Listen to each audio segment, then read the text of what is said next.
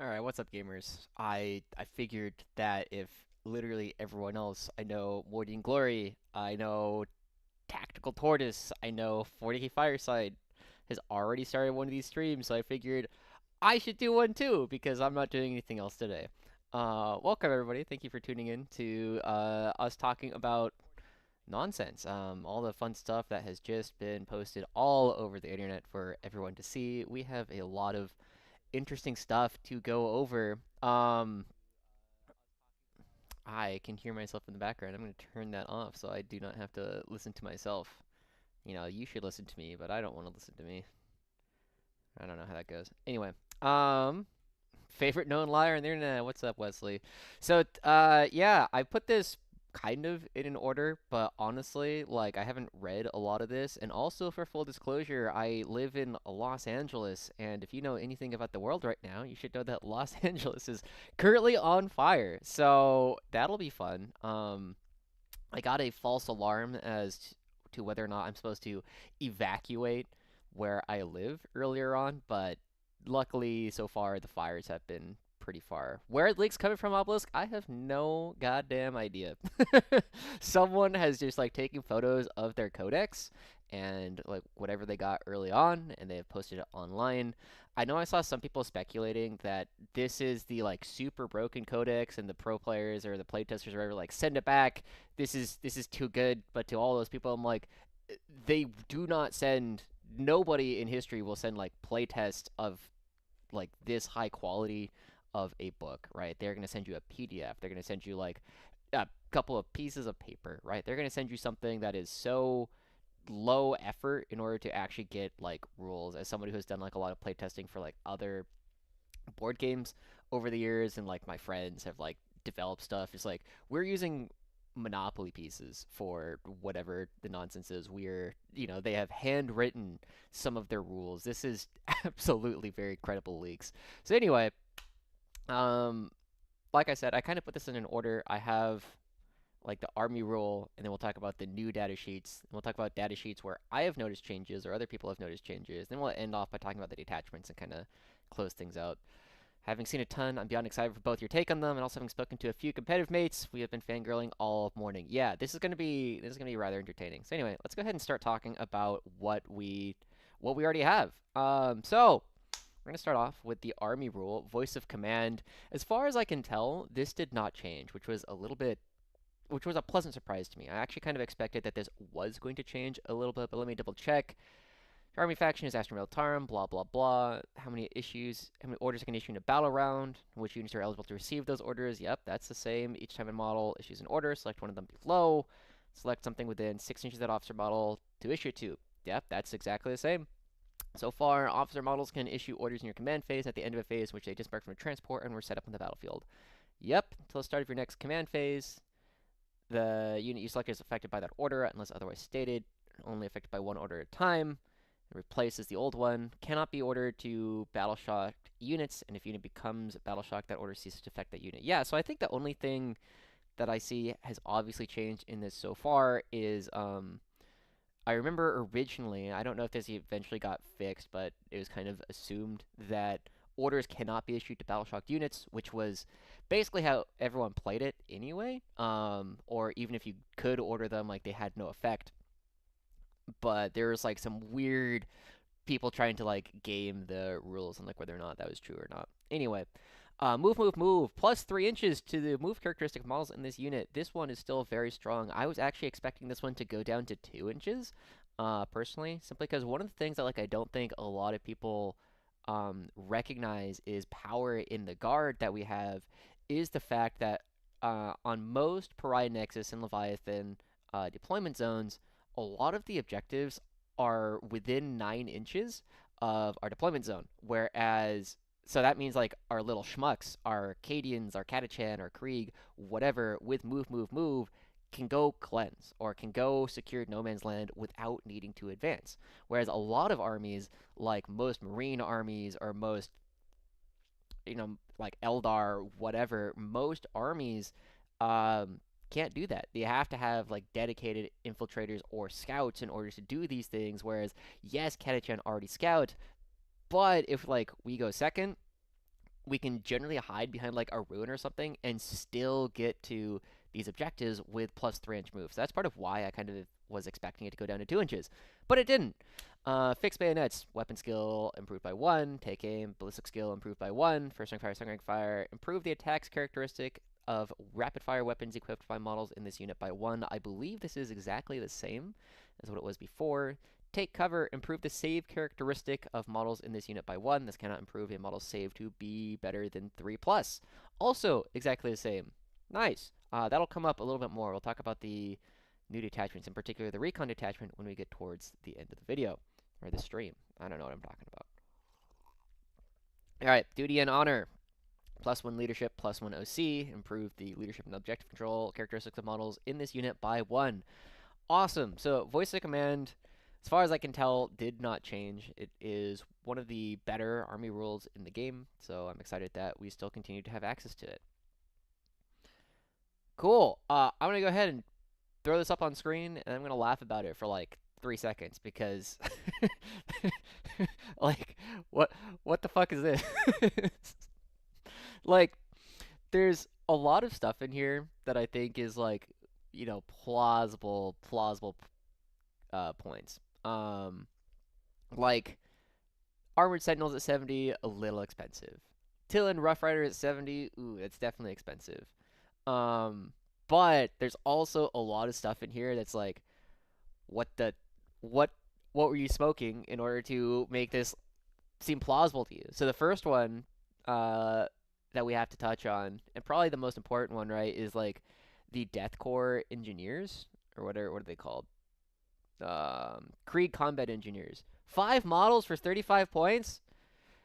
If I could take an entire army of just this unit, I would. It's absolutely insane. Like, as we start going through like all of the different like data sheets, I'll say right now, like I'm a decent player. I'm an above average player. Like if you play League of Legends, I'm like a high diamond player in terms of how good I am at 40k compared to League of Legends. That said, if you gave me this book as it was printed in the codex, I win worlds. Like, this is absolutely insane. Yeah, they threw darts at a dartboard. Obviously, like, just looking at this is just like, there's no goddamn way that this is the points that we were playing with. But it's kind of funny to think about the world that could have been. All right, moving on from that. So, for the next couple, I don't know, 30 minutes, whatever, maybe an hour. I don't know how long it's going to take me to go through this and how many chatters I'm going to end up having. We're going to start talking about the new data sheets. And I apologize. I have tried to make these as easy to read as I could. But sometimes that means like giving up the lore or the keywords. And sometimes the screenshots that I have are just not good. So we're going to go ahead and do this. The first one, we have Lord Marshal.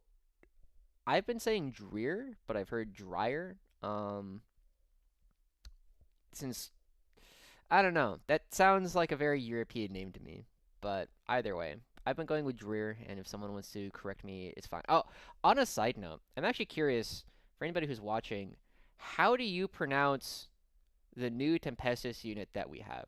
Because I've been very entertained talking to different people, other people who don't really like know guard very well. It's like some people will be like, I'm gonna shoot the Tempest guys, and you're like, and I'm like, which ones? The Scions or the Aquilons? And they're like, the one that 3-inch deep striked me, and I'm like, okay, cool, I got it. But I've heard, I generally say Aquilons, but I've also heard Aquilons, and I think the funniest one that I sometimes hear is Aquilons, like saying it kind of like with a French accent or something. But I'm trying to, I swear there's more. Aquilons, Aquilons. I think I've heard it with like a long E, like Aquilons one time. Oh yeah, I've definitely heard it Aquilons, but either way, you know, I'm kind of curious like what your thoughts are. Aquilons, that's one I like, but because what do you call it? It's like the Imperial Aquila? I think that's what it's called. See, there's again Aquilons, right? Either way, they're just whatever. It's the 6-inch, the new fun Tempest stuff.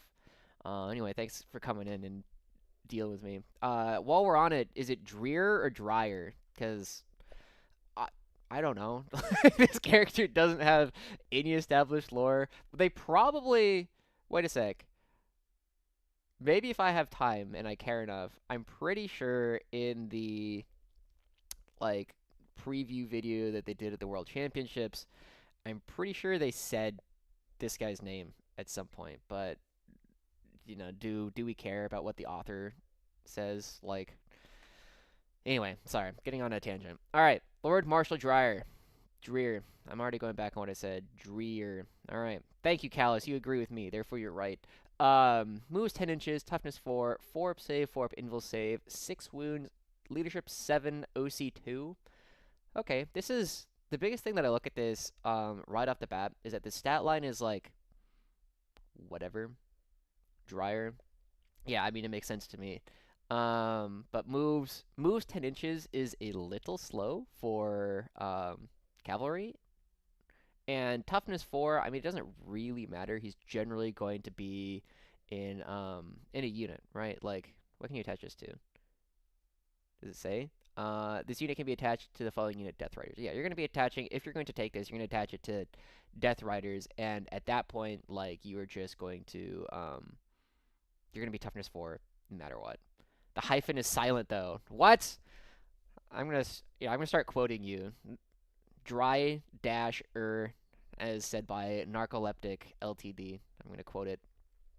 Anyway, so, that's unimpressive stat line so far. Let's take a look at the rest of this. I've looked at this a little bit. He's got one las pistol shot, which is a pistol, 12-inch, normal las pistol. All right, sucks, don't care.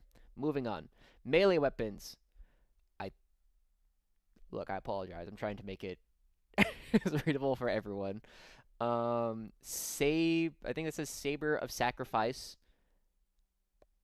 I think that says anti-infantry. Oh God, what number is that? Is it 6 plus? 3 plus? If anybody has seen like a higher res version of this, I would. Because to me, it looks like the 6 or the number that comes after anti-infantry looks to me like it is the same as the number under attacks, which is a 6. Yeah. Um, but anyway, 6 attacks on 2s at 621. It's a cool power sword. Yeah, damage 1, pretty boring. Savage Claws, extra attacks. These are okay. I'll be honest. It looks like a 5 to me on the damage, but there is no way in hell it is a damage 5. 2 attacks on 4s at 4-1. It should be 1. It's probably a 1. Rip no devs on Rough Riders, cheaper alert solar order source with the new combined regiment strat. Yeah, maybe. I think the biggest thing about this for me, Osbox, is that you can't attach him to a Master Vox, so you have to be pretty good at like positioning this guy, and he can also only give 3 orders to regiment units, so it's like, it's okay. Do you think you'll do overview videos on the new detachments when we get the official release? Absolutely, George. So if you're, I'm pretty sure I see you in my Discord pop up from now and again. For anybody who is not in the cool parts of my Discord, which you get by being a member, which people who have cool stars are, thank you again. I am already in the process of contacting top players in order to do more roundtables. So if you like the thing we did about Bridgehead with Nemo, David Purcell, and Clifton, you can expect more of those coming out for the different detachments. We might be doing one of them a little bit shorter than the rest of them, just because the people who would like talk about that are like not that excited about it. So we'll get to that when we get that. If it's anti-infantry 4 plus, that'd be cool. It looks like a 6 to me, but I'm not really attached to it one way or another. The new Tempestus units are obviously pronounced Aqualungs. That's the one I'm gonna go with. I believe it's a 4. This man looks bad, not gonna lie. I think he has the new CR strat, means he can order anything, but yeah, it was a joke. He seems pretty terrible. Yeah, I'm quiet. My bad. I can turn myself up. I am definitely a quieter person than he is. Here you go. You can have 2.5 extra decibels as a treat. Okay. Don't say I don't do anything for you guys. Yeah, yeah. I'm a quieter person than he is. All right. Even with the extra 2.5 decibels, um, I can go up. I can go up more decibels. Like here, you can have an extra 6 decibels, and I can peak the crap out of this mic. What about 15 decibels? No, that's way too. All right, I'll stop being mean. We're gonna settle on 3 decibels, and if I'm still quiet after that, that is okay. All right. I don't blame you, George. I have like I'm in my Discord, I'm in another guard Discord, I'm in the tryhard Discord, I'm in at least 6 like local LA Discords. I have most of them. I'm in a Seattle Discord. I have almost all of them. They're not muted, I just don't check them. Unless I get added. 6 sounded pretty good. Well, we're currently at 3. We'll go up to 6. All right, there we go. Yeah, as you can tell, I am a very consistent and powerful streamer. Only the engineers look good from the box set. We'll talk about that in a bit. Tweety says 3 orders, but only up to like 6. Like what he's realistically ordering. Yeah, it's yeah. Yeah. Okay, let's read the rest of this. Leader, feel no pain. That's probably a 5 because feeling it might be a 6. Someone. It kind of looks like a 6 in like the smaller versions that I'm looking at. But anyway, voice of command, tough to kill. The first time this model is destroyed, roll 1d6 at the end of the phase on a 2+. Set this model back up on the battlefield as close as possible to where it was destroyed, and not within engagement range of any enemy units with D3 wounds remaining, which is not a lot, but it is kind of funny. Like, this is maybe got a little bit of play, right? Like, if you know you're playing into Tau, or you know you're playing into, like, World Eaters, and they only do damage in one phase, like, that's okay. But to most armies in the game, so not a very good singles ability, especially because he's otherwise so fragile. Leading the charge, each time this model's unit makes a charge move until the end of the turn, melee weapons equipped by models in that unit have dev wounds. Okay, that's neat. Yeah, I mean, overall, yeah, overall, like, not that impressed with this. That said, I think this is a fantastic casual game model. Like, would I play this in a tournament? Not at the 80 points. I think, hold on, did they list him as 80 points? Lord, Marshal Dreir. I don't know, I might go back to Dreir. Either way, 80 points, definitely not worth that, but he's kind of interesting. Like, if he was like 60, maybe. Models that stand back up always have play if the points are right. That's true, if the points are right. You know, maybe, okay, hold on. Maybe this guy is really good if we are in an Ironstorm Whirlwinds meta. Like, if you have to play up against a lot of Ironstorm with Whirlwinds, this guy can hold your home for an extra turn. That said, he comes back with D3 wounds, so he will always have to take a Battle Shock test, and he's Leadership 7.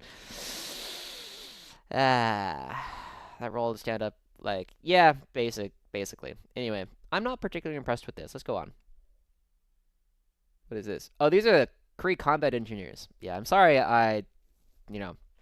trying to get as much of it on screen at the same time as possible. These are the Krieg Combat Engineers. These guys are cracked and jacked, and they hang out with all the hottest dudes. Okay, let's go ahead and start talking about the basic stat line as always. Move 6, Tough 3, 4-up save, 1 wound, Leadership 7, OC 1. Whatever, this is an elite guardsman. All of their guns are kind of whatever. You get like a plasma pistol on the sergeant. Oh, not the sergeant, the watchmaster. The watchmaster gets a plasma pistol. And then, assault combat shotguns, a flamer. Like, it's a lot of strength 3 or 4, AP 0, damage 1. Oh, who can take a hand flamer? Oh, it's the Krieg, or it's the sergeant. Can anyone else take a hand flamer? 1 Krieg Combat Engineer's auto pistol can be replaced with a flamer and close combat weapon. Okay. Auto pistol and trench club, auto pistol, remote mine, and close combat weapon. Yeah, okay. Any number of models can have a shotgun. All right, whatever. Their guns basically don't exist. Okay. Melee weapons, chainsword, close combat weapon, power weapon, trench club. Oh my god. They have 2 attacks base, and if you decide to have pistols, then you have 2 attacks at 401. If you give up your shooting entirely, you can make these guys punch as good as a scout marine. I'm sold. Trench clubs all the way. Like, hmm. Hmm. Are there enough shovels in like other boxes that you can change them out? One flamer and hand flamer, whether it's a 5 or a 10. Wait. Oh, that's so funny. Yeah, it's the same. It doesn't matter if it's a 5 or a 10 man. It doesn't say per like whatever. Okay. All right. Let's start talking about the reason why these guys are really good. Abilities, core, they have Scout 6. That is fantastic. Scout 6 is why we take Catachan already. It is why Catachan have been, even now, are, when they were 55 points, they were in every list. Like, you needed at least, you wanted at least 2 or 3 of them to start, like, most lists in Combat Regiment, or Combined Regiment. Scout 6, fantastic.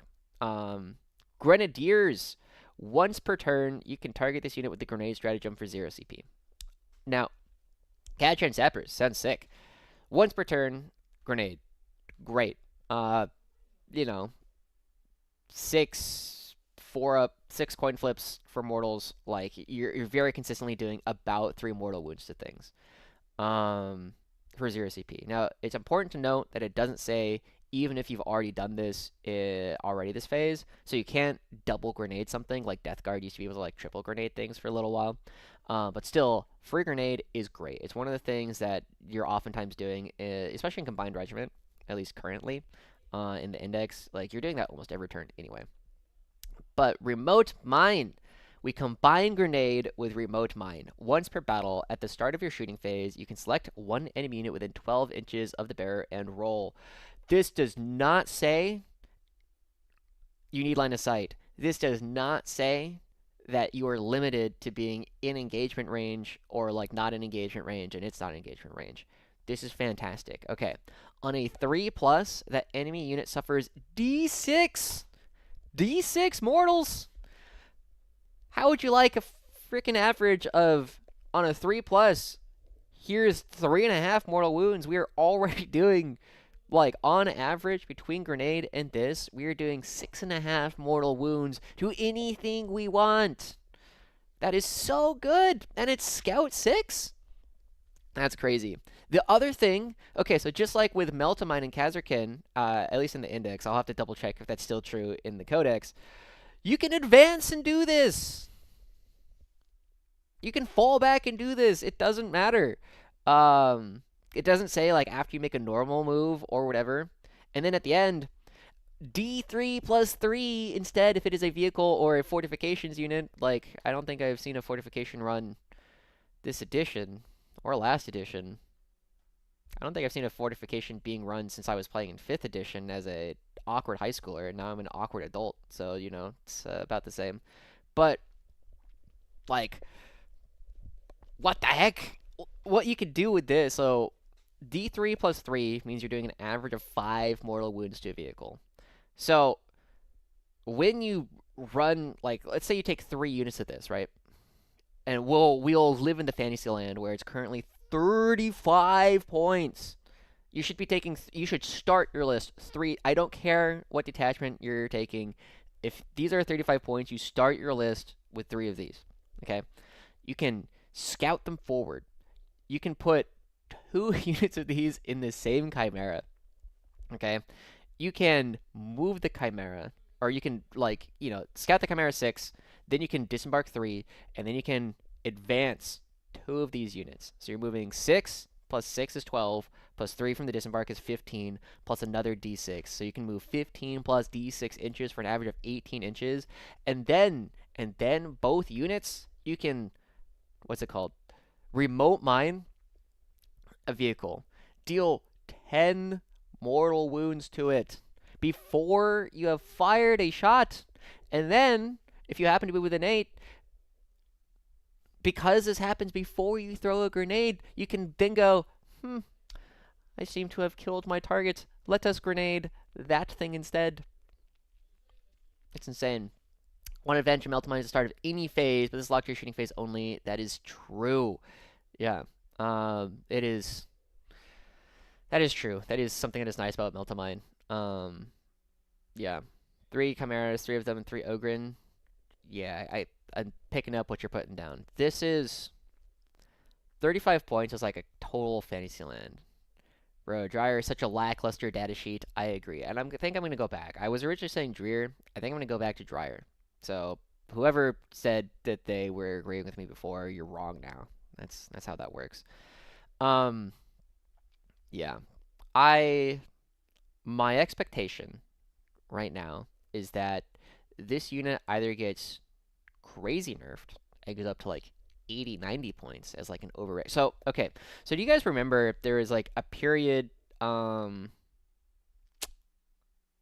earlier this year, or earlier last year, it is 2025, my dudes. Last year where the Orc Codex came out and everyone was like, "Oh my god, we are going into an Orc meta." And then the Tau Codex came out and we saw their points like, "Oh my god, guys, we are going into a Tau meta." And then Games Workshop came around and Orcs was like insanely broken for like 2 weeks. And I played a GT during that like small period where like Orcs were super, super good. And then Games Workshop came around with a freaking axe and like chopped at the Orcs' legs. Yeah, I would not be terribly surprised if like these guys just got kneecapped, like just goes up to like 80 points. However, I think the more reasonable thing is that they're going to start at like 50 to 60 points. People are still going to bring probably, I would probably pay 60 points for, yeah, I would definitely pay. Would I take 3 if these were 60 points? Maybe. Is a Scion losing Deep Strike real? I don't think so, but we'll find out. 55 points. Yeah, 50 points is still pretty reasonable. That 3 weeks of Mega Knobs with 4++, 4+++ was disgusting. Yeah. Yeah, I remember, I think it was the finals of my GT, was 2 units, or like 2 armies of Bully Boys just, and I watched a little bit of the game, and they just sat there in the middle of the entire game. 60 points, still bringing 3. Yeah, very reasonably. Anyway, this is the guy your girlfriend tells you not to worry about. It's this data sheet. Okay. We can come back and talk about this a little bit later. Like, there's... Wait, 12 inches? You could do these guys from reserves? Oh my god.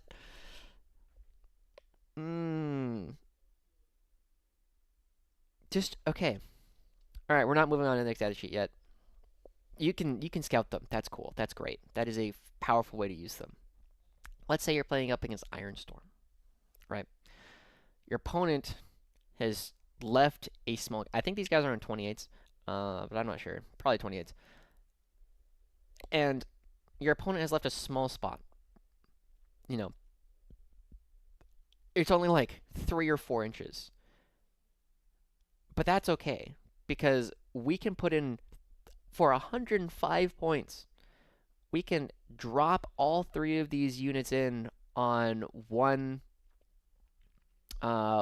flank, and just for free, these units, without firing a shot, they take their remote... I'm going to call this Meltamine, like, by accident so many times. Remote mines, and do... You know, one of them is going to miss. That's okay. That's all right. We have 3 of them. The other 2 are going to do 10 mortal wounds to whatever vehicle we want. That's insane. The fact that we just have so many options because it is so cheap is absolutely crazy. Alright, we're done with this. Calling him Dreir is correct, as my moistness ended when I saw that sheet.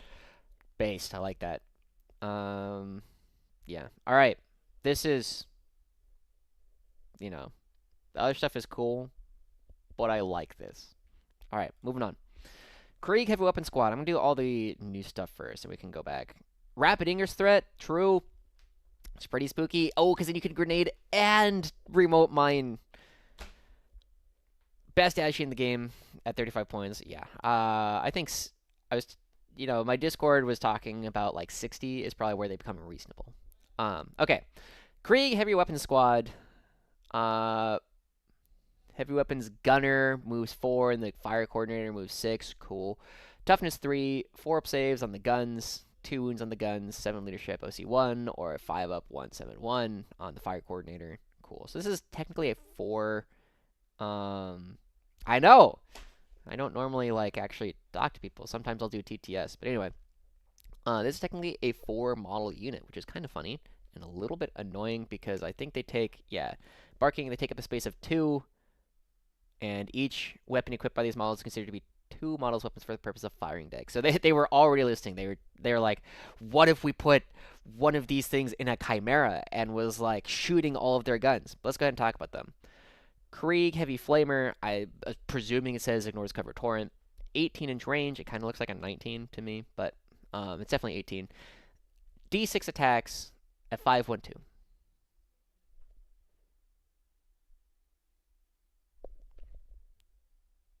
What? This is like... This is crazy. That's absolutely nuts. That's such a... Oh, okay, people used to think it was D6 plus 3. I think that's what they said originally in, like, the reveal video. But still, D6 attacks is great. You also can take a las cannon. 12, 3, D6 plus 1. Okay, normal las cannon. Oh, that las pistol. Okay, people are talking about this. So this is part of why I'm not super convinced that a lot of the things we're seeing in this... We're forgetting the points entirely. I think there's still a lot of typos in this book. Because the las pistol has a 48-inch range.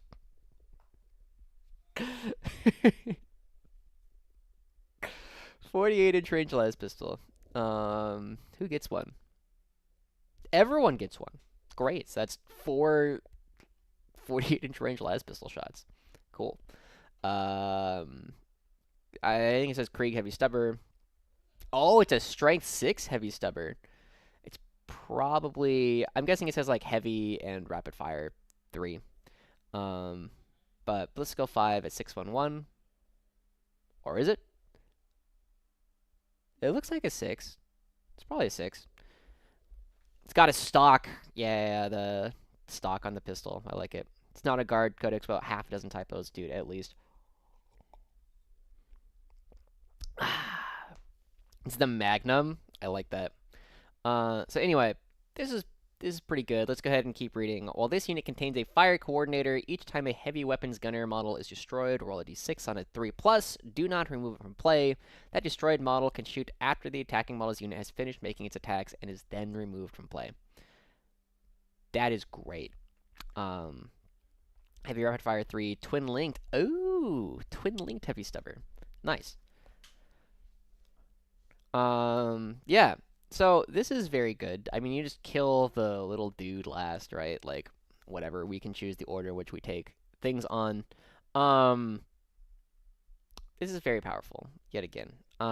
So I don't think the las cannon and the stubber really have places in the competitive meta. Like, they're probably okay. But the big thing is, you do not get heavy on your opponent's turn when they die. So unless you somehow kill yourself in the shooting phase, which on our own shooting phase, it's mostly just like, ooh, yay, las cannons hitting on 5s, woohoo, maybe sometimes on 4s. But the thing that is exciting is the flamers. So 512 ignores cover, and torrent is really good at killing Marines, right? And we're not really pressed at killing Marines already. Like, just the number of plasma guns and pistols we just have running around, and our Leman Russ battle tanks and exterminators and whatever. Like, we're pretty good at killing Marine bodies already. But depending on what points there are, actually, let's take a quick peek at what the designers thought was fair. Krieg Heavy Weapon Squad, 60 points. yeah, this is pretty playable for 60 points. Flamers are crazy strong for Overwatch and then shoot on death potential. Absolutely. So one of the things that, like, one of the plays that I've been doing with Scions for a while is you drop them and you shoot at, like, Custodes Wardens or something, or, like, Terminators or whatever that are on a point, right?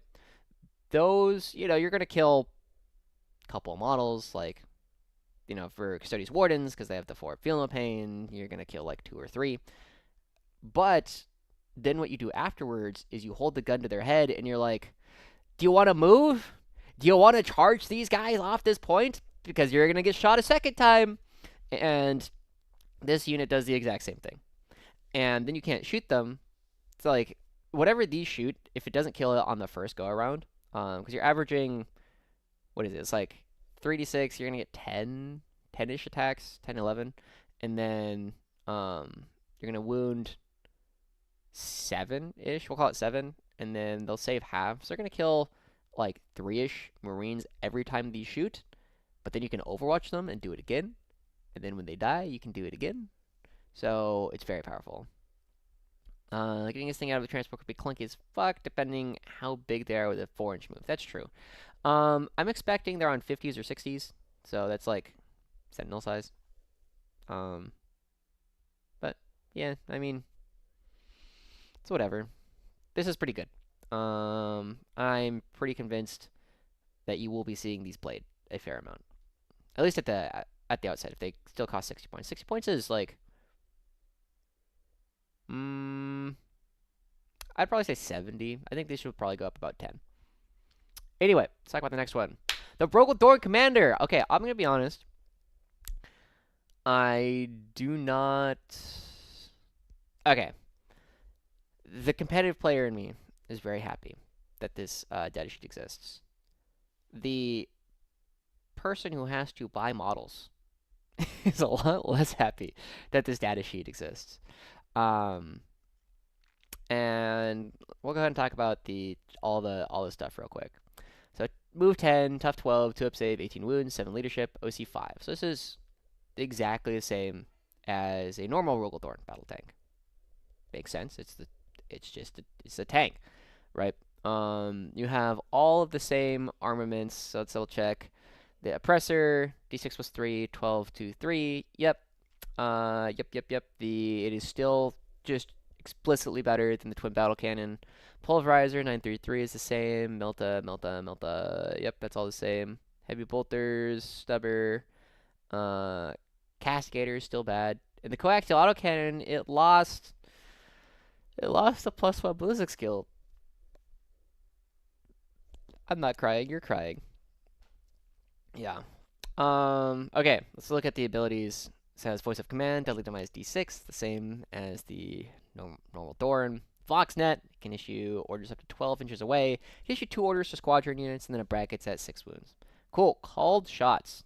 Each time the small is selected to shoot, you can reroll 1 hit roll, you can reroll 1 wound roll, you can reroll 1 damage roll, and resolving its attacks. It's pretty good. Yeah, the autocannon. I always loved just like randomly. And it was like, okay, this is on 3s, this is on 3s, this is on 3s, and then for some reason this is on 2s. And they go like, what? Why? And I'm like, I don't know, but it is. And then you'd roll 2 attacks. And you'd roll snake eyes, and you'd be like, okay, well it doesn't matter. Yeah, okay, called shots. So this is the Gladiator Lancer rule, and it's nice, right? Like, it improves the consistency of the tank, for sure. The big thing here is the 1 hit roll and 1 wound roll actually makes you pretty darn good. Let me see really quick. Rogal Dorn Commander. Did I cut it off, or does my screenshot just not show it? My screenshot does not show. Okay. So I don't know if this has squadron. But if it does have squadron, it's really cool. I mean, you just reroll something and you hope you get a lethal hit. But if it doesn't, darn. Okay. This is good. This is like a solid tank overall. One of the things that I was saying about this, because it's never going to be an epic hero. I know someone was like, oh, it has to be an epic hero, and it's like, no, it's just not going to be. True, that does work on Overwatch. Multi-Melta are great. I was saying that 3 Rogal Dorn tank commanders and 3 nice does have squadron. And 3 Rogal Dorn battle tanks for 6 Rogal Dorns. That's a list, right? So hold on. I'm gonna do some quick math, but I'm gonna do it on a calculator so you guys cannot make fun of me. So I'm pretty sure Rogal Dorns are currently 260 in the book. And then I think they're 275. So, you know, between your 6 Rogal Dorns, that is 1605 points. One of those can be your warlords, so you don't need to do that. And then that leaves you with 395 points. And, oh, not minus 16. Which means that you can get, like, 6.5 squads of, like, random dudes.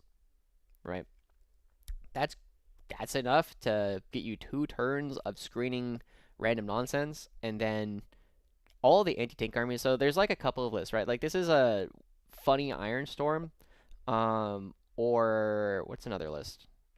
There's a Pact-Bound Zealots list, or a CSM list that kind of runs around and does this as well, where it's like, here's 6 tanks, 3 of them are Vindicators, you can charge them, that's okay, I'm going to shoot you anyway.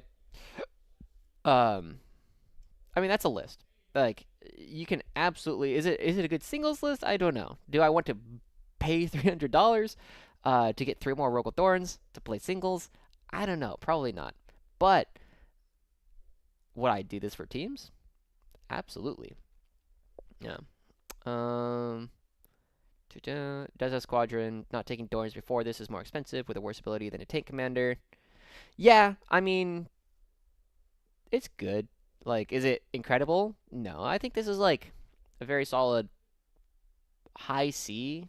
Maybe no, I think it's just like solidly in the low B tier. Like, this is the kind of unit that you can take, and I'm not gonna make fun of you for taking it.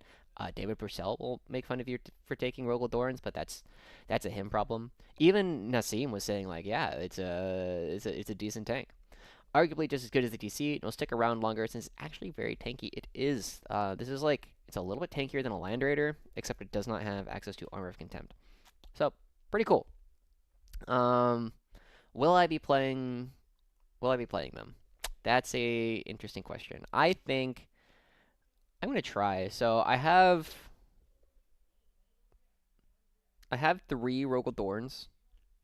2 of them are painted to a point where I'm happy with them, and I'm not the best painter. But I have a 3rd one. Do I get a 4th one? I don't know.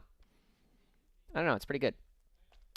So will the Rogal Dorn tank commander now replace the current Demolisher TC with only D6 plus 1? So spoiler alert, demo cannons went down to D6 plus 1. I think the death of the tank commander is greatly exaggerated, to be entirely honest. Like, yes, losing 2 shots and a lot of the consistency that the Demolisher cannon has does suck. But my hot take, and something that like Adam Camilleri was talking about, I think it was on the Art of War podcast, or maybe somewhere else. It was definitely Adam Camilleri, but he was like, now that it has a squadron rule, something that you can do is take the Executioner Plasma Cannon.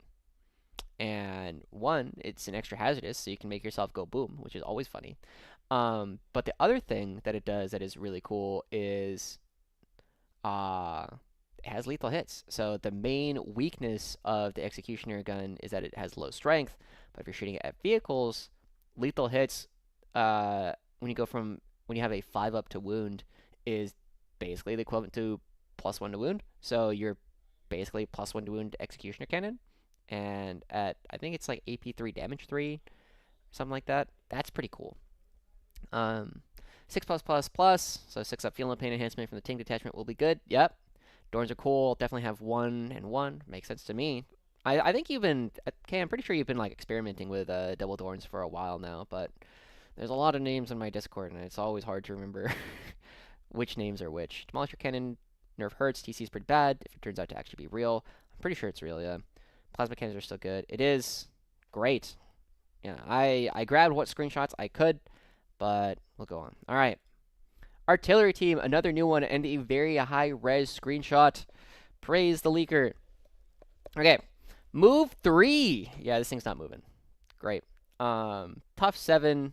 That's actually, like, good. Like, I haven't read this one yet. Tough 7 is, like, good. 3 up save, 10 wounds, 7 up leadership, 3 OC. Okay, this is actually like funnily resistant to like counter battery, right? So like if they have indirect and you have indirect, and let's say that they have like mortar teams or field ordnance batteries or whatever, and you have this artillery team, which can I just say like what is this name? Like okay, oh okay. I want to get like an opinion from chat a little bit because Reddit is a special place. Reddit doesn't believe me that heavy bolters suck. It does have the grenades keyword. One of the things that they've been complaining about, and maybe some of you guys feel the same, is the idea that it sucks that we lost the generic infantry squad, and it hasn't really been replaced, right? So we went from having like this generic infantry squad to having what are they called? Cadians, Krieg, and Catachan. And those are the only kinds of like battle line units that you can take. And they've each gotten their own special heavy weapons team. They each now have a command squad, which is neat. And so a lot of people are like, I'm so sad. Why don't they call them like scout squad and veteran squad and whatever? And I'm kind of curious like where you guys feel on that, because in general, I have like weird feelings about it. My main thing, so one of the things that kind of opened my eyes in general, isn't it Harakoni? I think it's Harakoni Hattori. But one of the things that like opened my eyes to like understanding like D&D like games is I was playing with some of my old high school friends one time, and yes, thank you. The heavy bolter post was hilarious to me too. Um, I'm gonna stop getting distracted. I'm gonna stop reading chat for a moment so I can finish my story. So I was playing Dungeons and Dragons with some of my high school friends, and this was 5th edition, and you know I'm not the best role player. Like I'm okay at it. I can do it. But I didn't have a lot of imagination in terms of like reskinning things. And one of the things that my friends did one time was they were like, I'm gonna play a monk. And I'm like, in my head, like, you know, if you know anything about Dungeons and Dragons, you know, like, oh, key points, like you gotta center your chi, and you're just going to be like, here we go, we're going to use our super spiritual power in order to make our punches good. And that's like the default skin of what you call the monk. And then the thing that my friend did was like, he played a rapscallion, bare knuckle British boxer, and it was like, you know, instead of calling them key points, I'm gonna call them grip points instead. And I was like, you can do that? And ever since then, and like seeing all like the Lord Solar proxies, and I'm sure we're gonna get Dreir proxies. Man, I keep going back and forth on that one. With all the proxies that we're gonna see for these, it's like it doesn't matter what the lore or what the intended model is supposed to look like. You can do whatever the fuck you want with it. I have an entire document right now.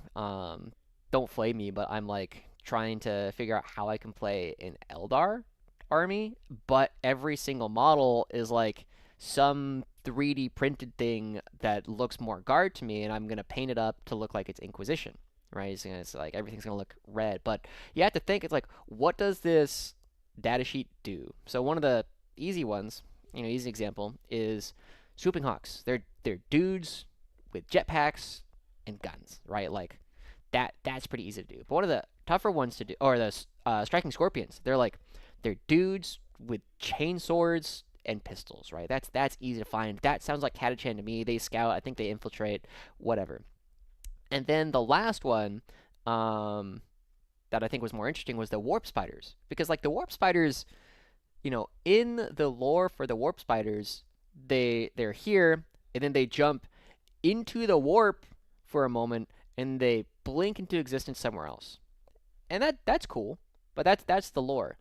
However, if you actually like read what the unit does, like the actual data sheet, it's a unit that moves 12 and has fly, and it can sometimes move 24 inches, and sometimes when it moves 24 inches, one of their warp things doesn't work right, and like they fight a demon in the warp for a second, and they go ah, and they show up and they take a mortal wound. That sounds a lot to me like just guys with jetpacks that don't always work, right? And they have flamers. They have Deathwind flamers, which are like they're cool flamers, but they're still just flamers. And so I found some things of like these guys with like hand pistol flamers, and they go new new, but sometimes they're like flamers suck. So anyway, let me catch up. I'd rather have a scout skirmisher squad, shock squad, and trench fighter squad. That's fair. You can't copyright them. I don't think it should have been axed, but it makes sense. Etsy names, scout veteran, yeah, fair. Less specific. I understand the frustration, yeah. I'm not looking forward to some Talaran guy going, these are Krieg, these are Cadians. That's fair, but all of my Catachan stuff is already Talaran, so... Or not Talaran, but similar. Collier dudes, just sucks for longbeards that have used infantry squads. Yeah, I can see that. Generic Marines. Yeah, it's just like having your custom regiments and chapters and all that. Should have been able to attach the heavy weapon squad as second leader. That would have been interesting. I don't hate that idea. Earthshaker characters from Forge World retained. They are not in the Codex, but it's possible that they will still show up in the Imperial Armor book. There's a mortarman in the army, and losing the platoon squad with a mortar saddens me. Heavy weapons team, just to keep the suboptimal... Mortars are good. I'll tell you that right now. Mortars are currently good in the index in Bridgehead. Miss the infantry squad with heavy weapon, but I don't care about the lore side of it. Yeah. Yeah, I think people who are like, I don't want to run them as that regiment. It's like, then fucking don't. It's okay. Just tell me what rules they have. If you tell me it's like, okay, these are my Praetorians, they have sticky because they're, they protect their stuff. I'm like, cool, whatever. Like, I know what they do. Anyway, let's go back. With all that in mind, this one is called the artillery team. And it's not the Krieg artillery team. It's not the Death Corps artillery team. It is just the artillery team. So, like, this is the perfect unit if you just want something that is generic. I think what I'm probably going to do is I've pre-ordered the box. I'm going to take this artillery team, and I'm going to take the actual, like, artillery piece, and then I'm going to get different guys. Do we still have command squads with mortar for fields of fire, for example? Any of the specific ones? Not that I can think of. Alright, let's go ahead and talk about the artillery team. Really surprisingly tough. So we got a couple of different options here. We have the heavy mortar, blast, heavy, indirect fire, 48-inch range, D6 plus 3 attacks, hitting on 5s at 812. That's okay. This is... So let's see. So the difference here versus the field ordnance battery on the bombast guns is... So I'm pretty sure the bombast gun... I'm gonna double check before I make myself look like an idiot. Field ordnance, not the combat patrol one, don't care. Okay, bombast field gun, 40-inch range, D6 attacks on 5s at 712 with blast, heavy, and indirect. Okay, so this is D6 plus 3 instead of D6, and plus 1 strength. So someone's gonna have to do the math. I don't know the math off the top of my head, but it is D6 plus 3, so it is on average about the same attacks, but only 1 blast instead of 2 blasts, so on average, like, slightly less attacks. But it's plus 1 strength, so strength 8 means it's going to be wounding Marines on 2s? It's okay. Looks easy to change between mortar and cannon. Probably. I haven't looked at it. Heavy quad launcher. Blast, heavy, indirect fire, twin linked, 48-inch range, 2d6, 5 at 501. This is okay. If it remains at, like, the 75 points it is in the Codex, like, maybe it's okay, but I think I would always rather just have a like 2 mortar teams. Like even if the artillery team, like if the artillery team goes up to like 90 points, like I think I'd just rather have 2 heavy weapon squads of mortars because 66 attacks, even if they're not twin linked, are pretty cool. Let's see. Putting Cadians on their artillery team. Yeah, I'm probably gonna put like my custom thing on their artillery as well. Siege cannon looks great. Basically better Manticore. I'll get there. Very tanky. Too swingy. Yeah, I can see it. Cool. Also no sustain. That is true, Nate. Oh, you have Lasgun. Great. Multiple rocket launcher, anti-infantry 3+, blast, heavy indirect fire, D6+3 attacks, on 5s at 211. That is funny. That is a funny profile. That has to just be worse than the heavy mortar, right? Right, you get the same number of attacks. They hit on the same. What infantry are you not wounding on a 2 or 3 anyway? Is there any like toughness 8 infantry? I guess the one thing, Custodes Wardens or anything with -1 to wound. The heavy mortar is wounding them on 4s, which is technically worse. But it's also damage 2. I don't know. I think this is like the chem cannon, guys. Like the chem cannon sucks. Squad get extra AP. No sustain. Oh, what's up, Morty and Glory? Virgin mortars versus the Chad siege gun. Yeah. All right, let's take a look at the siege cannon here. 40-inch range at D6 on 5s at 12.23. Yeah, it's an oppressor cannon. That's pretty cool. Anyone? Also, yeah, everyone say hi to Morty and Glory. Thanks so much for tuning in. I've been enjoying the streams when I can stop by. Auspex did the math on the MRL, the multiple rocket launcher, and it's awful. I'm not surprised. Like, like what the heck is that? You don't shoot it at anything, right? You'd rather just, into what do you call it? Into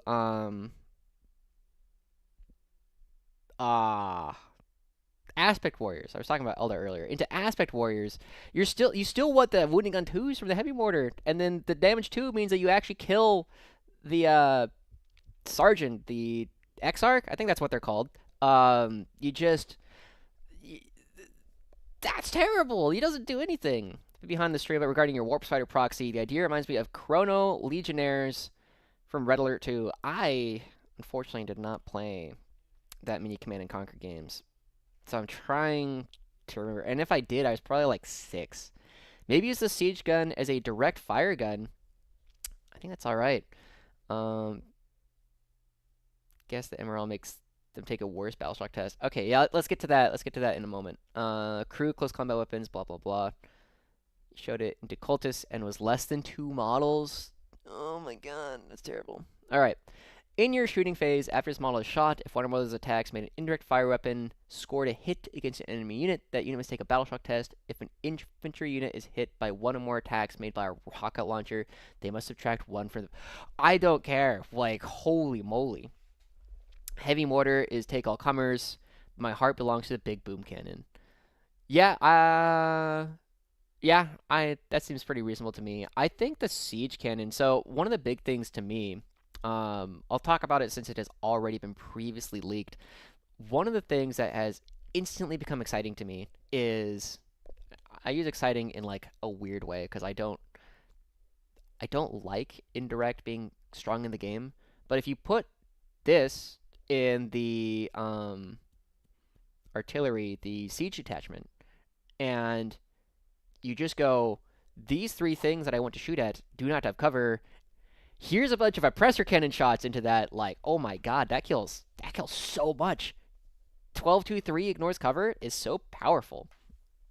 I do think they're both going to be pretty decent. Still not worth it for the MRL. Yeah, I think that's okay. They need something. It's the coolest looking one, I have to say. Like, just like all the little rocket launchers are cool. 10 wounds, and in Recon will always having cover, using it as a direct fire gun, possibly with take aim. Okay. I see what you're putting down. 3x3 mortars and extra artillery, as his infantry gets bridgehead rerolls. That's true. Do I take this in bridgehead? Reroll ones is nice. Doesn't really benefit from any of the other... Oh, you could potentially give it ignores cover. But you can always do that with the Hellhound as well. Is it worth to take 3 of these with Creed? I think... So, honestly, at 75 points,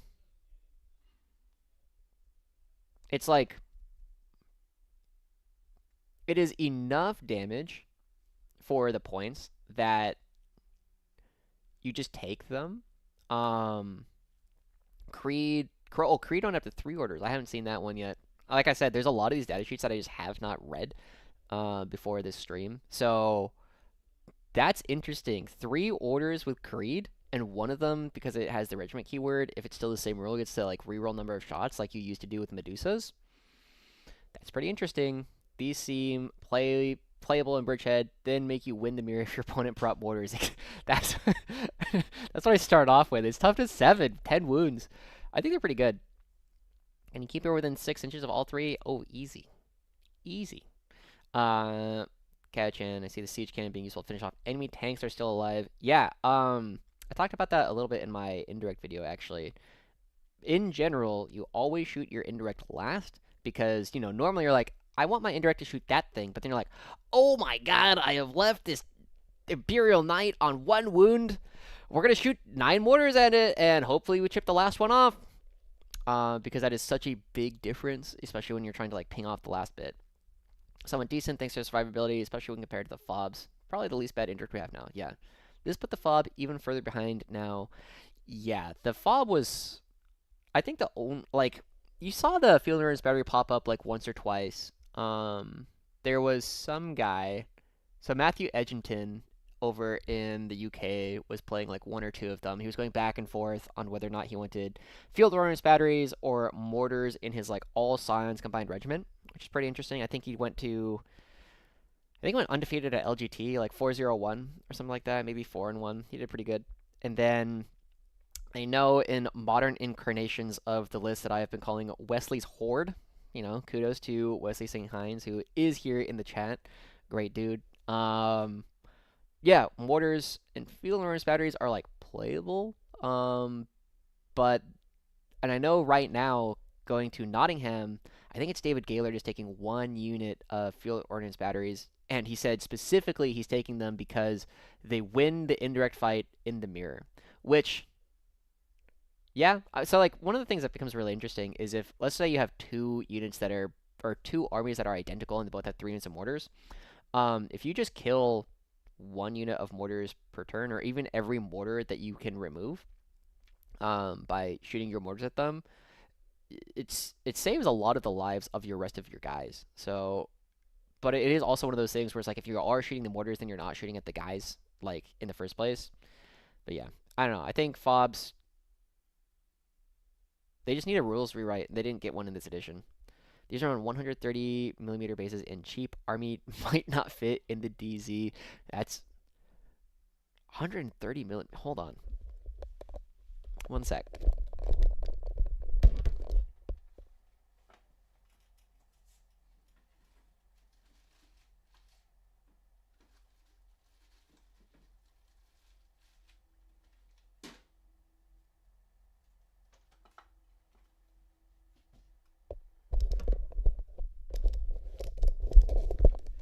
Alright, 130mm. 130. That is a little bit over 5 inches. That's longer than some of you. Definitely longer than me. That is, oh my god, that's that. I know I'm not, like, the biggest dude in the world, but, like, holy moly. I don't know if you take 3 then. 2 is pretty cool. Just to... Yeah. I don't know. These are cool. Like I said, I'm gonna take the Krieg guys off and put my own on there. Yeah. Show off. I don't know. I'm about that. So do with that information what you will. Or am I? Am I like that? It's a good question. Small pie plate sized. These are massive. Perfectly average. Depends on how you. That's true. As long as you're satisfied. As long as your opponent is satisfied. Like the way you think. All right. We have waxed long enough on the. Okay. Okay. We gotta ask though. Like it looks like an oppressor cannon. Oppressor cannons are about as. Oh my god! It's about as long as the gun is. Over here, the siege cannon. I'm stuck with it. I like that. I like that. All right, let's take a look at the next one. Tempestus Scions. All right, I apologize for the glare that is on this one. Now, let's start off with the thing that a lot of you probably already know about. Under abilities for the Tempestus Scions, it does not say Deep Strike. Now, I don't want to alarm everyone.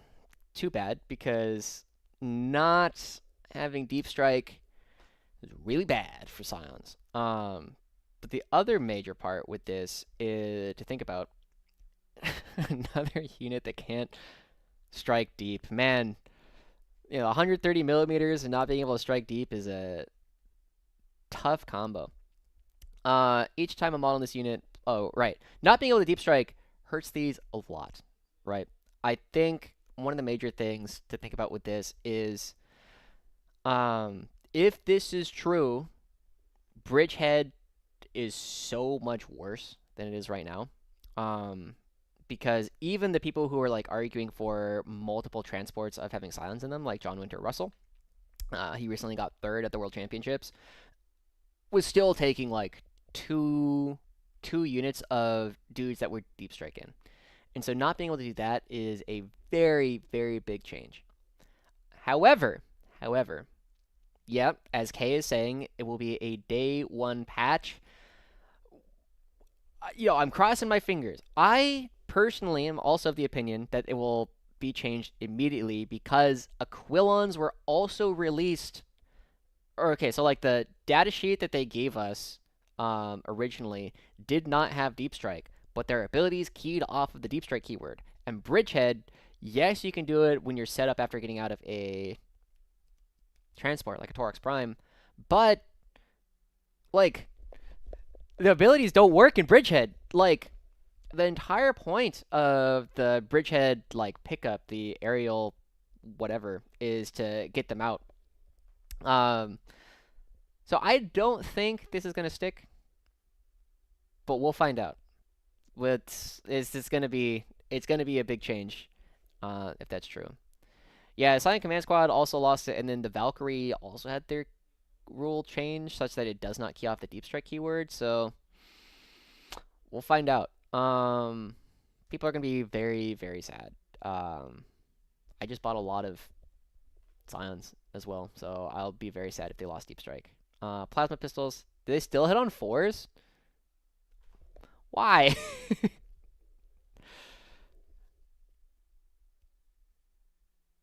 Yeah, as long as they, yeah, we'll find out. I've heard both arguments as to whether or not it will get day one changed, and ultimately I will play with the rules that they give us.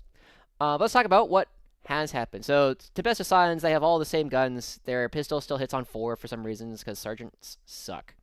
They are always the first ones to die. Sorry, sometimes the power fist is kind of relevant, but otherwise. Okay. Scions are otherwise the same. 6-inch move, toughness 3, 4-up save, 1 wound apiece, leadership 7, OC 1. But the Stormtrooper rule is really interesting. So Stormtroopers used to say reroll hits of 1s always to shoot, and then reroll all hits if the opponent is on an objective. Now, Stormtrooper says each time a model in this unit makes an attack, reroll a wound roll of 1. If the target of that attack is an enemy unit within range of an objective marker, you can reroll the wound roll instead. Now, I want to point attention to something that is very funny for me. If the target of that attack is an enemy unit. it Does that imply that you can shoot non-enemy units? Because that is very funny. But anyway, so let's go back. Um, yeah, I know it's pretty late over in the UK. I just want my Science Squad to be able to issue orders. Oh yeah, because they still haven't fixed the voice of command, right? It's really just 3 a.m. A lot of hype in Bridgehead. Yeah, so this is this is pretty undeniably a buff to like your initial output with these units, right? Meltas and Plasma with +1 to wound and rerolling wounds. So they used to be wounding on 5s. Now they are wounding on 4s, rerolling. So they went from a 33% conversion rate of hits to forcing saves. Now they're going to a 75% conversion of hits to forcing saves, which, I mean, hitting on 3s, rerolling 1s, and Bridgehead, you're already hitting most of your shots anyway, and it's not too difficult to get them to go to 2s, rerolling 1s. However, however, however, one of the major things that we have lost, and one of the things that Tempestus Scions are going to be losing out on, is Overwatch. Scions were, for most of the edition, the best Overwatch unit that we had in the entire guard. I did a short on this a while ago, but basically, if you're hitting on 6s, rerolling 1s with sustained, every 6 you roll counts as 2 hits, and then you get a reroll some 1s, so you do a little bit better on average than just hitting on 5s. Right, that's not bad. That's a pretty decent Overwatch. There's lots of units like the Votann Thunderkin that their entire rule is they Overwatch on 5s.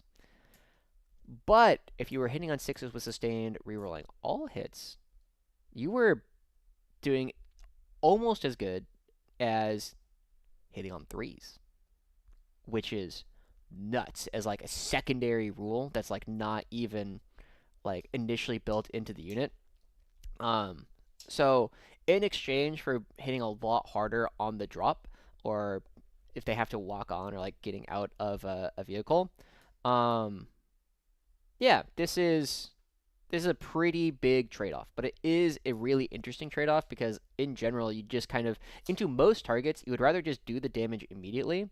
However, it does make you worse into things like Custodes Wardens, who are already going to be withstanding a lot of the issue anyway. It's not the wounds. Like, it's not wounding them that was the issue. The issue was instead, like, how durable they were initially. So losing the ability to go into, like, Custodes Wardens in particular does make Custodes a little bit more aggressive. But yeah, 75% of the time, it works every time. If they're using these in Bridgehead, it's a straight buff. Yeah, it's a buff on the initial, but you do lose, like, the super threatening Overwatch. Now you're basically always just like the reroll 1s with sustained, which is, like I said, about equivalent to hitting on 5s, which is cool. It's decent, but it's not necessarily the scariest thing in the world. Whereas, like before, you would just like, I'm going to Overwatch your Marines on a point, and I'm going to kill 7 of them. And they go, huh? It's like, yep, here's 10 plasma attacks. I'm going to hit 6 or 7. Started the ball rolling. Appreciate it. Thank you for the super chat, Harry Phil's Lament. It was good to meet you at Cali Cup. I think that's what it was. But thank you so much for the super chat. Happy New Year's and all that, and happy new Codex Day, sort of. But yeah, big thing with these, Bridgehead is going to be a lot worse if they cannot deep strike, but whether or not they'll get deep strike back is a different question. All right, let's go ahead. Death Riders. I did these out of order. Bridgehead losing the native Scion reroll 1s from index is compensated for by Bridgehead's regiment ability. True. The fact that all of your infantry is rerolling 1s is, yeah. So I will be honest, we'll talk about Deathcore Riders in a sec. I did know about this rule change beforehand. I had a very credible source giving me some of the information that this was going to change. So I kind of expected this, which is why the reroll 1s in Bridgehead was like, this is a little bit of a weird rule. But it's alright. Alright, let's go ahead. talk about Death Corps Riders or Death Riders. Wow, this one is really low res. All right, Death Riders, move 10 once again. Tough 4, 4 up save, 2 wounds, leadership 7, OC 1. So there's Scout Marines again. He's the it's me. I'm the spy. Death Rider Las Carbine. With assaults, 18-inch range, 2 attacks on 4s, 301. Don't care. But however, we do have weapons. So the Frag Lance, melee. So this is identical to the Attilan Rough Rider ones. A drink. I don't follow, but I do have water. That's true, Catharsis. We do get a new Overwatch unit that I definitely won't be eating from 18 inches away with a Taurox. Yeah. All right, Frag Lance. These are identical to the Attilan Rough Rider ones. D6 attacks on 3s at 401. We have the Power Saber, which every unit is equipped with, which is nice. 3 attacks on 3s at 421. So I'm pretty confident that into almost every... Someone's going to have to do some math here for me. 3 attacks as opposed to an average of 3.5 attacks on 3s. So you're still going to hit 2-ish. You're going to wound. So the lance really becomes interesting.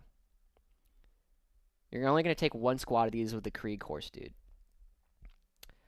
See, my problem with this unit is... Alright, let's finish reading it. You get the Savage Claws with extra attacks. 2 attacks on 4s at 411. So, 1 better. They have the claws instead of the hooves. And then Screening Line. Once per turn, when an enemy unit ends a normal advance or fallback move within 9 inches of this unit, if this unit is not within engagement range of 1 or more enemy units, can make a normal move of up to 6 inches. Yeah, it's my biggest worry about this unit is before, back when you could take the Death Corps Rider Commander or Sergeant or whatever the Forge World thing was, that unit got Infiltrate. This one does not. So it's a lot harder to move it into position. It's just kind of lack of Meltatip. Yeah, it does make it worse into charging things, but you know, you just the dev wound output is okay, and it's just hard to like get this unit into position. I think this unit is fine. What does it supposedly cost? Point values. That's not point values. Point values. Death Riders, 120 points, and then the Attilan Rough Riders, 140, and then Dreir, 80. So it's like 200 points.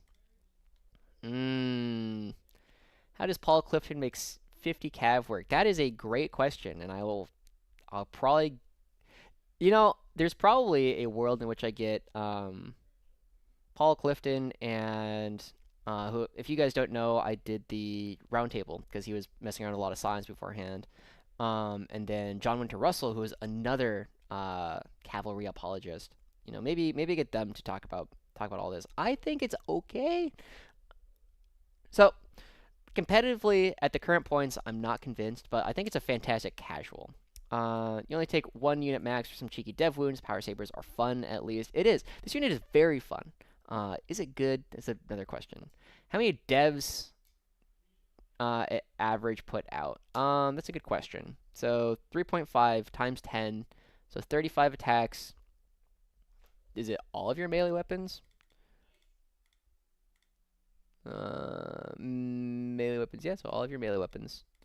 So 35 times 10 plus 20, so that's 55 attacks. You're going to hit with, it's on 3s and 4s.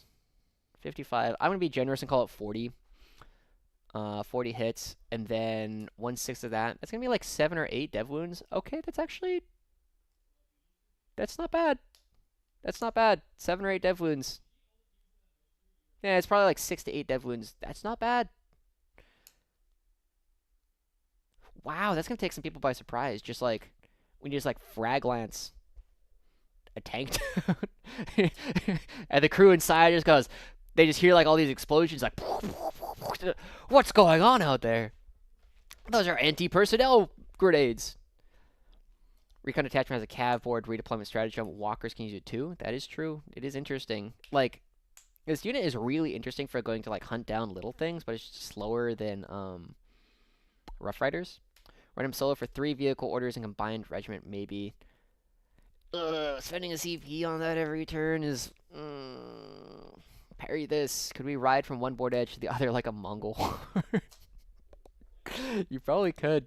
You probably could. Do they have grenades? Probably. I think Dreir does, and I would be... Yeah, Dreir has grenades, so I'd be shocked if the Death Riders don't. But the screenshot that I have does not show that. So this is okay. Dev wound output, averaging like 7 dev wounds plus grenades. I mean, that's 10 damage into anything. Is that worth 200 points?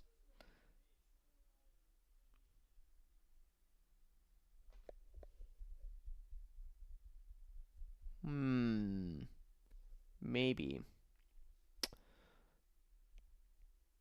200 points, and then a dude that just like stands back up after you kill him once. It's interesting. It is definitely good enough for casual plays. Like, if you want to do like games on your kitchen table or go to like your local game store. Nice. Morty and Glory, damn, he's got all the cool photos. Definitely good enough for casual play. I would definitely play this in like narrative games for sure. Dreir seems better solo if you take him, give orders, and then go out and eat 2 activations. Yeah, not bad. This is a continuation of the MG stream. Basically, it's kind of been fun popping in. It's definitely casual play. I will have to ask the horse experts a little bit. All right, let's go ahead and talk about. So this is where let's see. So we got Death Riders. We did the artillery. So 1, 2, 3, 4, 5, 6, 7. Oh, I think I forgot to put like the Catachan heavy weapons team in here, but it's not that exciting. So we'll get to it in a bit. Order everything strat affects all your officers. Wait.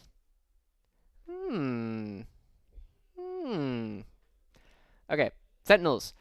Armored Sentinels. Armored Sentinels are almost identical to what they were before. Move 8, toughness 8, 2 up save, 7 wounds, 7 leadership, OC 2. Same rule. Each time a model in this unit makes an attack that targets a monster or vehicle, you can reroll the wounds. But you can only take 2 of them. And you cannot resurrect them anymore.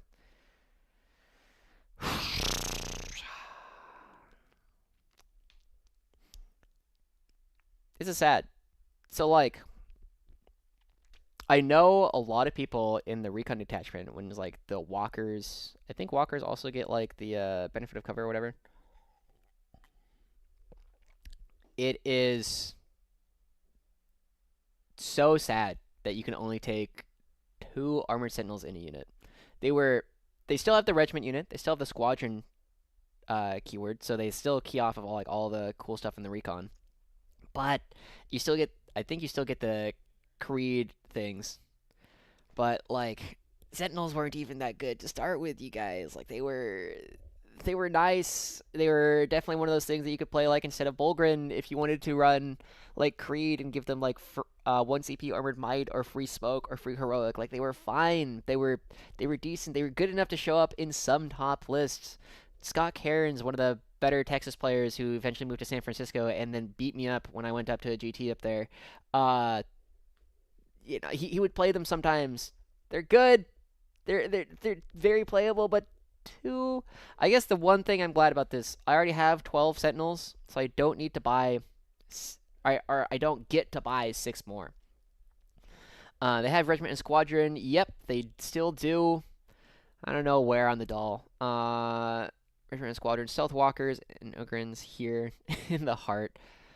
I only ran a few and used them to screen my Russes, used my CP to support the tanks. Yeah, I mean, they were solid. They were solid. I have both keywords. They do, yeah. Wait, Kay, where have you been? This is what everyone was excited about when, like, the combined regiment detachment rule changed. But yeah, these are. I'm sad. Like every time Sentinels are on like on the verge of becoming really cool, they just get like randomly slapped. Any chance it's a mistake of squads of 3 feels like a very weird change. It is. It's a bizarre change. It's a super bizarre change. Any chance it's a mistake?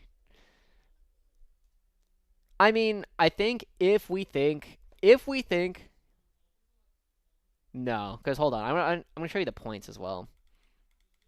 Because here, Armored Sentinels, it also says 1 model, 2 models, and the Scout Sentinel, which is on the second page over here, still says 2. So like, if it's a mistake, it's one that has already gone through the first check.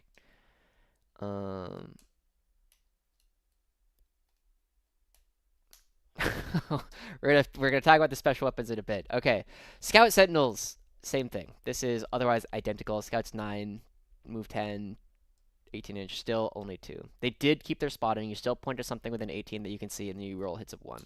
But for some reason, they just kneecapped our Sentinels for no reason. So like 1 Scout Sentinel, or units of 1 will probably go through. Okay, what do we got next? This is a Catachan one? Yeah, this is a Catachan heavy weapon squad. Okay, so it's got the same thing as all the other heavy weapon squads. Move 6, tough 3, 2 up save, 2 wounds, leadership 7, OC 2. It's exactly the same as the KD one so far. Do I have the Krieg? Okay, all right. Let's find it. Okay, so let's talk about it. Luckily, it's the next thing. Death Corps of Krieg. I know there's been a lot of back and forth as to how many special weapons this get. Someone, if Wesley is still here, I know he said that he has read four different interpretations of this unit. Okay. Let's see. All right. So we know that they get grenade launchers and plasma and grenade and melt-guns currently. We already know that that's how that works. Okay. All right. So there's a couple annoying things here. So you can take a unit of 20. I'm gonna start by reading the asterisks.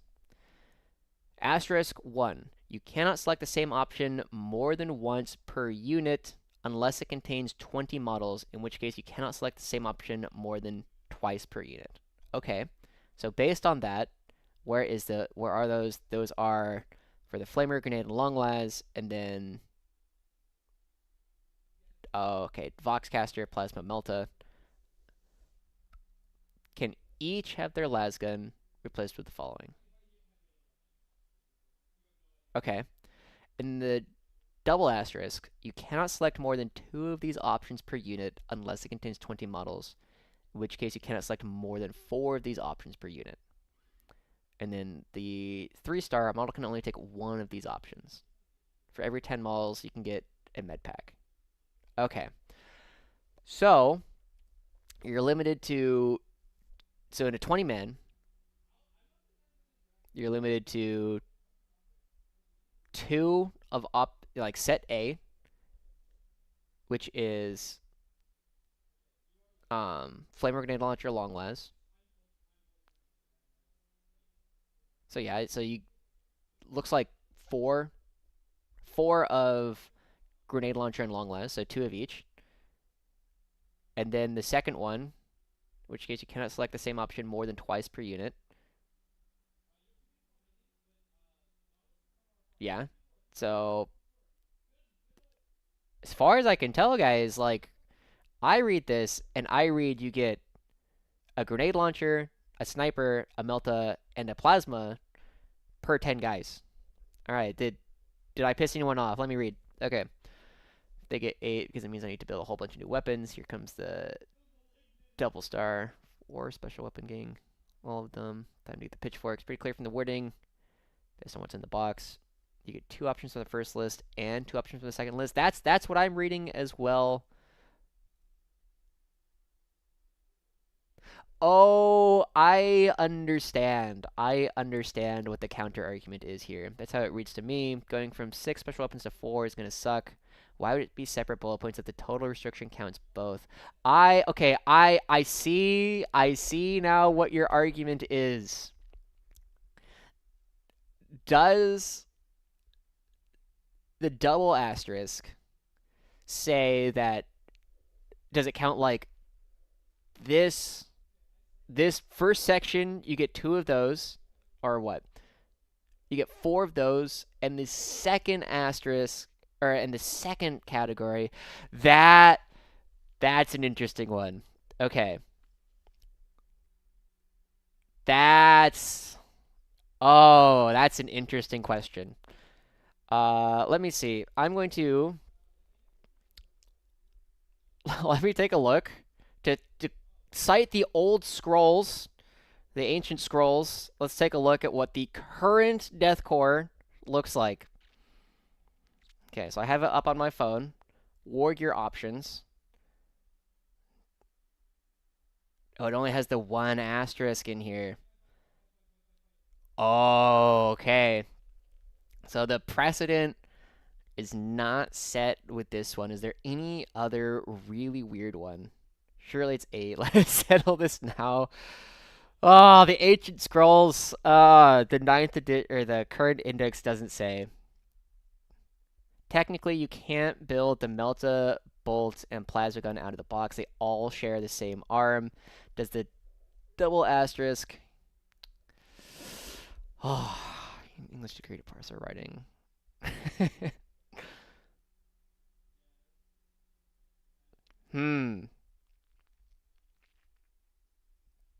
What does it look like? There! Oh, the Tau Crisis suits! Let's go to... What are they called? Fire knives? I don't care what the ability is. War gear options. They just say that you can replace this with X, Y, and Z. Yeah. What about what's the other one? Star Scythes? That's it, yeah. War gear options. As it currently reads, there's no asterisks in there. You cannot select more than 2 of these options per unit, in which case you cannot select more than 4 of these options per unit.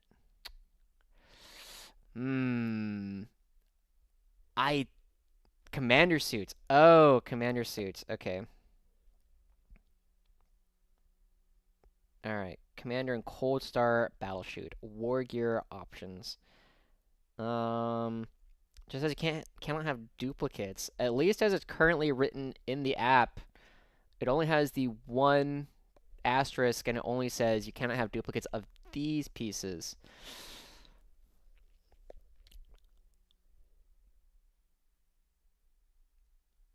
Yeah. I see your argument. I see the argument that you are putting down. And I think in general, I will generally err on the more restrictive reading.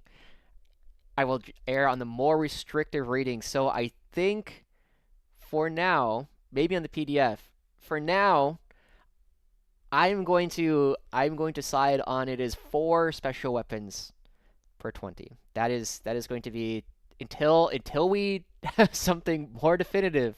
I'm going to err on the 4 special weapons because I agree with Catharsis here that the double star, double asterisk makes no distinction about what list you pick from.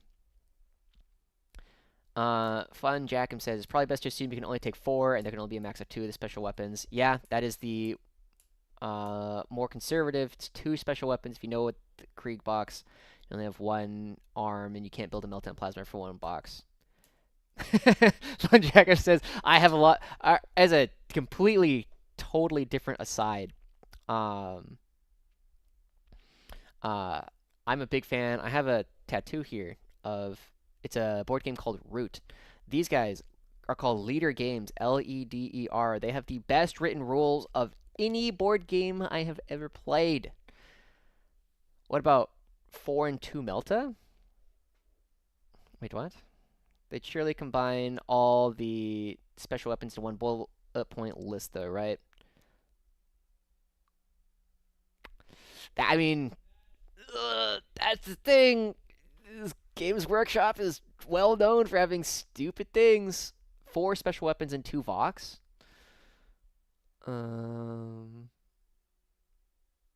Yeah, I can see 4 special weapons, 2 Vox. Yeah, because it does not have the double asterisk at all. 2 of 3 top options and 1 of 3 bottom options times 2 if 20 men. Rate a couple more times. Yeah, 8 special weapons plus the 2 like plasma pistols is crazy. So you can select up to 4, and you can only take up to 2. Can't build plasma melt with the same box, so they should be mutually exclusive. Time to use catachans instead. You can rules as written, take 2 plasma, 2 grenade, 2 vox. Yeah, that checks out to me. Use a fire and building code every day for a living. It's 4. I'm trying to understand how those 2 sentences go together. You know, they're like touch and tips, and I'm like, I don't know what we're trying to say here. The annoying thing is that GW won't address this until the official codex release, and we likely will not know until the app is updated. That is true. Vox is the 3-star, not the 2-star, so it's not limited by the 2 stars rules. Yep. Yeah, I agree. I can understand the rating for 8 special weapons, but I already have all of my like Krieg guys that are the neophyte hybrids. All right, let's take a look at what the neophyte hybrids say. Neophyte. Oh, I don't care about the... All right, Codex, Neophyte Hybrids, Unit Composition, Warrior Options.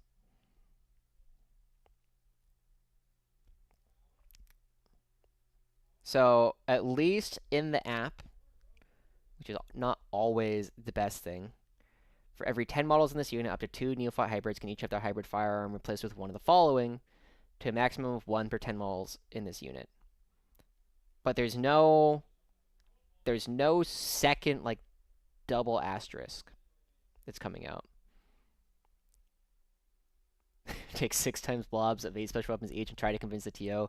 Yeah, if that is the correct reading, there you get 8. That is a very powerful unit, and Recon detachment with 120 Kriegers is very excited. Very exciting. What's this game and why do you have it tattooed on your arm? Okay. Fuck 40k for a second. So, if you are a fan of 40k, you are probably also familiar with games like Twilight Imperium or Axis and Allies or anything or Diplomacy or anything that is kind of like Risk, but like a little bit deeper. They are board control games that you are generally looking at in order to just like control the game, and they are also games where the general like self-balancing mechanic of you play with 4 players, fuck whoever is in first, right? You play something like Catan, and you're like, whoever is in first, fuck that guy, because if they win, I can't win. Okay. Now this is a game where you are playing as whimsical forest creatures, and these are some of my favorites to play. The first one here, and they all play differently. It's an asymmetric board game. So this first one is the Otters. The Otters are arms dealers. They're mercenaries and arms dealers.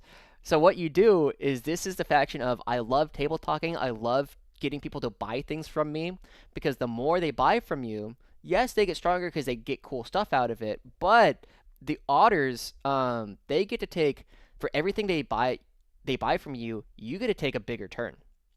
You get to take a bigger turn as the Otters, and that's a lot of fun.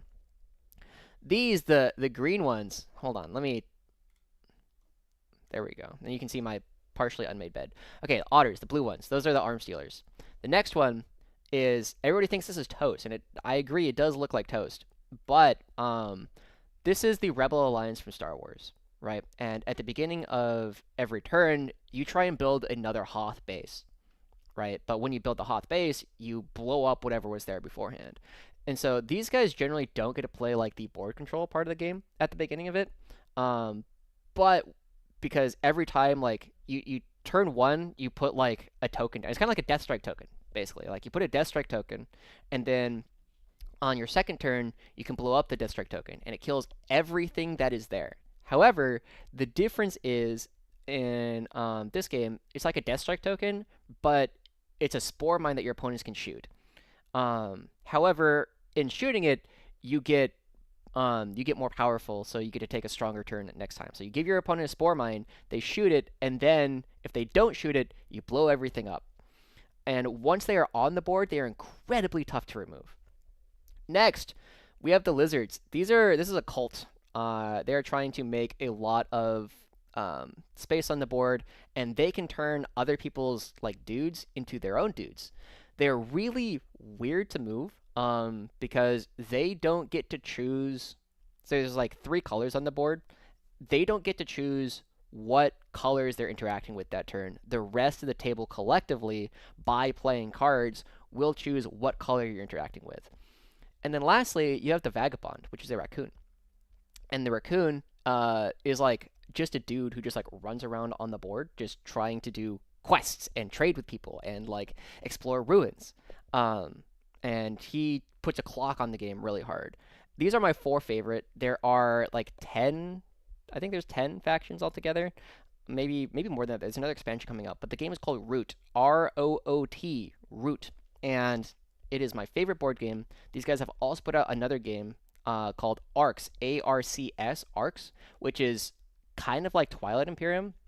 But the reason why I love this game and why I love Arcs as well is because both of these games are short, or relatively short, right? Axis and Allies, Diplomacy, Twilight Imperium. These games will take, on average, like if everybody knows what they're doing, it takes like 6 hours minimum to play one of these games. But Root is a game where if everybody knows what they're doing, you can play a game in 2 hours. So it is so much easier to get people who do not play a lot of other board games to play Root and to play Arcs with you. And that is why I love this game. That is why I have the tattoo. So when I go to like a bar or something and people will be like, yo, that's so cute. Why do you have bread? Why do you have bread tattooed on your arm? It means I can talk to them about it. And then maybe that's someone new I can play Root with. All right. Well, that was long. But I got to talk about my favorite board game, or one of my favorite board games. Cool. All right. Let's go back to talking about Krieg. So I think for now, let's go back. Let me catch up a little bit. Number 10, 2 separate lists, a lot of salt. No, the walls are too comfy. Team 4 weapons. Box 1 contains 1 arm. I want to weigh 8. Yeah. So the game is called Root. Yeah, Kevin, we already talked about the 35-point engineers. They are cracked and jacked, and they're what your girlfriend tells you not to worry about. Have a good night, Nuki Brown. Thank you for tuning in. But yeah, if anybody wants to play Root and Arcs by Leader Games, you can find them at Targets sometimes, but very, very good games. And the one thing about their rulebook that I will say before we go back to talking about Deathcore is their rules are a little bit dense. They actually kind of read like tactical manuals because there's a difference between warriors and pieces and units and yeah, all this other stuff. Oh, and I think they're called structures or buildings or something. And like every warrior is a piece, but not all pieces are warriors. And so it takes a little bit of time to like understand what the rules are saying. But last time I checked, they had so like Games Workshop, the 10th edition 40K, like their rules commentary is like 50 pages long or something absolutely ridiculous. Like it's at least 30 pages long. The FAQ for Root, last time I checked, which again, this has been a while, was 3 questions. Like, their rulebook is so tight. You just have to make sure you understand all the concepts in the game. Did you see they nerfed Marbo's ability? Not yet. I don't know if he's in this PowerPoint that I made, but we'll get there. Okay. Let's go ahead and finish talking about Krieg. So yeah, I am currently Team 4 Special Weapons until Team 4 Special Weapons plus 2 Voxcasters plus the med pack. I also love they specified you can't take both of them because I know that was I think it was the Scions that had like a thing like, dude, can you put the med pack and the flag on the same guy?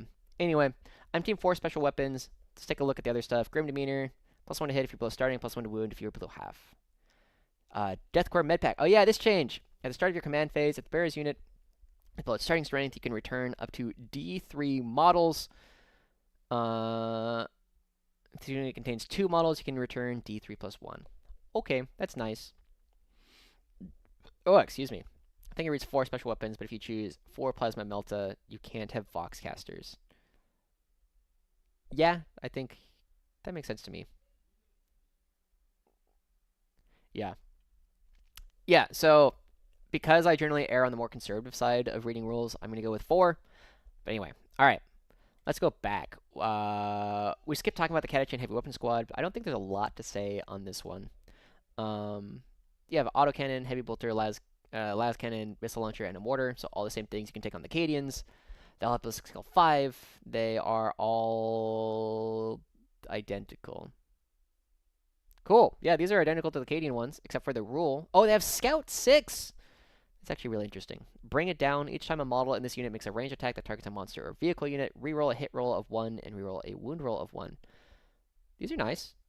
I can't. What the heck is your name? It's like hieroglyphics. Okay, Catch and Heavy Weapon Squad is cool because it has Scout 6 and reroll hit and wound roll of 1. So that's pretty cool. I think you take las cannons on these. Like, that's about it. Like, if you want las cannon heavy weapon teams, this is a way to do it because you Scout 6, and then if your opponent is silly and lets you shoot without moving, I mean, those are hitting on 3s, rerolling 1s, rerolling 1s. Oh, what's up? Hi, Zeb. It's good to see you. It's good to see you. I just had no idea what that. That's a crazy YouTube name. Um, yeah. So this is just a good, or it's just a decent data sheet depending on points. The separate sheets mean we could deploy 3 units of 3 heavy weapon squad models. Absolutely, you could potentially get 27, right? Yeah, 27 heavy weapon squad models if you want. Does anyone have the Catachan Infantry Squad data sheet? I haven't been able to find it anywhere. I haven't seen it yet, I don't think. Oh, I did not know that. It doesn't look like Cyrillic, but anyway. Um, and I kind of would have expected it either would have been Latin script or Cyrillic script, but cool. Did not know that you were Armenian. It looks neat. Uh, let's go ahead. We talked about the Krieg. We're gonna go to. This is Militarum Tempestus Command Squad. I'm in the process of modeling my Leman Russes to have internal sponsons. Do you think this would be acceptable for a tournament, or will I need to model them with external sponsons? So, here's what I'll say about internal sponsons. I've said this before. I the the one thing that I generally do not buy proxies of is vehicles because I'm a pretty big believer that the size of the vehicle matters. Um, Internal sponsons I think are okay to play with in tournaments. However, I do not think that what you can do is if you're Leman Russ with internal sponsons, you cannot go through gaps in terrain that a Leman Russ with sponsons could not go through. And as long as you are doing that, as long as you say like this 3-inch gap I can't go through because I'm playing with the sponson weapons. As long as you're not going through those gaps that you should not be able to if the unit did have sponsons, I have no problem with it. Is New Year New Army Guard still a good idea? I mean, if you like Guard, just go for it. Like you can see what we have. Are you excited for the 18 mortar meta? Maybe. We'll see. I'm never a huge fan of like indirect big super prevalent. Is no voice of command? How many orders can these guys issue? It says under orders. This unit's officer can issue 1 order to a regiment unit. I think mortars are good. I don't love mortars. Um. If he's still here in the stream, he swore that the source had sworn that standard catch and data sheet was unchanged. That's what I've heard as well. Yeah. So I agree with Mordian. Just play them as though they did have sponsons, and I don't care if you are actually modeled one way or another. What do you think about vehicles on bases? I mean, if it doesn't change the size, like, I Basically, my entire argument is you can do whatever you want with like your Leman Russ as long as it has like the same footprint and is about the same height as like a normal Leman Russ.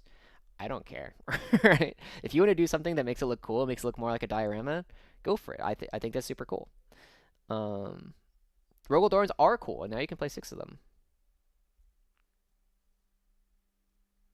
They really do make it a lot harder to hide. Yeah, it depends. Like FLG, so the people who are running LVO, they've been ruling that the sponsons do not count for the purposes of movement.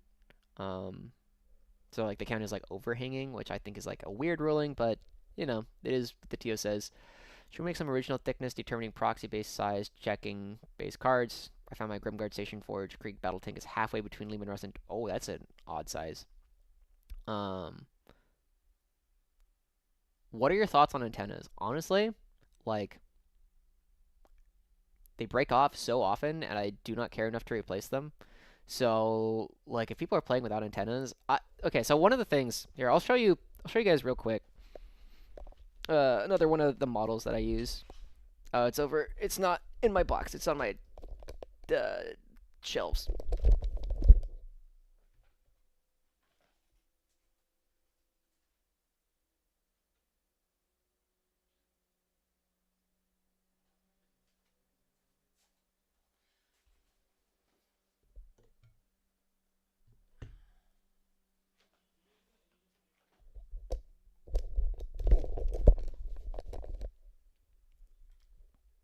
Okay, here we go. I'll pull up chat again so I can see what you guys are saying. So, I've been playing Bullgryn for a while. I've been playing Ogryn for a little while as well. They're all 3D printed, and as many of you probably already know, I have like a samurai theme. Hold on, let me grab a couple more things.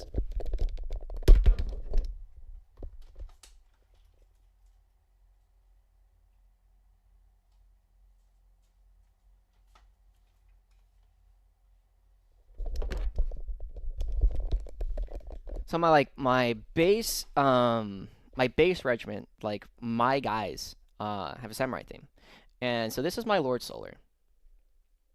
I got this guy off of Etsy. He's gotten a lot of things broken over time. Like I've had to replace his sword hand. Some of like his horns on his helmet have like broken off. But anyway, this is my Lord Solar. You know, I think he looks decent. I don't know what a Fumo is, Nate. So you're gonna have to ask. You have to be more specific. Like if I've gotten a lot of gifts, so there's like a lot of gifts of stuff up here. Anyway, this is my Lord Solar. Okay, he's a samurai.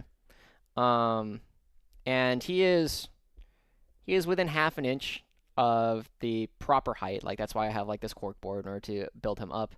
But he's very close. And then I have this is my Bullgryn, or an example of one. And the head height of my Bullgryn is within a millimeter or so of the actual height of like Games Workshop Bullgryn. And so the big question here is like some of them, you know, they'll have like the arm above their head, or some of them are like, you know, some of them are just like holding them like kind of like a bat, like next to them here. Some of them are just like holding them down with the bat. Like it all depends on the modeling. But this is very, very close. And so now that you can see that, this is an example of one of the Ogryn that I've been playing for a while. And it's the same base size. It's the head height is the same, and he's just got this big old brass gun, right? However, one of the things that I do also have is all of the Ogryn with their Ripper guns are standing up. So I have a couple of these that are like kneeling, which are pulled from the same thing, and they're just like I pulled them from I think it's called Kyoshu Neko, I want to say, and they have a lot of just like medieval Japan looking stuff. And so I just took this is just a dude who's normally supposed to be about guardsman size, and I upscaled him. And so this is what I have coming in right now. And I know at least one person was a little bit upset about the fact that they are shorter than everything else. However, what I generally tell people is like if there is an important difference like in the height, which I think only matters if you're playing at an event where you can hide behind vehicles, because every terrain piece like doesn't really care about the height. Just assume it's like the height of the ones that are standing, and then we're chilling. But yeah, So in general with proxies, as long as they are about the right height, or you give your opponent like the benefit of the doubt as to like if something is not the right height and you give your opponent the benefit of the doubt, I don't generally have an issue with it. I built my guys with antennas, but after first UT, they usually broke off. Yeah, that's pretty common. One thing I'm never sure about is modeling things like antennas, because it completely changes how they interact with short ruins. With antennas, they can see over, without they can fully hide within. Yeah, I mean, but I'm not going to fault anyone for not fixing their antennas, because it's a pain in the ass. So, like, if... sometimes I'll just cut my antennas off. I don't think it's really modeling for advantage, because it is, like you said, there are things that go back and forth one way or another. Fumor anime plushie. I don't know. So this is a what's it called? Makise Kurisu from Steins Gate, and my friend got it for me as a gift. So if it's Fumo, maybe, I don't know. Daimyo Solar. Yeah, true line of sight needs to get in the bin. Such a contentious rule for almost no benefit. Yeah. Proxy Ratling for pain blades. Yeah, you might get a little bit of pushback from that one, not gonna lie. I like to abuse the Steel Legion heavy weapons to screw over my opponent line of sight. Oh, because they're so short. And they're all just like lying down. That's funny. I kind of think we should have a proxy model dimensions list to complement the Wahapedia base size info and to mention if models have had multiple base sizes that are illegal. That would be great. So, I'm gonna throw LVO under the bus a little bit as well. One of the things that they said is, so now like Hormigons and Termagants or whatever on like 28mm bases, they said that it is okay if you play them on 25mm bases, which is huge because you could take those in 20s. That's the difference between 25mm and 28mm bases is huge. Most of my TOs say it needs to have the same dimensions as the original models and be compliant to WYSIWYG. Yeah, generally, yeah. As long as I'm even more loose than that. If it looks like it could do what the datasheet says it does, and it's like the right base size, great. This milk carton is my Baneblade. Dude, I miss one of the things that I did like playing 5th edition was I would use like Coke cans as like dreadnoughts. Right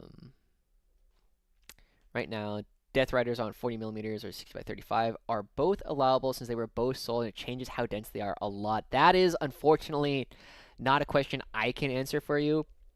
That's something you're gonna have to talk to your TO and your opponent about. You're facing 360 gaunts. Yeah, I know a lot of people will like put them on a like you'll just take like a new base and you'll just put it on top, but they don't look as good. So anyway, I am sympathetic to not having to rebase things if I don't have to. Horde Minor Ratling. I dig it. All right, let's go back to doing what we were talking about originally, which was Military Tempestus. So, big thing here, and one of the best arguments I have seen as to why the Tempestus Scions do not have Deep Strike is because it is on neither the Tempestus Scion command squad nor the regular Tempestus Scions. What are our base size of Catachan Heavy Weapon Squad? I've heard 60s. Tempestus Prime, this unit is otherwise mostly the same, but there is something kind of interesting here to note, whereas the med pack, they have made all the med packs the same, where you return up to D3 destroyed Tempestus Scions model to this unit. This is a theoretical buff for the most part, simply because normally you have all of your special weapons at the front, and if you're a competent guard player, your opponent will have to rapid ingress and or deep strike 9 inches away from the front of your units. They shouldn't be able to get behind them. So now you can remove your like plasma and the melta that are at the front and give your opponent, instead of a 9-inch charge, you can give them a 10-inch charge, which is really cool. Regimental Standard, Command Rod, Master Vox, all the same. But this unit is, yeah, looks like, yep, this unit looks otherwise the same as it was before. But it does not have Deep Strike, and the med pack's different. Osbox, at a Teams event in 2024, my team captain was stressing about me using my Talarns as Krieg despite being WYSIWYG, so I didn't run them. In Game 2, my opponent was running Grots as Voids.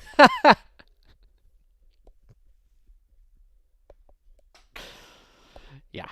Yeah, I don't stress about that at all. Probably a 65 since they won't repackage them with 50s. Probably. Rebasing is silly. I know a lot of people rebase their heavy weapons teams, and now they're wanting to run them as catachans, and they have to rebase them back. Yeah, yeah. Especially with like the modern 40k, where you just have like so many different things and free war gear. Like my sergeant, none of my sergeants have the correct war gear that they're supposed to have because they all have like power. They're all supposed to have like power swords and power pistols or like the drum-fed autogun or whatever. It's like here's a sergeant. He's got a fucking flag on his back. You know he's a sergeant. You know what he has.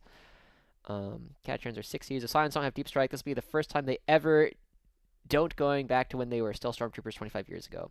Yeah, yeah. I think it'll get patched, but this data sheet with the command squad is the best argument as to why they won't.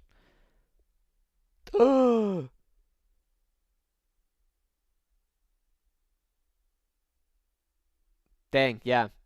Yeah, I know like my platoon command squad that I sometimes use as like a Acadian command squad, like they're on 28s when I think the platoon command squad is supposed to be on 25s, but hope it doesn't look over here. Yeah, dude, so much of time like people go crazy over base sizes. In general, I don't really care because there are upsides and downsides. As long as it's not like the difference between like things hiding super easily and not, then I don't really care. Anyway, another time to pass the command squad. What do we got next? Oh, Leman Russ Demolisher Cannon. So based on from what I've seen from this, this is otherwise the same, except the Demolisher Cannon has D6 plus 1 attacks instead of D6 plus 3, which kind of sucks. It still has the same line breaker ability, but actually I'm curious what they're pointing this at. Point values, Leman Russ, Demolisher is 200, so it's the same as it currently is. We're gonna kind of go through the ones that didn't change very much pretty quickly.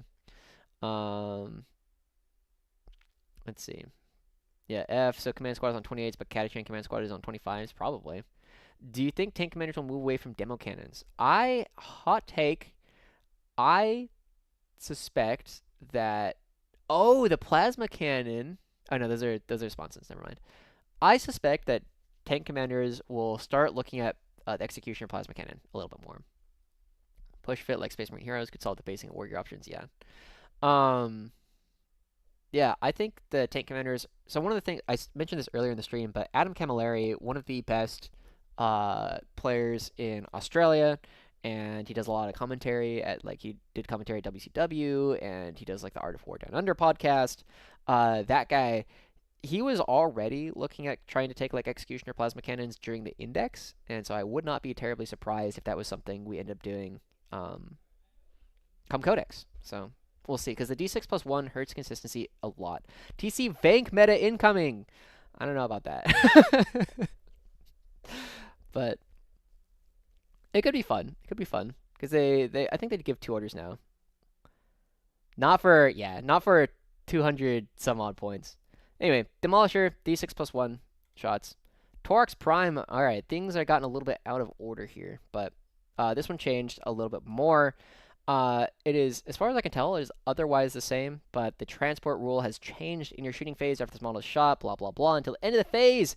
Each time a model is disembarked from the transport, this turn makes an attack that targets that enemy unit. You can re-roll the hit roll. Believe in the Emperor, and he will guide it. Played the mirror and went up against 2 TC Vank. How did that go, Red Revenge? 6 Vanks does start become interesting. Plasma cannon with plasma cannons. Hazard. Yeah, I mean, if you kill yourself with Hazardous, it's been pretty well established that Hazardous allows you to shoot on death, even if you are tied up in combat. But yeah, Torx Prime. So Torx Prime and the Tempestus Scions swapped rules. Not a big surprise. Or I guess not a surprise to me anyway, because my spies. But yeah, so that changed. Leman Russ Eradicator. So this is really exciting. So the Eradicator, the main gun has stayed the same, D3 plus 6 on 4s at 712. So I did a lot of testing with this during November. I played like 5 or 6 games where I had an Eradicator. So basically my options were I could take an Eradicator and I could fit like a Commissar, like for scoring in my army. And you could just run him up to the middle of the board. He would be your middle of the board cleanse, your middle of the board air denial, your middle of the board secure no man's land, and he was 30 points, so whatever. And I was running the Eradicator, but the other option was I could take a Leman Russ battle tank. And every single time I was running the battle tank, or I was running the Eradicator, I was like, fuck. I really wish this was a Leman Russ battle tank so I could re-roll my Sponson hits so that the Meltas would actually like do damage. But the Leman Russ Eradicator rule has changed. Urban Warfare. Each time a range attack targets this model, if this model has the benefit of cover against that attack, subtract 1 from the damage characteristic of that attack. This is really good. This is really, really good. One of the things to note here, so benefit of cover, your relies on benefit of cover. So just as we had the conversation in Morning Glory stream, if you weren't watching, benefit of cover is only a condition that you can have apply to ranged attacks, right? You can have benefit of cover from ranged attacks. So this ability never works against melee. When I first read it, I didn't read the benefit of cover part. I thought this was going to be -1 damage against what do you call it? Against melee as well. So like power fists and things. That is really, really good. As it is, it's just pretty good. It is very nice against like plasma shooting. Cover in melee. Do you think the status sheet will change for demolishers? I have no expectation that it changes for anyone but us. How do you tag someone on YouTube and it highlights their name? If you hit the fun Jackham, if you do this, if you do the @ it will highlight names.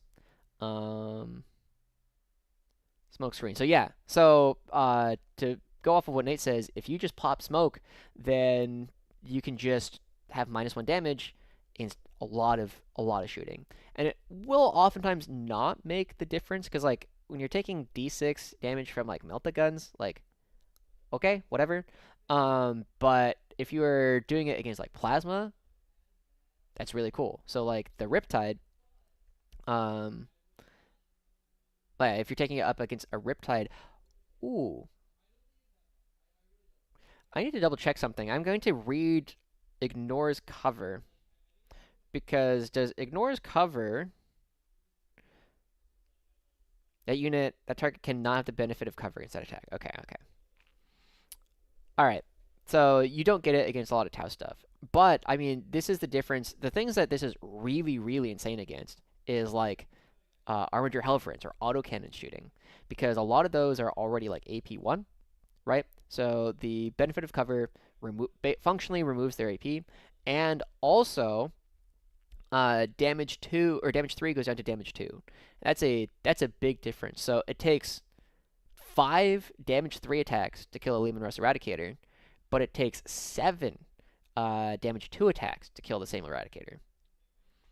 So that's a pretty big difference. That's 2 divided by 7. It's like 20-ish%, 20-ish% more durable, plus the benefit of cover. Really cool. So the Leman Russ Eradicator suddenly becomes really interesting as something that you can put in the middle of the board. Yeah, Tau are tough to play against. Marker Lights are very good. It is one of the things that I've found recently because my roommate actually is a Tau player, and his whatever the ones that have like a gazillion shots in Retcad when they have sustain 2, it just goes, I do not care how many what your save is supposed to be with your cover. I am going to ignore the cover, and here's a gazillion shots. So does not help against Predator Heat Vision. The Blade of Straightening strat and the Tank Detachment, you can get -2 damage. Yes, you can. Very cool. All right. So the Eradicator actually looks really interesting. Let's see if I can double check how many points. Eradicator at 160 seems pretty fair so far. But anyway, let's keep going. Bullgryn Squad. This one, I already know the points for this one. This is 90 for 3 or 180 for 6. And these are otherwise identical to what they already are. However, they have a 3-up base instead of a 4-up base. And that means that you can actually, against like a lot. So one of the major things that the Bullgryn were running into was that, like, the multi-laser or other like weird 611 or 601 things, Bullgryn are going to be struggling into because we didn't really get a save against them. But the 3+ save is really nice against your las guns, against your heavy bolters, against anything that you are already worried about. Because now, if you're in cover, you are still on a 3+ save. If it's AP0, you are on a 3+ save all the time. It's a very, very powerful upgrade, and it's gone down 40 points. Now, the main question on how good Bullgryn are going to be come the Codex is, can Lord Solar order them? The fact that Lord Solar cannot order them in the current index because he can only order Regiment and Squadron is a big change, because you can't use Bullgryn offensively. They are not fast enough to really put a lot of pressure on your opponent in the index. However, as we haven't gotten there yet, but Lord Solar is back to being ordered to order anything with the Astra Militarum keyword. So we will see whether or not Lord Solar will be able to order this unit. That'll be a big change on whether or not this unit is like super broken or not. Yeah, slab shields are more interesting. Once again, yeah, do not have regiment. I think all these points cost. Yeah, these points cost are super old. Okay, cool. So yeah, really cool for Bullgryn. I hope that Lord Solar can order them, because I think they're more interesting when they can be used offensively instead of only defensively. Tempestus Scions. These guys are mostly the same. Toughness 3, 4 up save, 1 wound, 7 leadership, OC 1. These guys do have deep strike, so at least they remember to fix it here. 3 Bullgryn can rapid ingress out of a Valkyrie. Is it good? No, but it is very funny. Agreed. Okay. Aquilons. So this was obviously written before the 6-inch change to deep strike. This will be day 1 changed as soon as it comes out. The Servo Sentry, though, this one is really interesting. So Servo Sentry, when this unit is set up on the battlefield using deep strike, the Tempestus Aquilon can shoot with its sentry weapon as if it were your shooting phase. So that's the same as it currently is. The Tempestus Aquilon model is equipped with that weapon until this unit next makes a normal advance, fallback, or charge move. So, on the turn you come in, you're still going to be able to do the sentry and go bang, bang, bang, and kill all the cultists or scouts that you possibly want. But as soon as you move, you lose access to that. And it's not like, I think Eldar and Tau have something similar where they have like a cool heavy weapon turret thing that you get if you remain stationary. Unfortunately, it doesn't work like that. You lose it as soon as you move. So it's a little bit of a nerf, but yeah, the Tempestus Aquilons still, they're about as good now, or they are going to be about as good in the Codex as they are now. Pending points, I think they cost 90. What was the supposed point cost? Tempestus Aquilons 95 at 6-inch. That's probably fair. They could probably be 100. Anyway, Attilan Rough Riders. These are almost identical to what they were before. They still move 12, so a little bit faster than Deathcore Riders. Commissar should be the unit that can order Ogre and Bullgryn Ratlings. Agree. Since Scions lost deep strike, does that mean Bridgeside Strike just lost a lot of versatility, such as the pickup strat? Yes. If Scions actually do lose deep strike, it'll be a huge nerf to Bridgehead. Yeah. You will make the 300 points per squad. Yeah. Only real change I noticed about the Attilan Rough Riders is they still have all the same keywords. Is Horsemasters. This unit is eligible to shoot and declare charge in a turn in which it fell back. That was already true. However, the difference here is we no longer ignore movement modifiers. That was something that Rough Riders did have, is they ignore movement modifiers, advanced modifiers, and charge modifiers. They no longer do that, which didn't really come up very often anyway. So it's like, it's a small loss, but you know, against things that can make you -2 to charge, it's kind of sad. Get to note the closer deep strike is not your movement phase only in this version as well. Oh,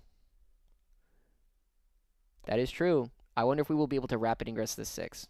I expect it will get changed to what it currently is, but we'll find out. All right, Ogren Squad. I think this is identical as far as I can tell.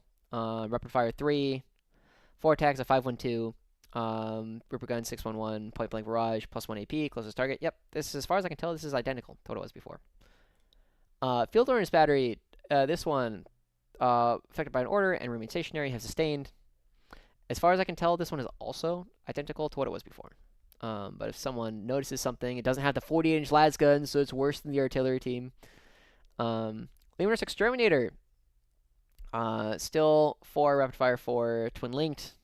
As far as I can tell, this one is also identical. On your shooting phase, select an enemy unit hit by one or more of the attacks from the main gun till the end of the phase. Yeah, until the end of the phase, improve the armor. Can only be affected once. Yeah, this looks identical to what it was. Ratlings. Okay. Okay. It is time for my rant. It's time for my rant. So, Ratlings, they're a little bit different than they were in the index, but everybody should recognize this. Can we day one patch the Goram fob rockets to have indirect? Wait, do they not?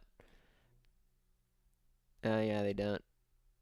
But they didn't before either, I don't think. But whatever. Ratlings, I gotta go on a rant, you guys. Okay. So to start with 6-inch move, T2, 6-up save, 1 wound, leadership 8, OC 1. Same thing. Same thing as it was before. However, everybody gets a sniper rifle. If you take 10, you can give them a tank sniper rifle, which is like ranged melta without the +2. If you have 10 models, you get the grenade keyword, and then if you have 10 models, you get the Ratling battle mod. Okay. You still have the shoot, sharp, and scarper. So in your shooting phase, after you shoot, you can make a normal move, and then you can't charge. All right, war gear.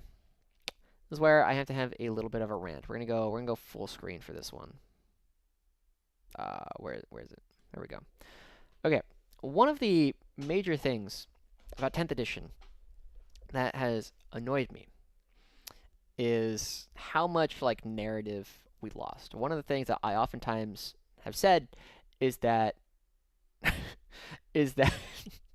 oh man, Morning Glory, have you noticed that the Ratling eat the battle mud? Yep, okay. So the thing that has annoyed me about 10th edition is we have lost all narrative from the rules, right? So the first thing, so I was reading an article by Tyler Russo, also known as the $1 Billion Clown Farm. He did an article on, I think it was Goonhammer, where he talked about, the article is great. It's called In Defense of Being Bad. And he talked about how he spent a lot of time, he's a pretty good player. He's like a 1700 ELO player, and he's an orc player. And once you have like taken this game and like really put in the time to be good at what it takes to be good at this game, which is a lot of movement, understanding all the little tricks, and being able to have a very good understanding of how to play the board in general, the game doesn't necessarily get stale, but it changes a lot from what it was before. If anybody played like previous editions, I think 7th edition was the last edition that had a blast templates in it. I played 5th, and then I came back during 9th. It becomes a really weird, because like every single rule used to say, like, because this unit's gunners are super cool, or because they are crack shots, you get +1 to hit on this unit. They're veterans, whatever. And one of the things that he was talking about is, why do, I think it's mega knobs, or maybe it's just normal knobs, why are they -1 to wound when they have a leader with them? Don't know. The Ratling battle mutt is the exact same thing. Once per battle, when this unit is selected to shoot, it can use ability. If it does, until the end of the phase, ranged weapons equipped by models in this unit have the lethal hits ability. Why? What? Why does, if we're eating the dog, why does that give us lethal hits? Give us anything, Games Workshop. Give us anything as to why this rule is the rule that you have. If it's like the battle mutt like smells out a perfect position for your Ratlings to hit targets, cool. Or if this was like, while your unit, your Ratlings, while they have plunging fire, they also have lethal hits. Cool, right? It's something. It is something. It is some little bit of like narrative still put into the game. But this is the worst offender I have ever seen as to why the rule does what it does. What's up, JW? Battle mode is a casualty that was necessary. Yeah. Acts as a distraction, draw the enemy out for easier shots. Sure, right? Like, say that, right? Like, you throw the, if they said something, like, sure, literally anything. Scatter, dude, okay. Scatter dice, 5th edition is way better for beer and pretzels, 40k, than 10th edition is. It's as long as you don't care about the outcome of the game, 5th edition is way more fun. But if you care about the outcome of the game, it becomes a lot tougher to play older editions. The dog is laced with drugs and makes us focus better. Sure, whatever. I don't care. I just I want this rule to have literally anything to do with the dog. It's just not it just makes no sense. It's just there. Just whatever. Anyway, that's my rant. All or nothing rule is dumb. See an antenna. Yeah. Yeah, there's a lot. Older editions of the game I think are way closer to like Dungeons and Dragons, which I play a lot of chess. I'm like 1600 rated chess. So like I don't 10th is a little bit boring to me because it's too close to chess.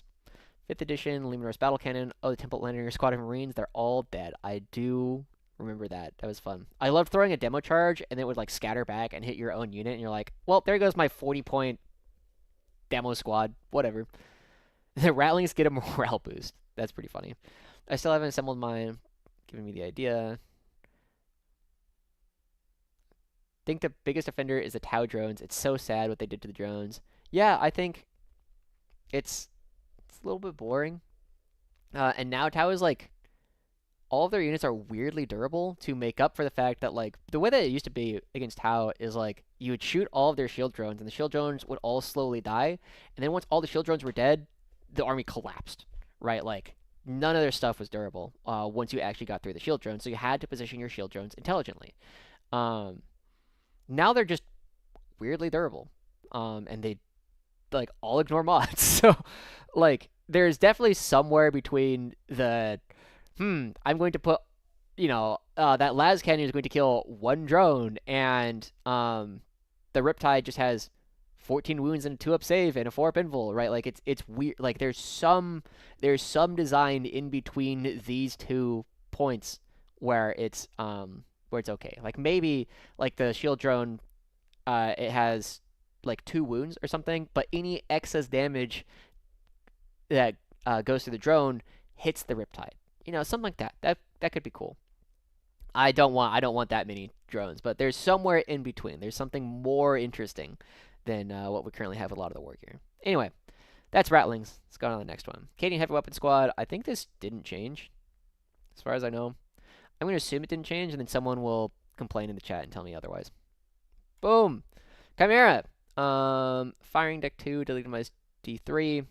Multi-laser, blah, blah, blah. You can still give orders, measure from the transport. Yep. I think this one didn't change, guys. As far as I can tell, this is identical.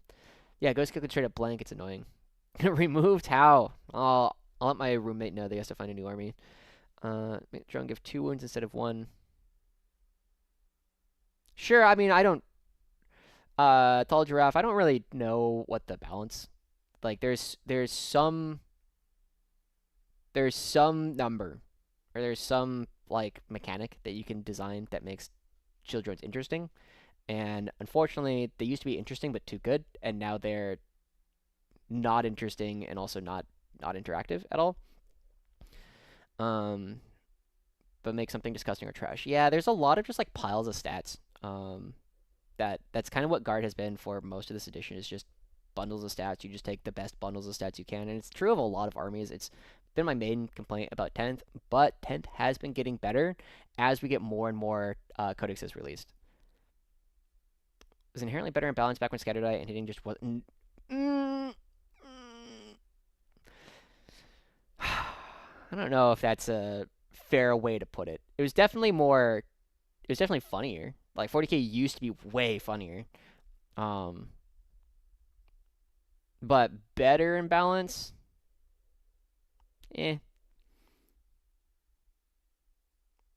Just miss veteran squads. I agree. I think Tau is pretty balanced. It takes a really good player to like make Tau look unfair these days. I guess it depends on like what kind of terrain you're playing on. Could also be we lost Fluff because of Index Hammer, maybe 11th.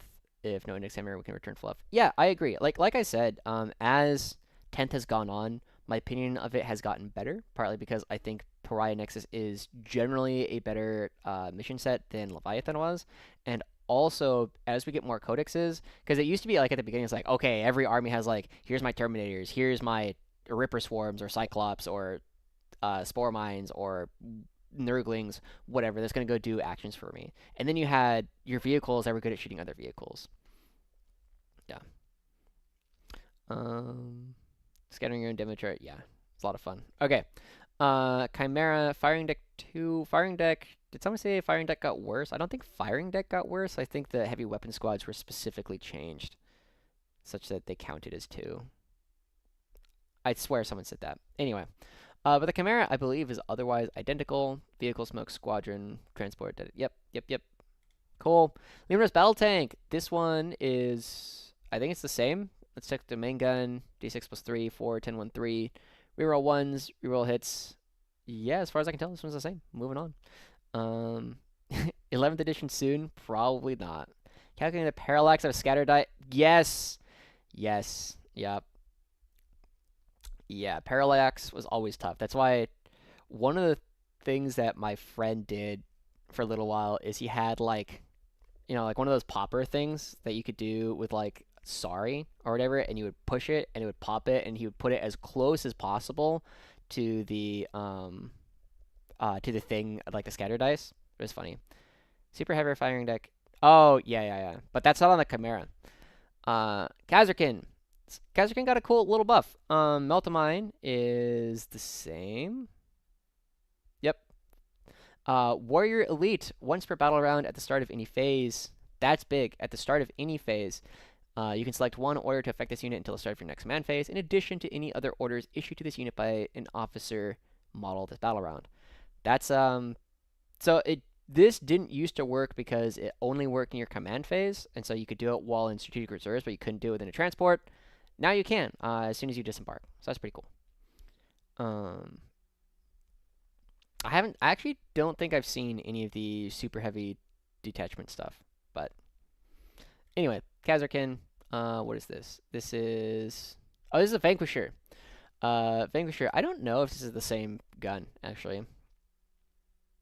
I'm going to look it up. Vanquisher. Ranged weapons.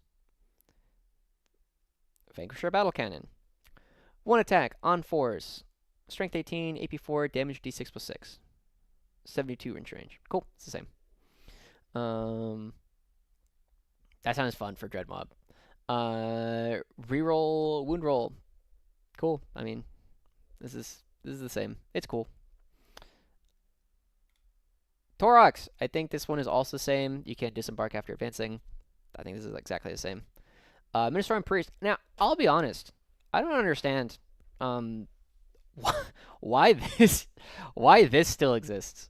Yeah, this is a data sheet of all time. Like, you can attach it to whatever you want, basically, but melee weapons getting sustained. Like, if you could attach this to Bullgryn, I can see it. If you could attach this to Ogryn, it'd be okay. If you could, like, make them point at something in your command phase, I could see it. To the new combat engineers, but then you lose Scout. It's just like, what is this? Each time this model makes a melee attack, unless the model's unit is battle shocked, you can reroll the hit roll. Like, if it was make the unit reroll hits, then we can talk about it. But what is this? I think it's got a flamer now, I guess. Did it used to have a flamer? I don't even know. I think it used to have a shotgun, right? Really wish the Commissar could attach to Bullgryn and Ogryn. Absolutely. Priest meta incoming, the 05 meta. Hell yeah, dude. And can't have a Crusade Valid Priest. Okay. I can understand that for the lore players. And the Priest is necessary for the lore players. You can take an enhancement. Ooh. Yeah. This sucks. I think it's changed a little bit, but I don't know enough about this datasheet to care. I don't care. Okay. Engine Seer. Move 6, T4, 3 up, 5 up, 3 wounds, 7 leadership, 1 OC. That's the same. Pistol looks the same. Melee weapon looks the same. There are no Unitorm Servitors, I believe. I should have checked what page I was on. Unitorm Servitors are gone. All right, no Servitors.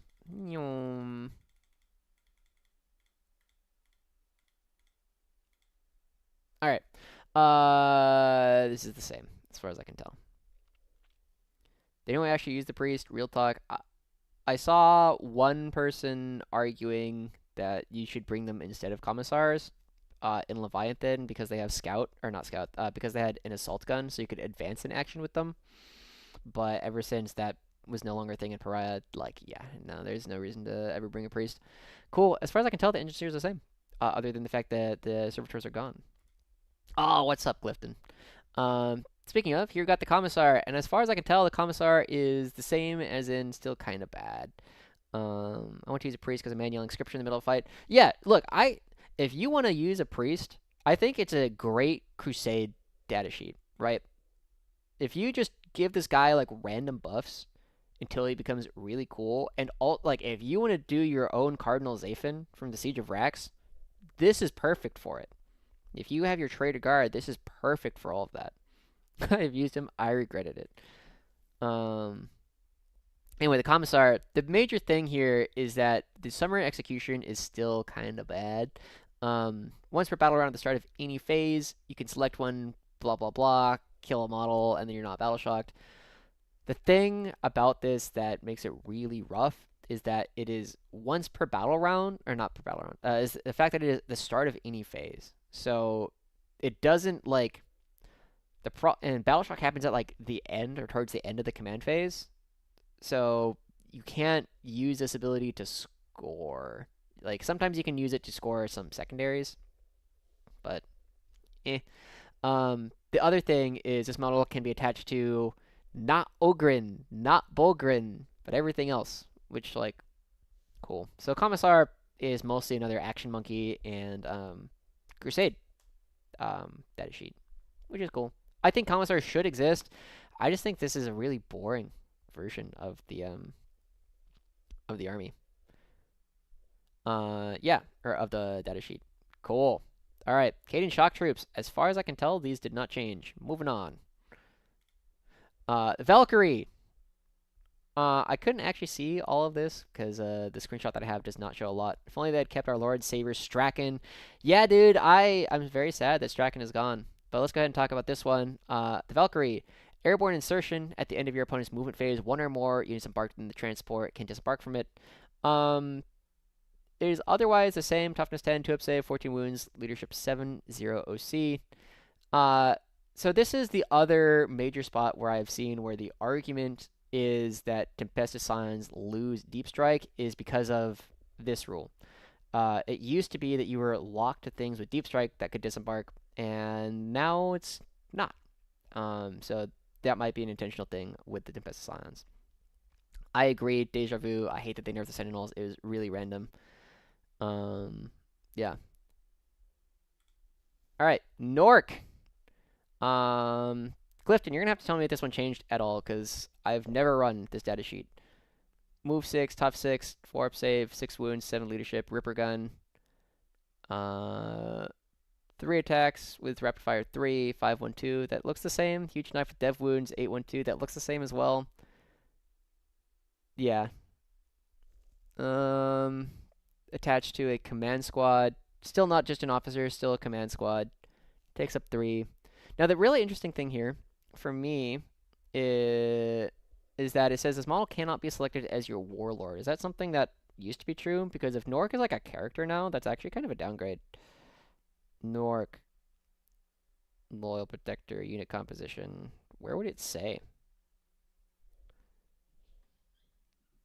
It doesn't say this under the normal Loyal Protector, or at least the current Loyal Protector, that you can't be your warlord. So it makes me wonder if like Nork is a character now. Oh, okay. So it used to be sustained, now it is rapid fire 3. But otherwise, yeah, but like he's not a character now. But why does it specify he can't be selected as your warlord if he's not a character? Because that's a nerf if he's a character.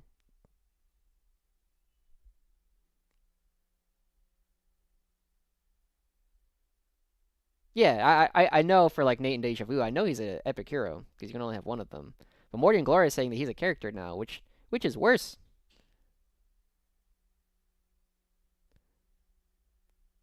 What would Valkyrie have to drop for the new ability to be worth in Mechanized Assault, where it can give orders across the board? I mean the Valkyrie, it's fine. It's just expensive for what it is.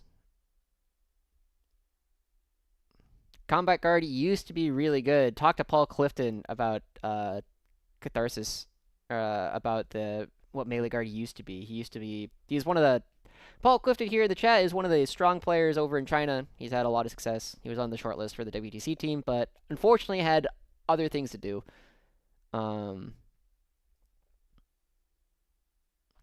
Yeah, Nork was not a character during the index. Nork is, I'm pretty sure.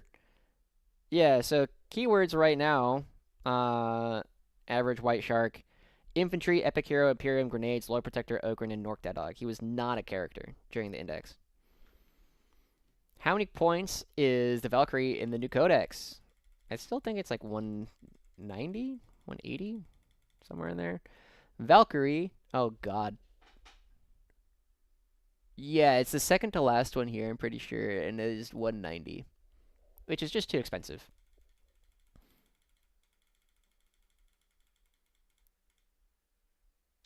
Yeah, it's like the biggest thing is a T10 2+ body, which is fun.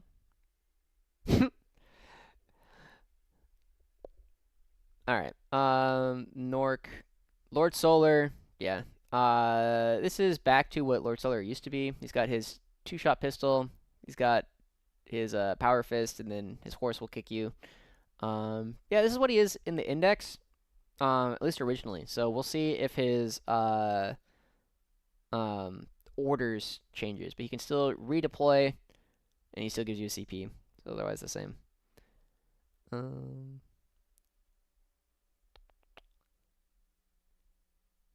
Yeah, if you can't take wounds for the squad, it's a big nerf.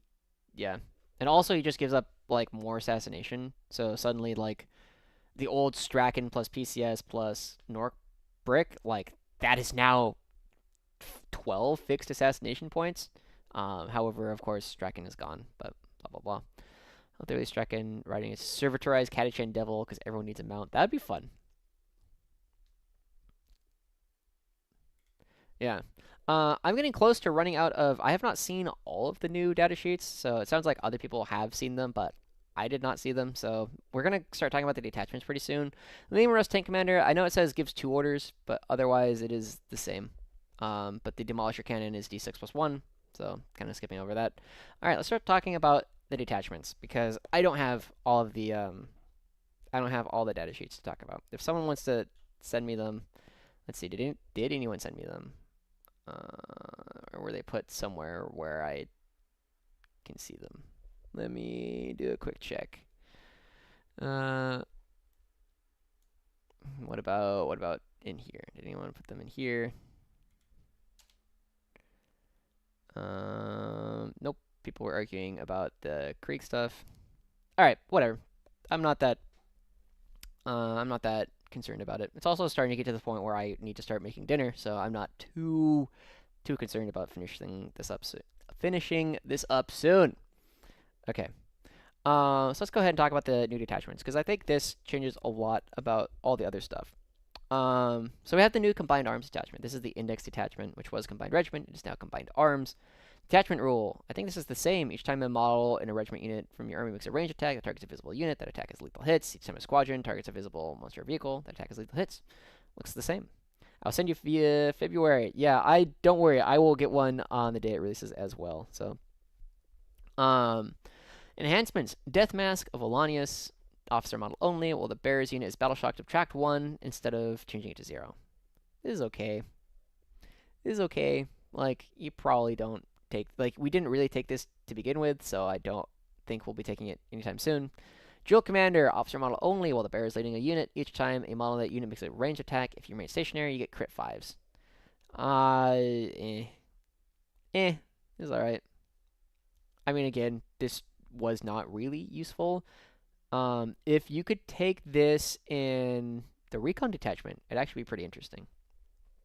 Grand Strategist, officer model in your command phase, the bearer can issue 1 additional order. So it is worth noting that this has the same issue as it did previously, where it was locked to your command phase, and so you couldn't do it like after coming out from reserves.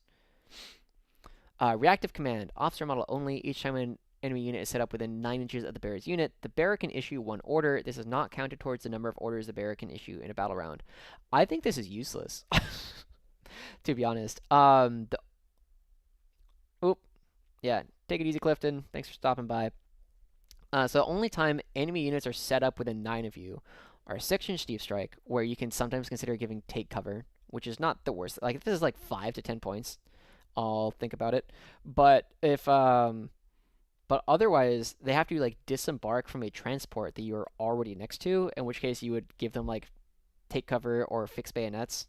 So like these enhancements, there's like Grand Strategist, which is back to like not functioning properly, and then the rest of them. But Grand Strategist also is kind of meh because all of our tank commanders and Rogal Dorn commanders are also giving 2 orders now. So giving 3 is nice, but not necessary. So these enhancements kind of suck. All right, let's start talking about the actual stratagems in here.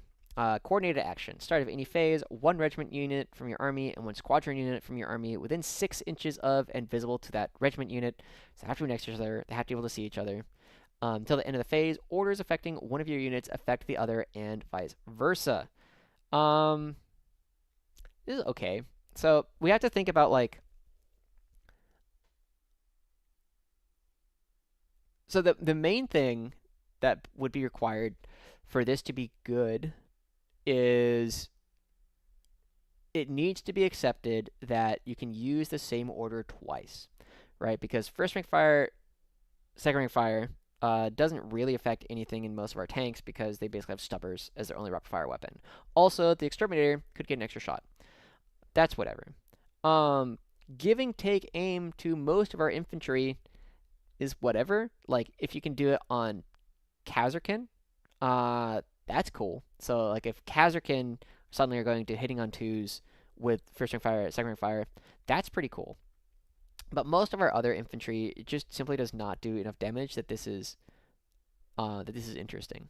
However, the really interesting thing that could potentially come through here is if you can double take aim.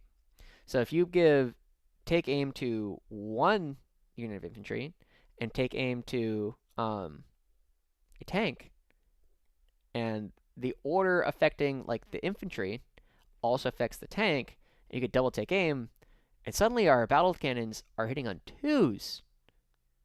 That is very powerful. So I'm going to double check what voice of command says.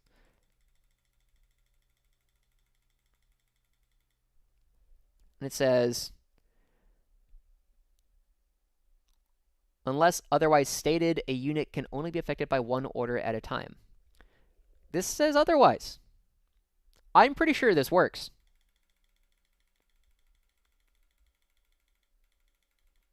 And I think this is the actual power of this. It doesn't work that way. Why does it not work that way, Giraffe?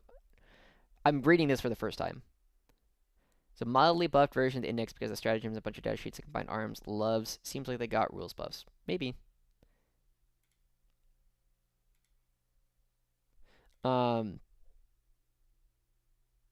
I think it does, because this says otherwise.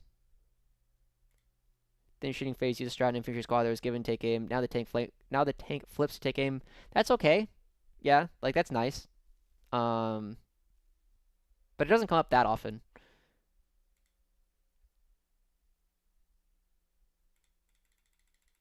Okay, so here's the argument, and I don't know if it's correct or not.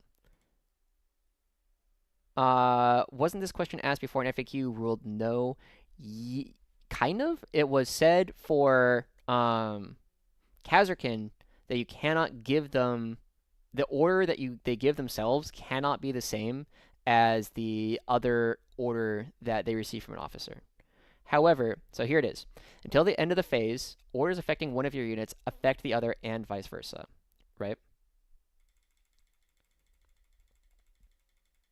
I haven't talked about it yet, Average White Shark. So here, until the start of your next command phase, the unit you selected is affected by the order, unless otherwise stated. Okay? A unit can only be affected by one order at a time. And any order subsequently issued to that unit replaces the current one. But we are not issuing a new order to them. We are simply saying they are being affected by multiple orders, which, because it is unless otherwise stated, because normally the stratagem wouldn't do anything, right? If we accepted that it has to be,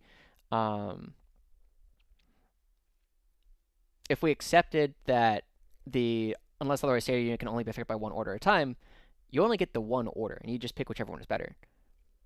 But the stratagem says, it doesn't say that they have to be different orders.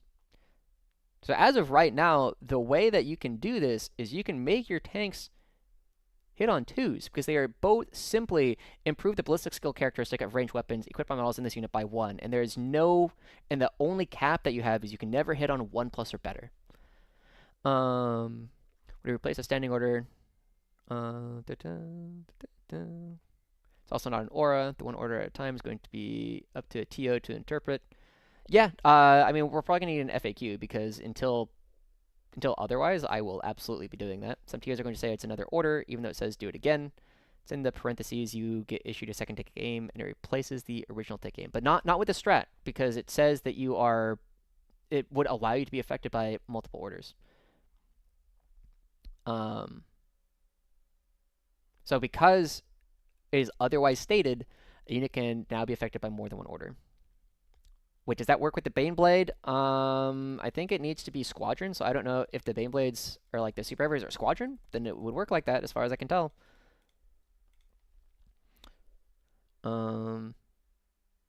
Okay, no Squadron, then it wouldn't work on the big stuff. Yeah. So, as it's currently written, you can double take aim tanks, which is very, very powerful. I will love my Rogal Dorns hitting on 2s, reroll 1s.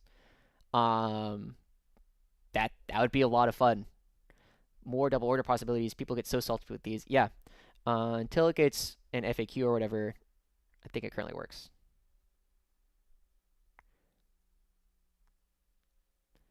Some TOs say GTFO. Yeah, maybe. Would it be a guard release without immediate confusion on several interactions they didn't clarify? Absolutely. There are so many rules in guard. It's great. Okay, so no Squadron or Super Heavy. So yeah, you couldn't do it Super Heavy, which is unfortunate. But yeah, that is very powerful. Like, you pair, if it works this way, which until we get an FAQ it does, you can have your Dorns hitting on 2s, reroll 1s. If you have a Scout Sentinel nearby. So that's pretty cool. Rules as intended, yeah, I don't know. Yeah, but it's really cool for now. Yeah, also, like, Vanquishers and Leman Russ battle tanks with, like, plasma cannons, where you can put them really far back and then do it with, like, something that you can hide. So, like, a mortar team, like a heavy weapon squad that has take aim. It won't benefit from the double take aim, but it could against, like, stealth targets. But then you don't necessarily lose your hitting on 2 units. It's a lot of resources to put into one tank. Yeah, but, like, a Rogal Dorn has 8 guns that are now hitting on 2s. So that's pretty neat. Yeah. There's a really thin line between, like, what is cheese. Because, like, I wouldn't do this if I was playing against my friends on, like, the kitchen table and I was just trying to play, like, a Crusade or narrative games. But at a tournament, absolutely, I'm going to do this. Drill Commander does not work on a TC because it is not leading a unit, unfortunately. If you order a squadron with coordinated action, can you stack another order on Khazarkin to give them 3 orders? Potentially, yeah. I don't see why not. but it only the extra order only lasts for the phase. So it is one way to get like. Is that plus 6-inch move? Oh my god, JW. Yeah. Yeah, they're absolutely going to need to FAQ this. Because plus 6-inch normal move is insane. That's actually more powerful than the hit on twos.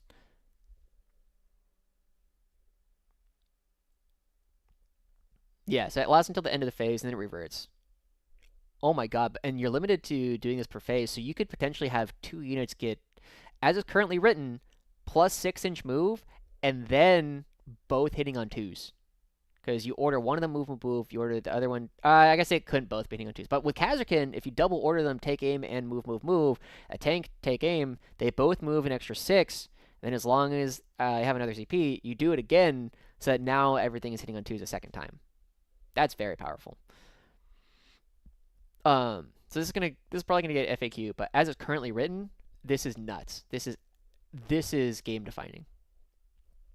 Um.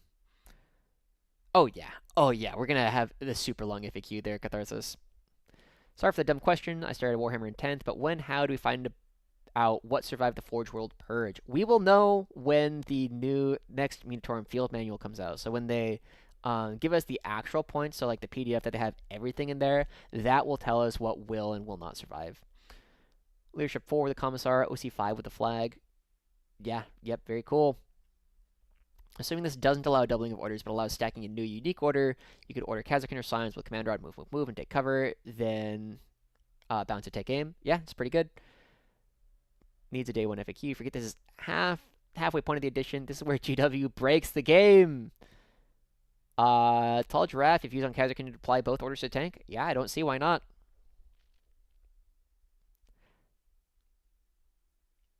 Yeah, I mean, cool. If you could give an Exterminator rapid fire and take aim, that's pretty cool.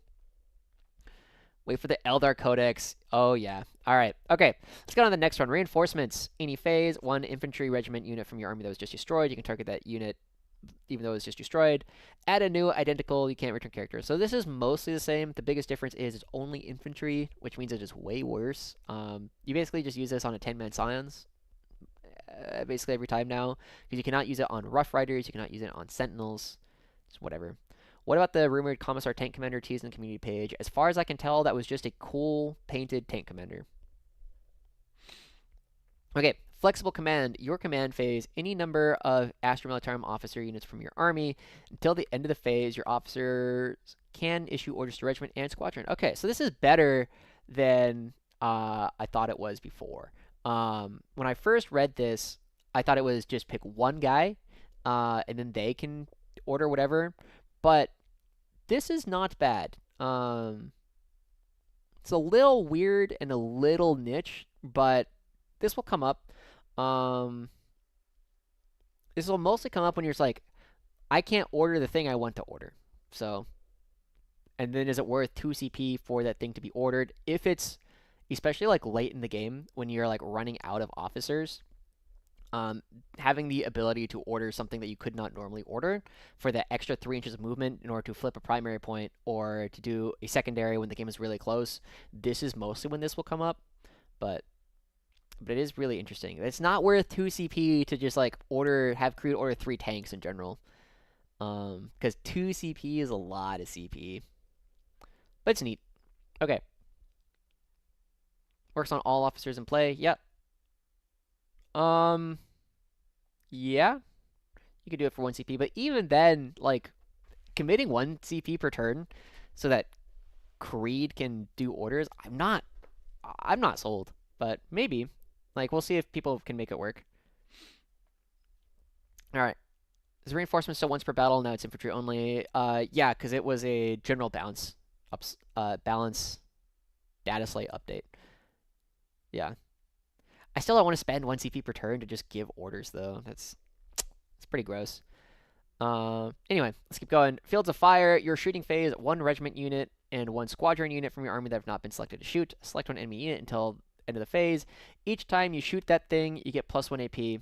So the big thing about this is there are some other similar strats where they say both things have to shoot that thing. This does not. They just both um they don't even have to be eligible to shoot it. That's cool. So this is just +1 AP on a tank mostly.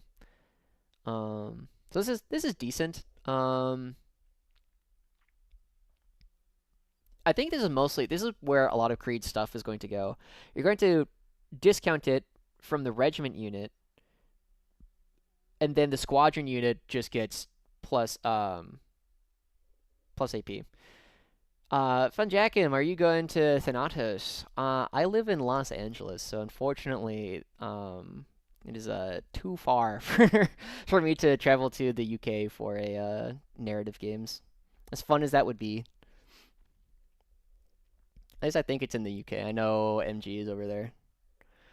Inspired Command, 1 CP, your opponent's command phase, 1 Master Military Officer unit from your army. You can give 1 order. I think this is the same as it used to be. It doesn't have the FAQ. I'd love if it got the same FAQ where it doesn't count against your total.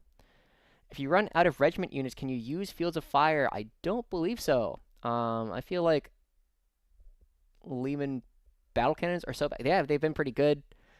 I'm pretty sure Red Revenge that you would need a regiment unit. Because it doesn't say at least 1 or whatever. How's the weather, Nathaniel Wolf? I think so. If you don't know, Los Angeles and a lot of the area around here is on fire. There are major fires. I know a lot of people around here who have had to evacuate to like other parts. So if you know anything about the area, so a lot of Los Angeles have had to evacuate to Orange County. So basically head south a little bit closer towards San Diego, a little bit closer towards Mexico, in order to get away from the fires. There's been crazy damage across LA over the past couple of days. And the air quality, actually, I'm curious. Air quality, let's double check. Does it say?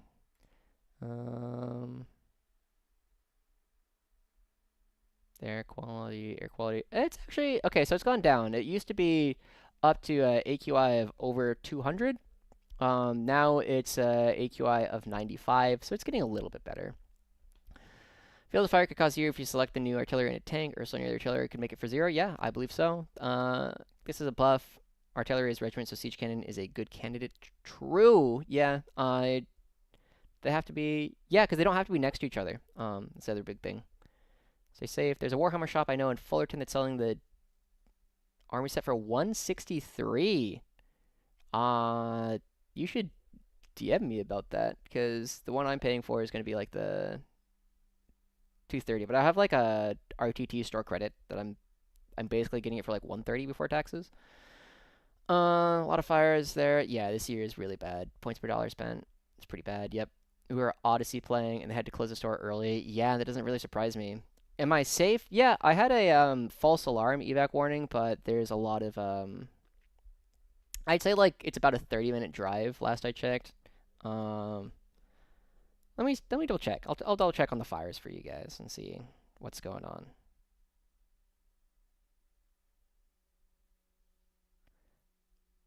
This that's not the one I want. So as of right now, I'm not going to show you guys exactly where I live. I'm already a public enough figure that I don't need to do that. So the areas, so west of LA towards Santa Barbara, like along the coast, it's continuing, the fire spreading that way. North of LA, so like up towards the hills is pretty bad. And then on the other side of the hills is pretty bad. But yeah, in LA proper, it's mostly just really bad air quality right now. Appreciate it, Hylian Jedi. I've been following the fires. My unit was slated to respond, but another. Oh, oh wow, yeah, it's scary. It's very scary. Thank you, Soul Spider. A bunch of my friends have had to dip out. Yep.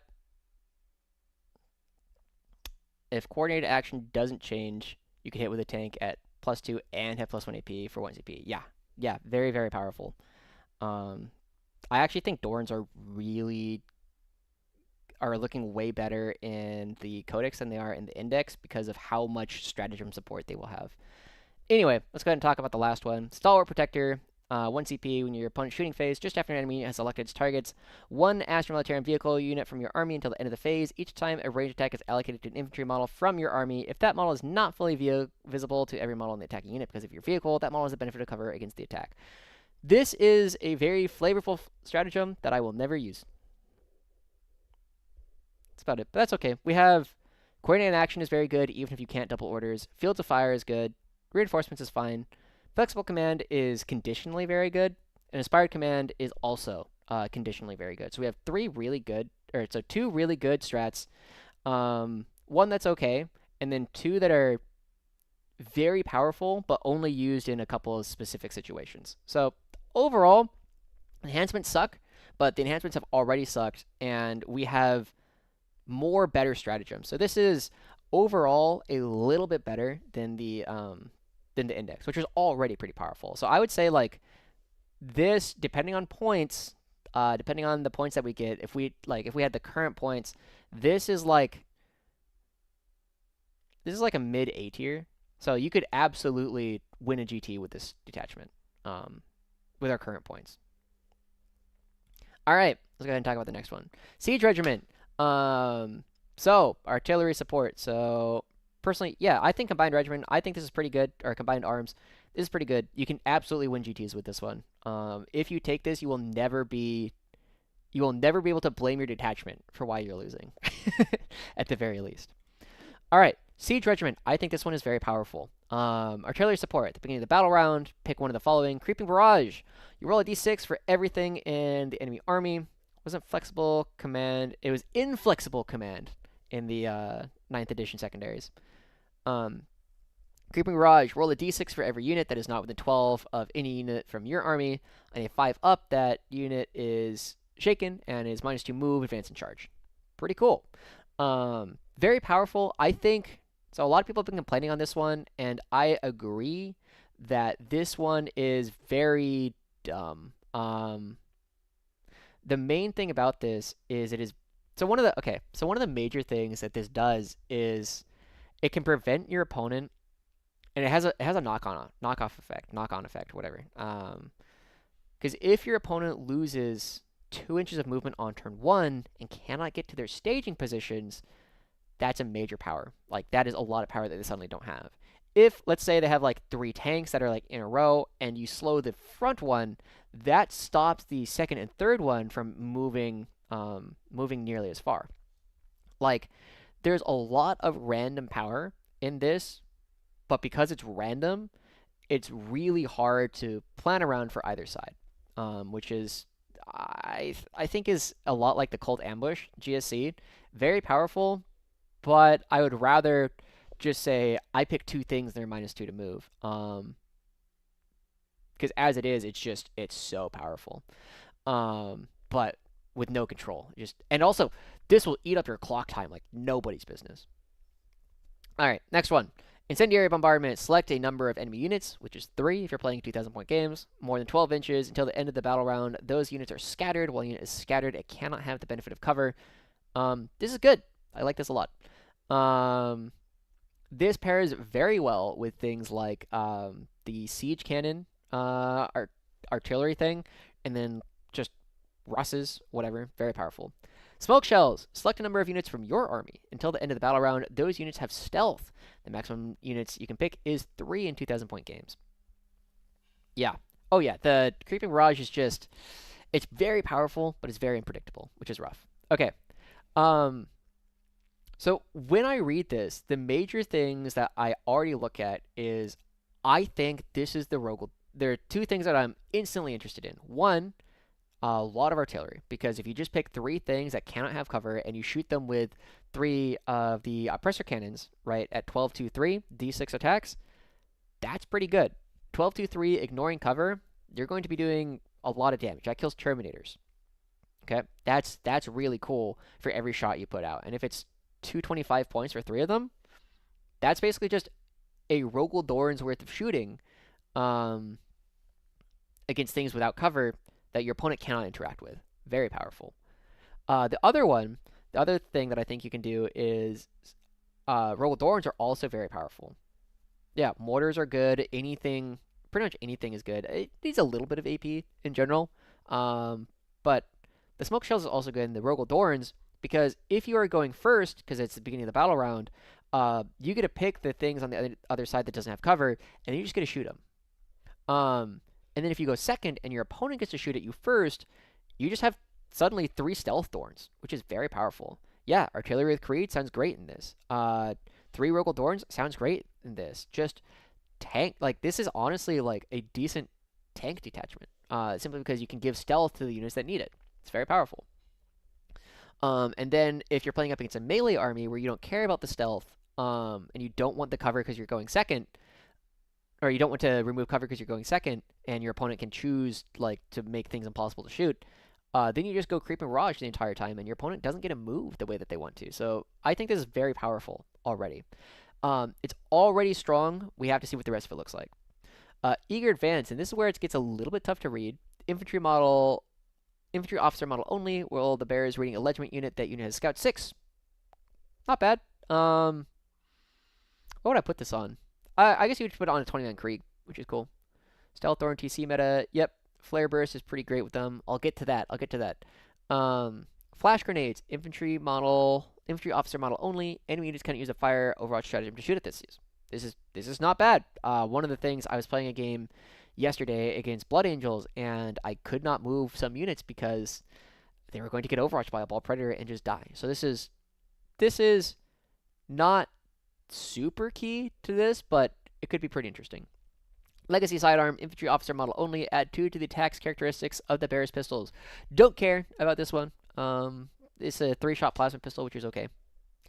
Stalwarts Honors, Officer model only. While the bearer is leading a unit, when the unit is issued an order, it is also affected by the take cover order. This is good. This is very good. This is, so the whole core of like the Wesley's Horde armies, where you're running like 150 plus infantry models, is that you're going to be giving Krieg units take cover almost every turn, even if it means giving up a little bit of their damage.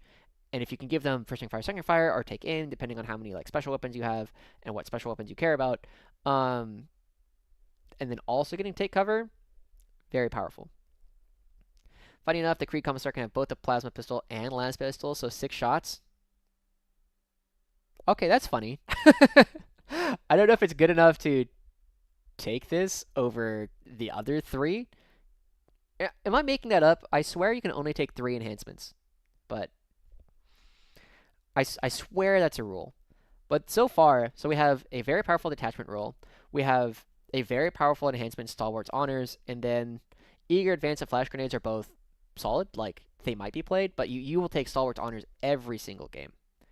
I have, like, if you go to Warhammer Community, you can see most of it, but I haven't seen a full data sheet yet. Someone might have one. Alright, let's go ahead and talk. Trench Fighters. Oh, this is Fight on Death. Don't care.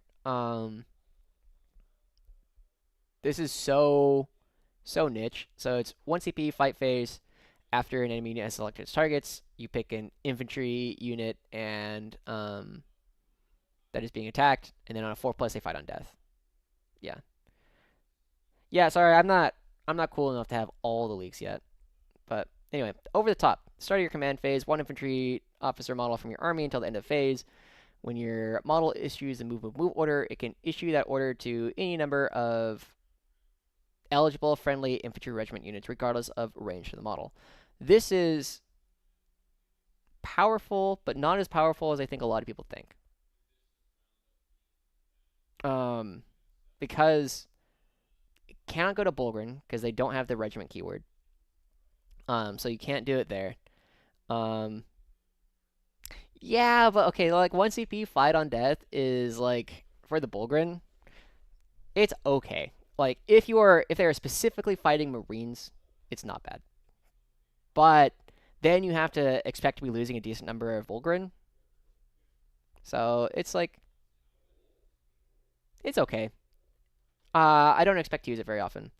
Over the top. So the big thing about this and why I don't think it's Thank you, Tall Giraffe.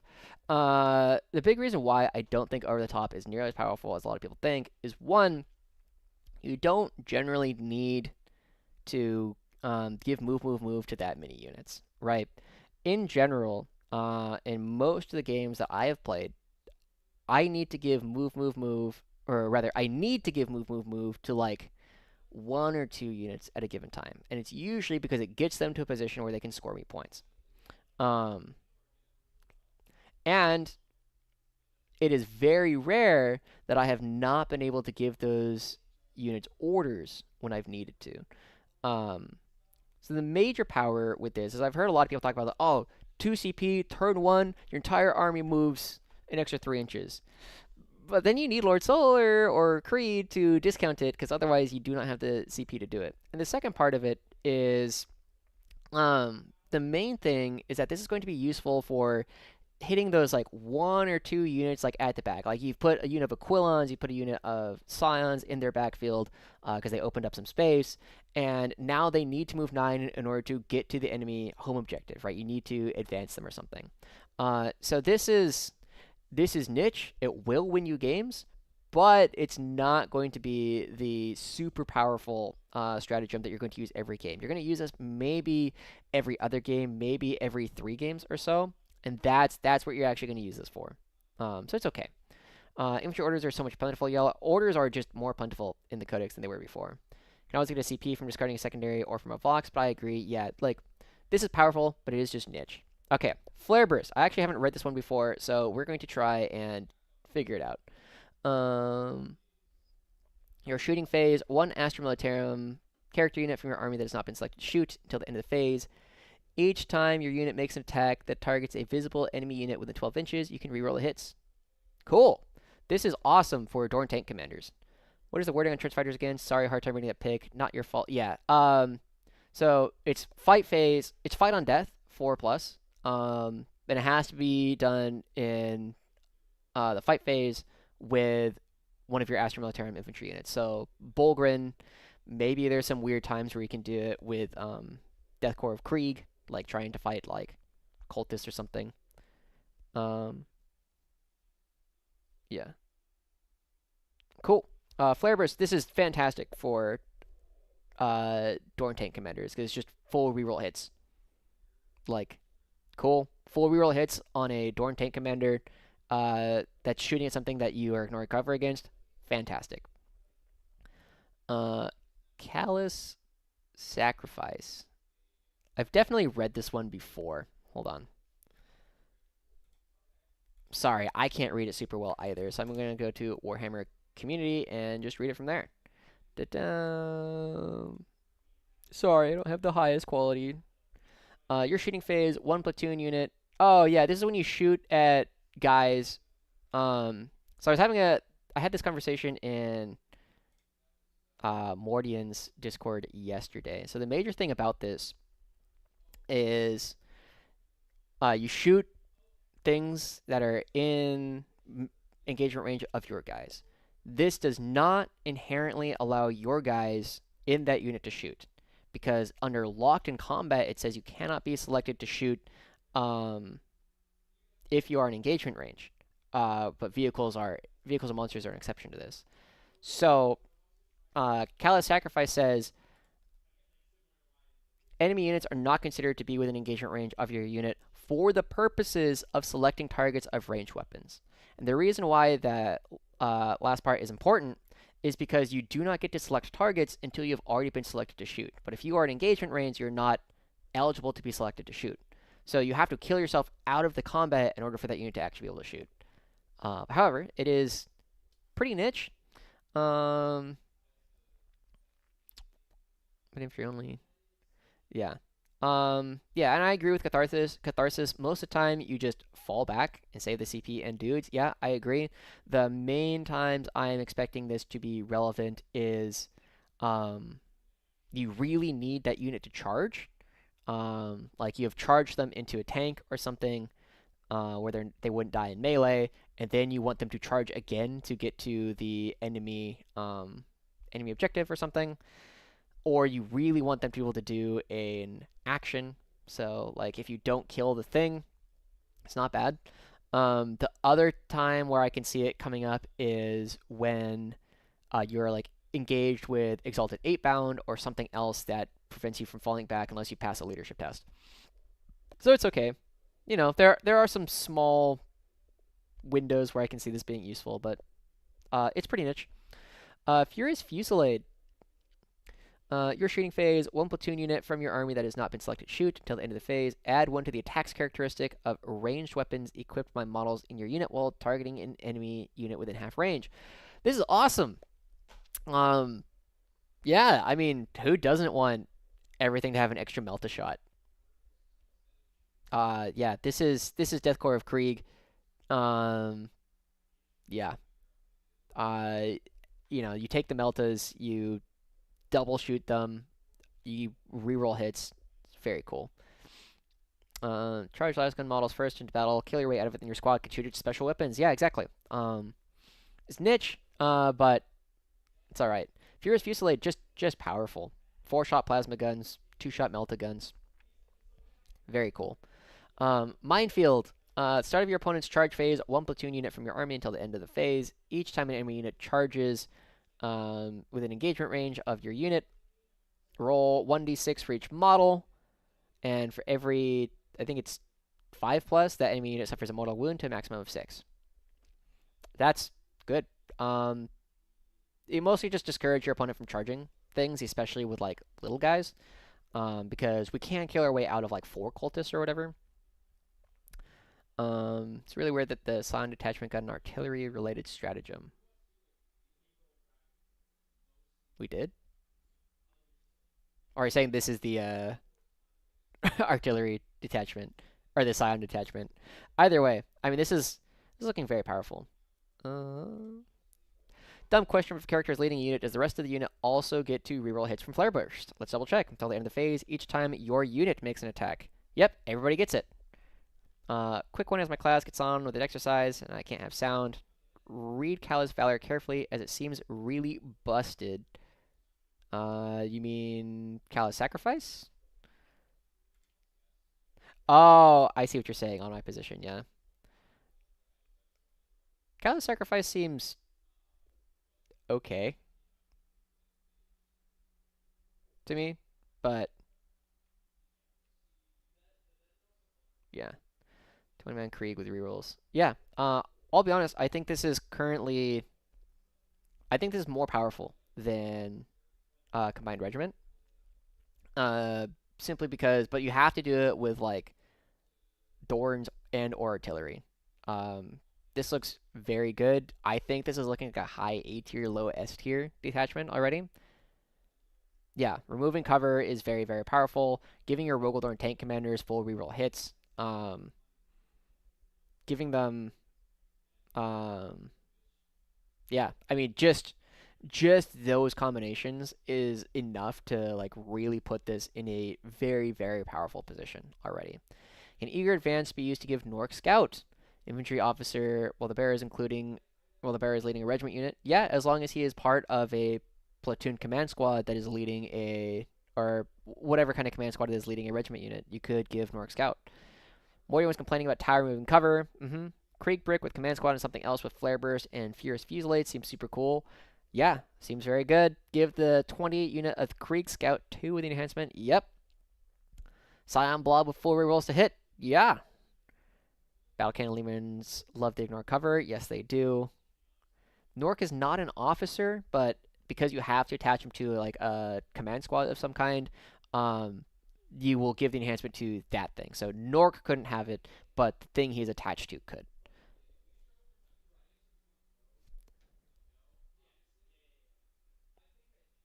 Cool. Let's go ahead and move on, and hopefully the next one is higher quality. It is. All right, this is the new. What is this? Oh, this is the Mechanized Detachment, which I don't know the name of. But let's go ahead and read through it together. Armored Fist. Each time an Astra Militarum model from your army makes a range attack in a turn in which it disembarks from a transport, add 1 to the wound roll. That's pretty cool. This is pretty similar to the Bridgehead roll, except it applies to everything, not just Scions or Tempestus units. Wouldn't that step happen before attaching? So, but it gives the unit. It's not like scouts is not something that you do during the muster armies section. It's something that applies at the that only matters at the beginning of the battle. So, which happens after you've deployed. Yeah. So yeah, the officer and everything they're attached to has scout. All right, cool. Let's go back. So this is nice. It's yeah, it's pretty good. It's mostly useful for like the Meltoplasma. So like Kazarkin in transports is cool. Scions in transports is cool. Anything that has some special weapons is pretty nice. All right, enhancements. Bold leadership. Infantry officer model only. If you control an objective marker at the end of your phase and the bearer's unit or any transport it is embarked within is within range of that objective marker. That objective marker remains under your control, even if you have no models within it, blah, blah, blah. Sticky objectives.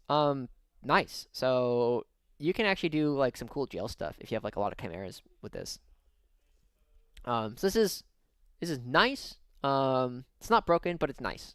You would definitely consider taking this one depending on points. Sacred Unguents. Astra Militarum Tech-based engine tier model only. At the start of your shooting phase, select one transport from your army, excluding aircraft and Titanic, within 3 inches of the bearer. Until the end of that phase, each time that transport makes an attack, you can re-roll the hit roll. This is useless. Holy moly. None of our transports do damage. Uh, like, if you could do this on, like, the Stormhammer or Banehammer or whatever the transport ones is, this would actually be pretty good. But as it is, like, who cares if your Chimera is rerolling hits? Telegraph, it doesn't matter when you put the enhancement on. It matters, like, when the battle begins.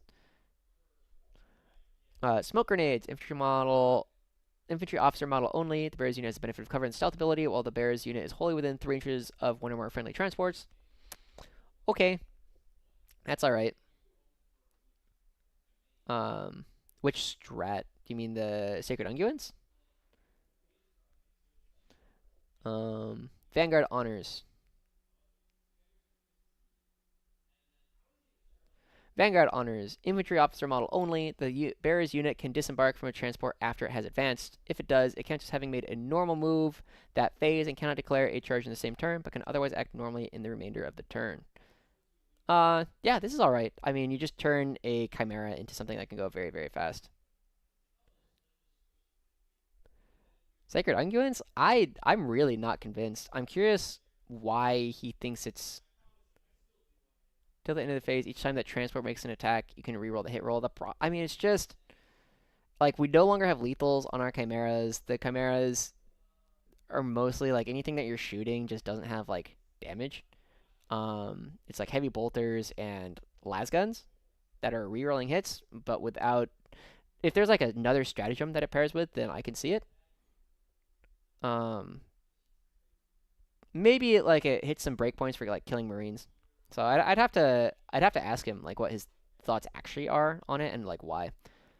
Yeah, without the lethals, I'm unconvinced. Anyway, let's go ahead and start talking about the stratagems. Vox Relay 1 CP in your command phase. Infantry officer model from your army within a transport. You can use the stratagem on that unit even though it's embarked. Until the end of the phase, your unit can issue orders even though it is not on the battlefield, and it can issue orders to Astra Militarum transport units from your army, excluding Titanic, regardless of the distance to and from your unit's transport. Interesting.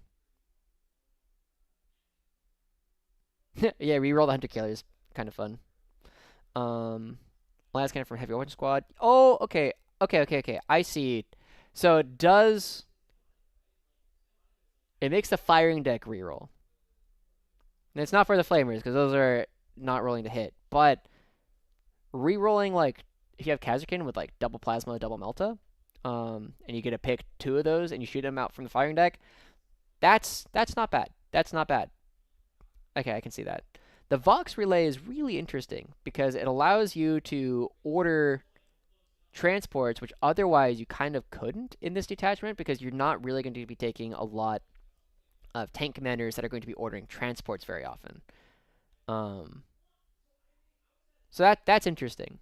The being able to do that and give move, move, move when you need it is actually kind of nice. So the Vox Relay, I think, it's niche, but it is nice. Being able to move, move, move transports when you otherwise wouldn't be able to is pretty cool. Yeah, Sacred Unguents is, eh, it's okay for the firing deck. I don't know if it's enough to really want to bring an engine to your model, but it's interesting at the very least.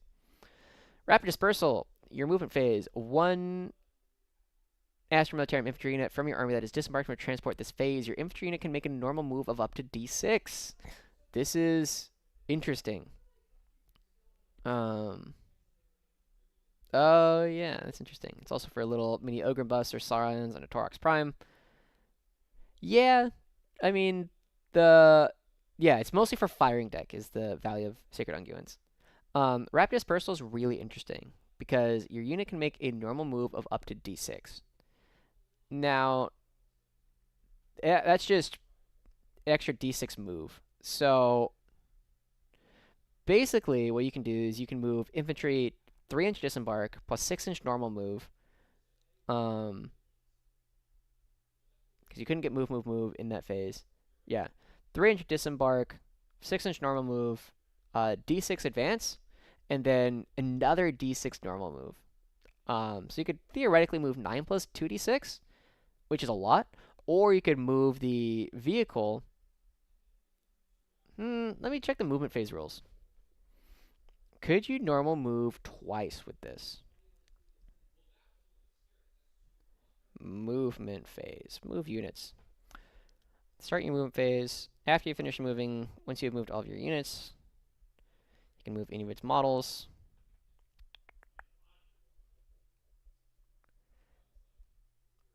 Okay, the movement phase, at least the core rules, do not say that moving once prohibits you from moving a second time.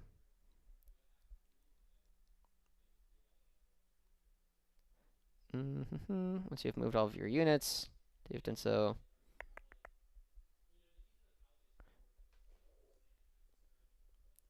Let's see, normal move. Embarked units and reserves. Nope, that doesn't change. Core rules. Can use a servitor, doesn't matter. Doesn't matter. Questioning a movement.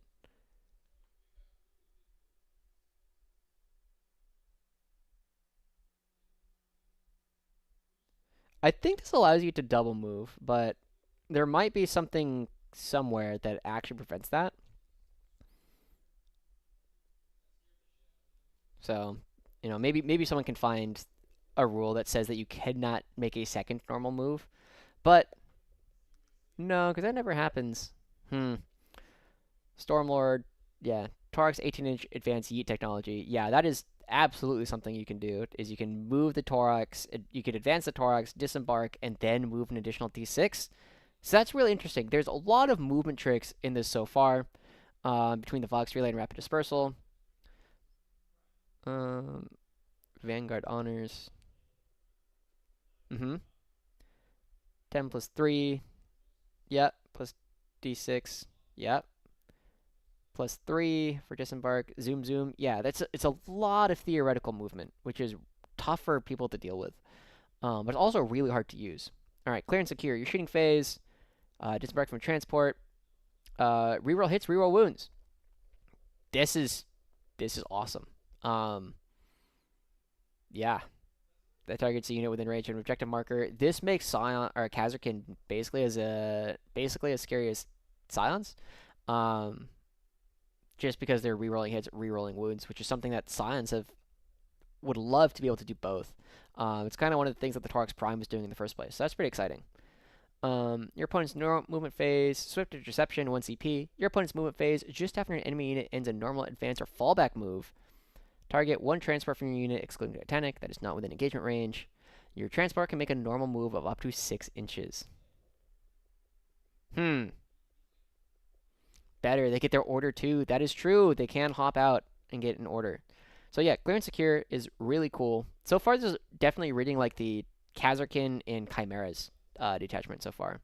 Officer training school is coming back as a newer player. The breakdown of each unit with charts and graphs help a lot. Hylian Jedi, yes, but it's going to have to wait until after the Codex. To be entirely honest, I think I am out of units in the index that I have things to really talk about, simply because I'm so competitively focused. I could make a video on like units that are like not really doing anything.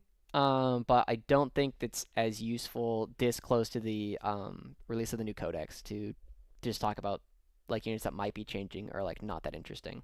So yes, they will be coming back. Oh yeah, Ogryn will also be pretty cool in this. Swift interception. I'm trying to decide. Like, it's a nice thing to have in your toolbox. I think it's mostly like a move block thing, and you just like throw chimeras in the way of your opponent. Yeah. All right. Hasty extraction. 1 CP, your opponent's charge phase after an enemy unit has selected targets for its charge. Then you take your infantry unit and you hop into a transport. This is okay. Tau has this. There's a version of this that exists in Space Marines. The problem is, like, our transports are just not nearly as durable. Unfortunately, WS, I have not seen the new Slimarbo datasheet, but I could potentially talk about the index one a little bit now that I know a little bit more about it because I've been playing with it for the past like week or so. Hasty extraction, I think, is okay. Lets you reload your army rule. It does, but then you have to not get charged, right? So like, I think it's okay. The problem is if the transport dies, you lose access to the +1 to wound. So it's pretty niche, but it could save guys, and force them to kill a chimera. So yeah, this is not bad. This is not bad. Slight Marble lost his Overwatch move. Oh, that's sad. That is true. You could put them back into the Oh, that is very funny, actually. Between like, I think it's a Stormlord where you like at the end of your opponent's movement phase, you just like put guys in the transport, and then hasty extraction, you take another unit and put it in the transport. That's pretty funny. That's actually really funny. Is it good? I don't know, but it is very funny. And then lastly, 1 CP, move out. End of your opponent's turn, target 1 Astral Militarum unit from your army, provided your unit is not within engagement range, and every model in your unit is within 3 inches of a transport, it can bark. Yeah, so this is the one that I expect is going to be more powerful and used more often than hasty extraction, just because it is, like Vertasian said, this is the reload the gun. You put things back into the transport, and then it can shoot again on the next turn. Overall, I think this is close to an expert only detachment. Like, it is the number of movement tricks that you have with rapid dispersal and move out, combined with swift interception and clear and secure. This is the kind of detachment where it has a lot of tricks, but you need to be able to use those tricks effectively. And that's why I think there's like a funny, like you guys have said, a Stormlord. There is a really funny playstyle with that you can do with this detachment. But realistically, I think this is most powerful at like, you get like 3 units of Scions and a Taurox, and you get like 3 units of Khazarkin in like Chimeras, and then you just fill out the rest of it with some other stuff. So it's interesting. It's very interesting. Yeah. And it's firing deck. Yeah. I'm told the firing deck got cut in half, which is too bad. But I think this one is going to generally have kind of a low, what do you call it? A low win rate, but you're going to see people winning with this from time to time. I'm definitely interested to try and make this one work. Only if Scared works on the Stormlord. Scared? Oh, Sacred. Sacred Unguents does not work on the Stormlord. Because it is Titanic. Unless they change it in the upcoming thing. This judgment feels like a slightly worse bridgehead. It's a trickier bridgehead. Someone said they nerfed Stormlord firing deck, but I haven't seen like the new super heavy stuff. Um, yeah, I think this is a trickier bridgehead. Like bridgehead is pretty straightforward in that it just kills you. This one has a lot more movement tricks than bridgehead did. If they target your transports, what strats do we have left? Nothing. Literally everything keyed off of a transport. Yeah. Yeah. So yeah, I think this one it's interesting, but it's hard to play. This is going to be a very hard to play detachment. All right, we're almost done, guys, and then I can go figure out what I'm doing for dinner. Hammer of the Emperor. This is the tank detachment.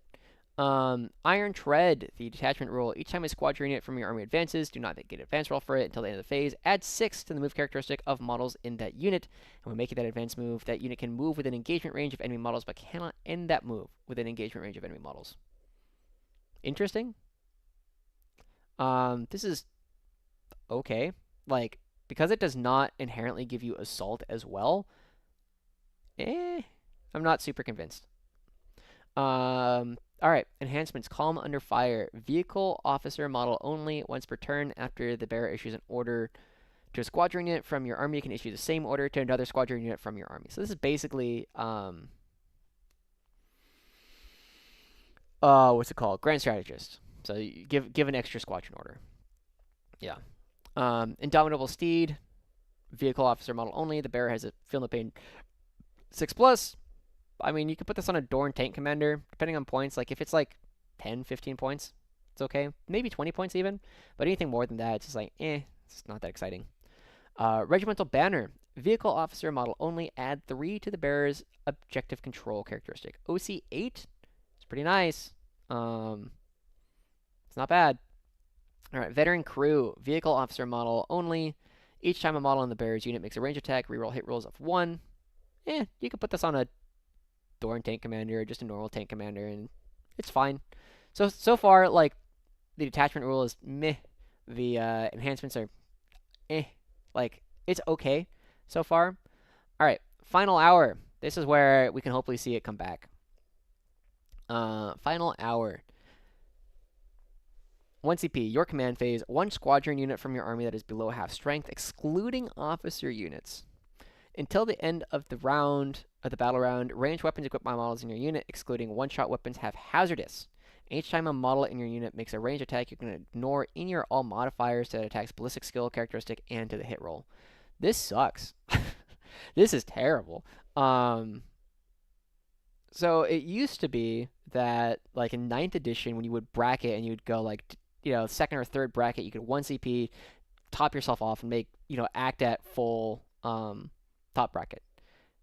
This is kind of like that, but it doesn't. I don't know, man. Like, I don't know when you ever use this. If you could do it on a tank commander, and then kill yourself with all of your hazardous weapons, that would be cool, but you can't. Yeah, 1 CP ignore bracketed, but like bracketed also used to be like -4-inch move. So I guess, yeah. I mean, the thing that I look at with this is there is a what do you call it? There's a similar strat in Ironstorm, where if you're below half strength, you ignore all mods. So it's not just ballistic skill and hit roll mods, it is all mods. Damage mods, wound mods, hit mods, move mods. It is ignore all mods. And this is just worse. Like, if it was ignore damage mods, this suddenly becomes interesting. But because it's only like hit mods, it's really unexciting. What's the math of hitting on 3s versus rerolling hitting on 4s? Just curious if you could use reroll on the TC and use both orders on other tanks and be as good. Rerolling 4s, it gives you a 75% hit rate, and hitting on 3s without rerolls is a 66% hit rate. So yeah, you can definitely do that. Yeah, this is basically just like, hopefully I kill myself for deadly demise. Alright, Blazing Advance, 1 CP. Your movement phase just after a squadron unit from your army advances. That squadron unit Until the end of the turn, your unit is eligible to shoot in a turn in which it advanced. I mean, pairs well the detachment rule. Again, this is why I think this is one of these strats that I think makes Dorns more exciting than they were in the Index, because they did not have a lot of stratagem support. Because stratagems really value having just like one big thing. If you just yeet a Rogal Dorn at your opponent that moves 16, potentially 19 inches, and then can advance and shoot, that's pretty exciting. All right, tactical withdrawal. 1 CP, your movement phase. After you fall back, that squadron unit, fall back and shoot. It's not bad. Yeah, like, these are very basic stratagems, but they're okay. They're not bad. Crash through. 1 CP, your movement or charge phase. Your Astromilitarian vehicle unit from your army that's not been selected to move or charge. Oh. So it's not like Knights of Shade. You have to do it before, like your advance roll or your charge roll, unlike Knights of Shade where you can wait to see. Effect until the end of the phase. Each time your unit makes a normal advance or charge move, it can move horizontally through terrain features as if they were not there. But it does not say that you can ignore other models like they were not there. So this is just a worse Knights of Shade. Okay. This is probably the weakest of the 6 we got. Yep, agreed. Which is okay since combined is still perfectly good. Yep, create the -1 CP strats makes combined really fun. Yep. So far we have we have 2 good strats. And then 2 that kind of eh. Crash through is like interesting, but not actually that good. Rogal Dorn, Kool-Aid Man through a wall. Yeah, it's not bad, but you have to be very careful with it. You can usually have the same effect by just being like better at positioning. So this is probably better on like WTC boards, but tanks are not as good on WTC boards anyway. So Furious Cannonade, 1 CP. When you're shooting phase, 1 squadron unit from your army that's not been selected to shoot. Till the end of phase, each time a model unit makes an attack that targets a unit within 12, improve the AP characteristic of that attack by 1. It's okay. Yeah, +1 AP is nice. So you just like run forward. Yeah, you have like one cool turn of like yeet a Rogal Dorn, spend 2 CP, and it just kills something. But, eh. Alright, lastly, ablative plating, 2 CP, your opponent's shooting phase, so still only shooting phase, 1 Asteroid Militarian vehicle unit from your army that was selected as a target of 1 or more of the attacking unit's attacks. Effect until the end of the phase, each time an attack is allocated to your unit, subtract 1 from the damage characteristic of the attack. This is fun, like with the Eradicators, like we were talking about earlier, where if they have benefit of cover, they get -1 damage, and then ablative plating is also -1 damage. I'm told it's to a minimum of 1. But, it's interesting. Like, it does make like autocannons very, very sad, but I mean autocannons are not super happy to be shooting at Russes or Dorns anyway. What makes creating combined good is mostly strats affect a regiment than buff a squadron. Yeah, agreed. Tall giraffe, best for super heavies so they can actually move. Yeah, but I don't know if there's like enough other support in this to like make super heavies good. Crash through to reliably get your Bane Blade out of your own deployment zone. Yep. 1 CP, Rogal Dorn through a wall. Spend another CP to give it +1 AP. On their turn, spend 2 CP to make it -1 damage. Yeah, but it's only in shooting. So, like, there's only a couple of armies where that really matters. Auto Advance 6. Yeah, I mean, what this does is you just kind of take a Rogal Dorn and you move it 16 or 19, and then you give it, like, +1 AP. But that costs 3 CP. So it's like 1 CP, move through walls, 1 CP, advance and shoot, and then 1 CP, like, +1 AP. Like, I just think this auto advance 6 on tanks is just not interesting. Like, there's just not enough in this detachment to make the tanks worth losing lethal hits. The detachment lets you move over enemy non-monster vehicles. This might have play. Yeah, I agree. If you can move over things, but you can move within engagement range, you can't move over enemy models still. Super Heavy's got... Oh, I mean, that's nice. The +3-inch move already under Super Heavies is nice. If they can be ordered by Leontis, maybe this has play. I don't know if it's even more. What's up, Taozoon? I like Recon way, way better. Agreed. So I'll be honest.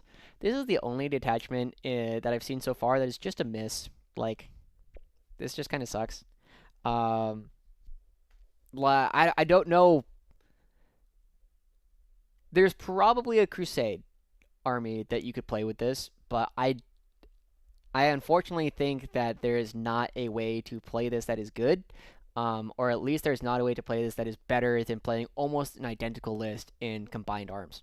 Because like Giraffe said, I think it was Giraffe, the 1 CP, like make your Dorns plus 1 AP regardless of their range.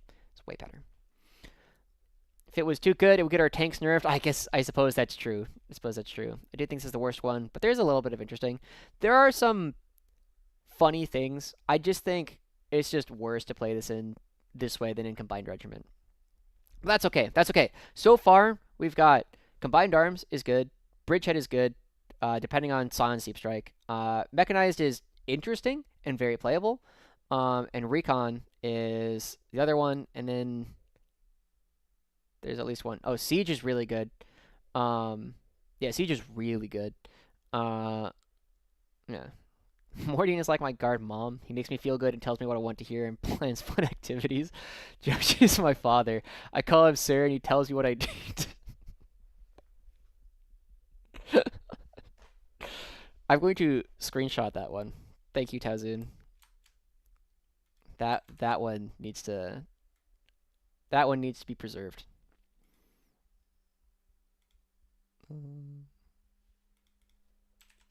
Okay. All right. That's really funny. All right, Recon. Let's go to the last one. Jack, is that Cosma? That looks like Cosma. No, Nate. We have just gotten to Recon. The fact 40 attachments are good to very good is amazing. Most armies have one, maybe two. Yeah, very, very good stuff so far. So far, overall, I've been pretty happy with the codex. It'll all depend on the what do you call it? Points. Like with our current points, we are incredibly broken. Oh, what's up, Kay? Welcome back. Hello. All right. Okay. This is the last one that I have access to. So after we're done with this, I'll take a little bit of time, and then I got to go figure out what to eat. So hopefully like 10, 15 more minutes, and then we can move on. But Recon Element, very powerful. Even with the stuff that I had seen before, I haven't read like the enhancements or the rest of the strats. So let's take a look. All right, Recon Element. Masters of Camouflage. Astro Militarum Walker and Regiment models from your army have the benefit of cover. Cool, great. +1 save on our entire army. While such a model has the benefit of cover for any other reason, because it is wholly within a ruin, for example, improve the save characteristics of models in that unit by 1 to a maximum of 3+. This is already good. So if you were watching the Mordian Glory, I was hanging out in there while he was talking about this when it was we were the Warhammer community. This means, so if you have Take Cover, which gives you +1 save, and the Masters of Camouflage also give you +1 save, that does, in fact, it's not a change to your save roll, it is a change to your save characteristic.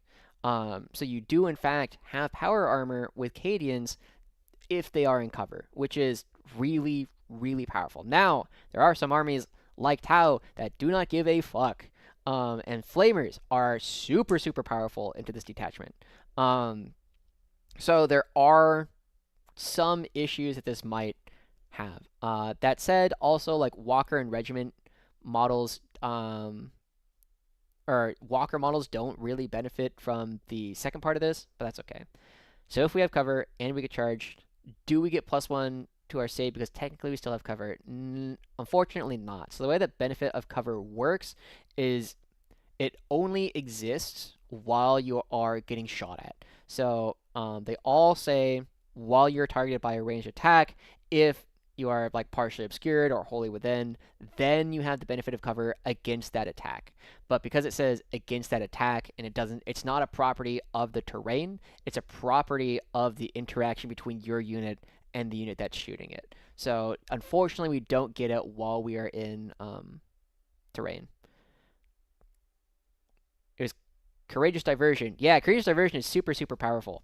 When you were talking about Callous Sacrifice or whatever, I was like, this seems fine. But Yeah, Courageous Diversion is very, very powerful. So far, Recon Element, very powerful, or very conditionally powerful detachment rule. This is really, really good in every shooting army where they are not ignoring our cover or do not have the ability to remove cover a lot. Yeah, popping smoke on walkers is very good. Popping smoke on like Aquilons. Actually, Aquilons benefit from popping smoke a lot in this. I love the concept of detachment, but my mates all play melee-heavy armies Sag. Yeah, unfortunately, the detachment rule is not super relevant there. Benefit of cover, Rough Riders. Yeah. Okay, let's take a look at some of the enhancements, and hopefully this is high enough quality that I can read them. Guerrilla Honors, Infantry Officer Model only. After both players have deployed their armies, if the bearer is on the battlefield, select up to 3 other Astra Militarum infantry units from your army and redeploy them. When doing so, you can set those units up in strategic reserves if you wish, regardless of how many units were already in strategic reserves. This is alright. We have a similar one of these in Bridgehead that we don't really ever take. However, this is honestly good with infiltrators, actually, because you can redeploy them after. So you can like set out your Gaunt's Ghosts, you can set out your Ratlings, and you can redeploy them back to safety, which is a much more powerful version of the one that we had in Bridgehead. Yeah, very, very. This is good because it applies to Gaunt's Ghost and because it applies to Ratlings, whereas the one in Bridgehead does not. Scare gas grenades. All right. Astra Militarum infantry model only. Do you have to give enhancements to characters? Hold on. Because I know in 9th edition that was not a thing. Enhancement.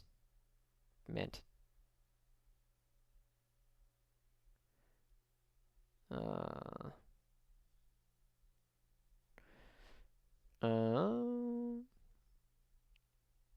does anybody know if you have to give enhancements to characters?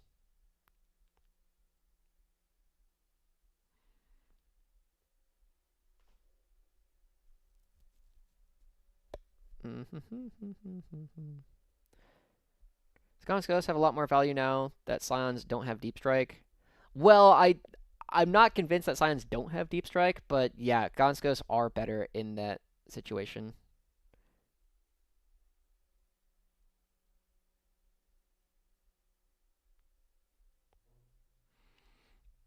Each time you include a unit in your army, you can take any upgrade, enhancement, or option. So yeah, it doesn't look like it is character locked. Cool. Okay.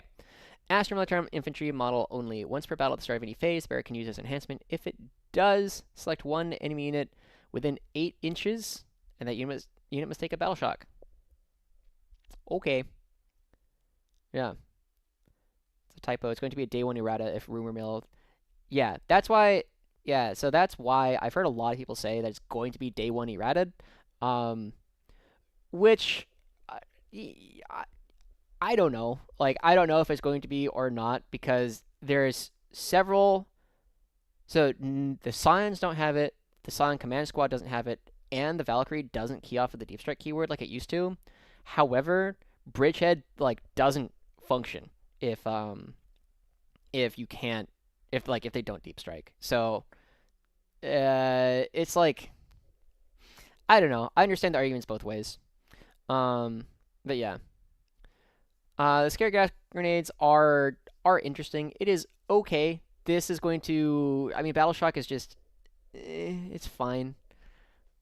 The fact that it's at the start of any phase, so you could do it even, and then they would have to take another one for being below starting. So yeah, this is fine. You could force something to double Battle Shock, but because you have to do it before they've done their other Battle Shock, you're just saying, I want you to take 2.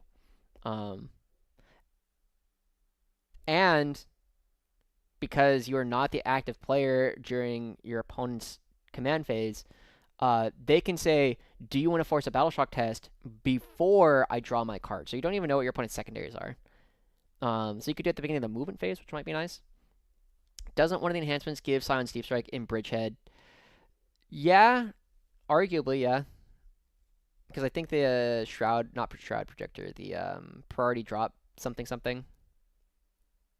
How to sell nerfed Aquilons, remove literally the only other Deep Strike option. Yeah. I also don't understand the Sentinel change. I think it's a dumb change. But anyway, I think the Scaregrass Grenade's like, it's so situational that you probably don't ever take it. That's okay. The first one is pretty decent. Survival gear, Astra Militarum infantry model, only the bearer has Scout 6. Okay, so that does not apply to, so if you put it on a character, it does not apply to the unit they're leading. So you can either do it to a character such that they are not preventing the unit that they're joining from scouting, or you can just do it on something that has scout. What would you want to do this on? I guess this is something you just put on like a 20 brick of Krieg. Oh, but no, then they can't have any characters with them? Huh. Why do you put this on?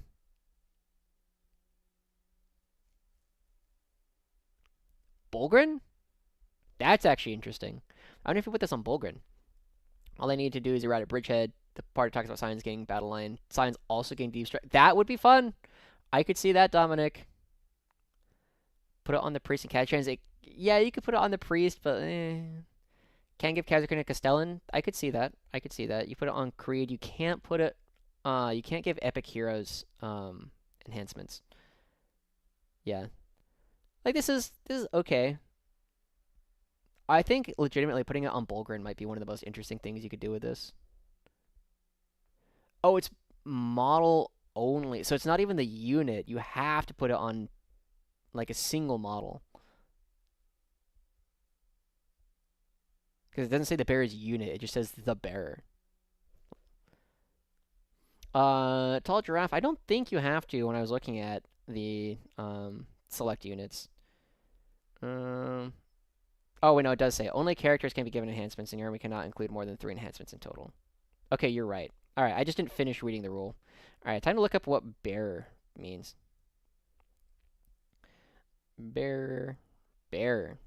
The bearer of a weapon enhancement or item of war gear is model equipped with it. Okay. Yeah, so I guess this is like give a Castellan scout. All right, I didn't finish reading the. I did not finish reading the rule. So yeah, you cannot put the enhancement on Bullgryn, but it's also yeah, this is like only Castellan or yeah, this is like only Castellan. I think that's the only thing that's useful on because it is only applying to the model, but every model needs to have scout keyword. So yeah, okay. This is very, very niche. Okay. Tripwires. As for military infantry model only, each time an enemy infantry or mounted unit ends a normal advance charge or fallback move within 9, roll a d6. On a 4+, until the start of your next turn, the enemy unit is stunned. While the unit is stunned, each model in that unit makes an attack. Subtract 1 from the hit roll. That's cool. That's powerful. Yeah, Castellan and Kazakhin is, I think, the only useful spot for the Scout 6 enhancement.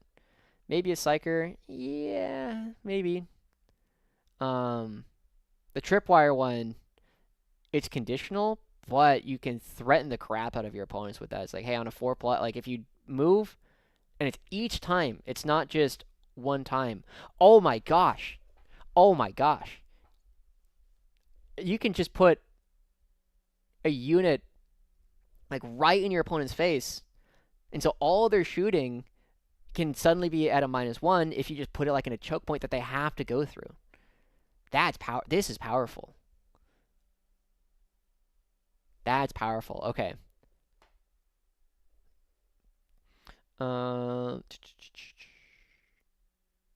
Krieg command squad plus 10 man engineers, boys. But the problem there, Dominic, is it's the bearer is just the character you put it on, not the other guys in the Krieg command squad. Does that Catachon command squad have scout? If not, that would be an application. Again, the command squads, you can't put it on just the character in the command squad. It's either the entire command squad already has scout or they don't. The Tripwire is big fan of that. It's weird to use, but it is potentially very powerful. Yeah. Okay. Yeah. So things have scout. All right. 1 CP, crack shots. Your shooting phase, 1 platoon unit from your army that has not been selected to shoot. Till the end of the phase, ranged weapons equipped by models in your unit have precision. Not bad. Not bad. It's pretty niche, but it is powerful. Just being able to be like, I'm going to snipe out that character there. Yeah, that's good. Okay, that's cool.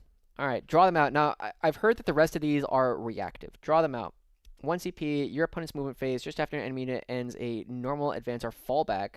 One platoon unit from your army that is within 9 and is not within engagement range. Make a normal move up to 6. Great, we love this. It is only platoon. Kazakhstan are probably platoon, but I'm too lazy to check right now. Scramble field. Oh, this is the 12-inch denial. This is very powerful. This is very powerful. Yeah, 1 CP, entire 20-man blob with precision is pretty cool. Precision Melta, that's pretty cool. So far, these are all situational, but powerful, which is good. Courageous Diversion, start of your opponent's shooting phase. 1 Astra Militarum Infantry or Astra Militarum mounted unit from your army until the end of the phase. Your unit has Feel and Pain 6+, and each time an enemy model makes an attack, if your unit is the closest eligible target, subtract 1 from the hit roll. This is really powerful. So the main thing about this is it does not say they have to be shooting at you.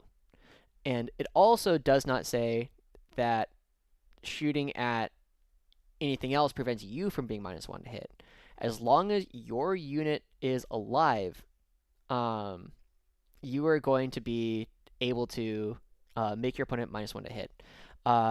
Zeb, the scramble field is start of your opponent's reinforcement step. So you get to see all of their other movement, and then when they're thinking like, I need to 12-inch drop, or I need to like 9-inch drop here, then you can say no. But it's like, this is one of the ones that is going to catch people up, and it is going to lead to a couple of feels bad moments where you need to do all of your board movement, and then you have to say, all right, now that I've done all of my board movement, you can kind of see like what their plan is, and then you can say, all right, because your plan relies on X, Y, and Z, you can't do this.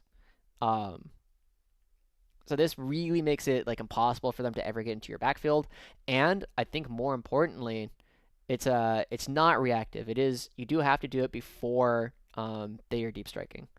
But you can still say, if you're screening your backfield with like mortars or heavy weapon squads or whatever, and then you have a unit of like Krieg or Catachan like stretched out across the front line, you can 12-inch deep strike denial them, and suddenly your opponent now has to go like 12 inches away.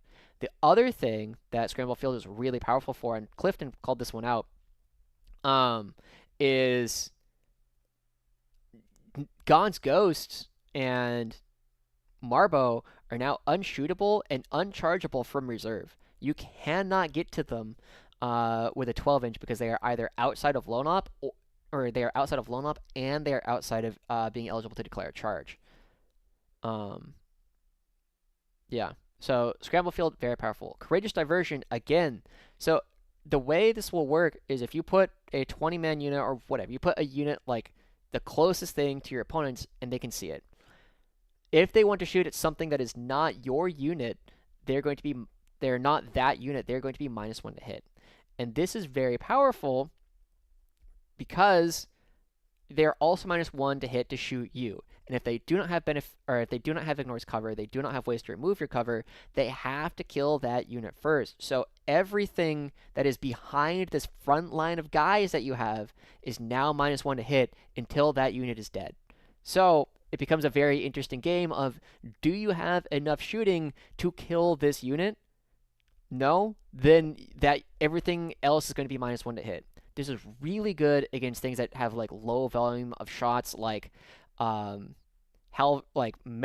like long range Melta, or like gladiators, or whatever. Anything that is like really far back and has like las cannons that is relying on that in order to hit.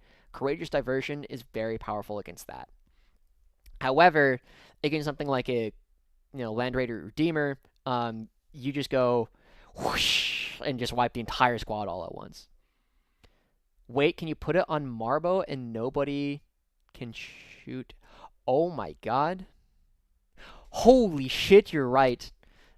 Nate, you're a genius. Oh no, eligible target. So he's not. Let me read Lone Up.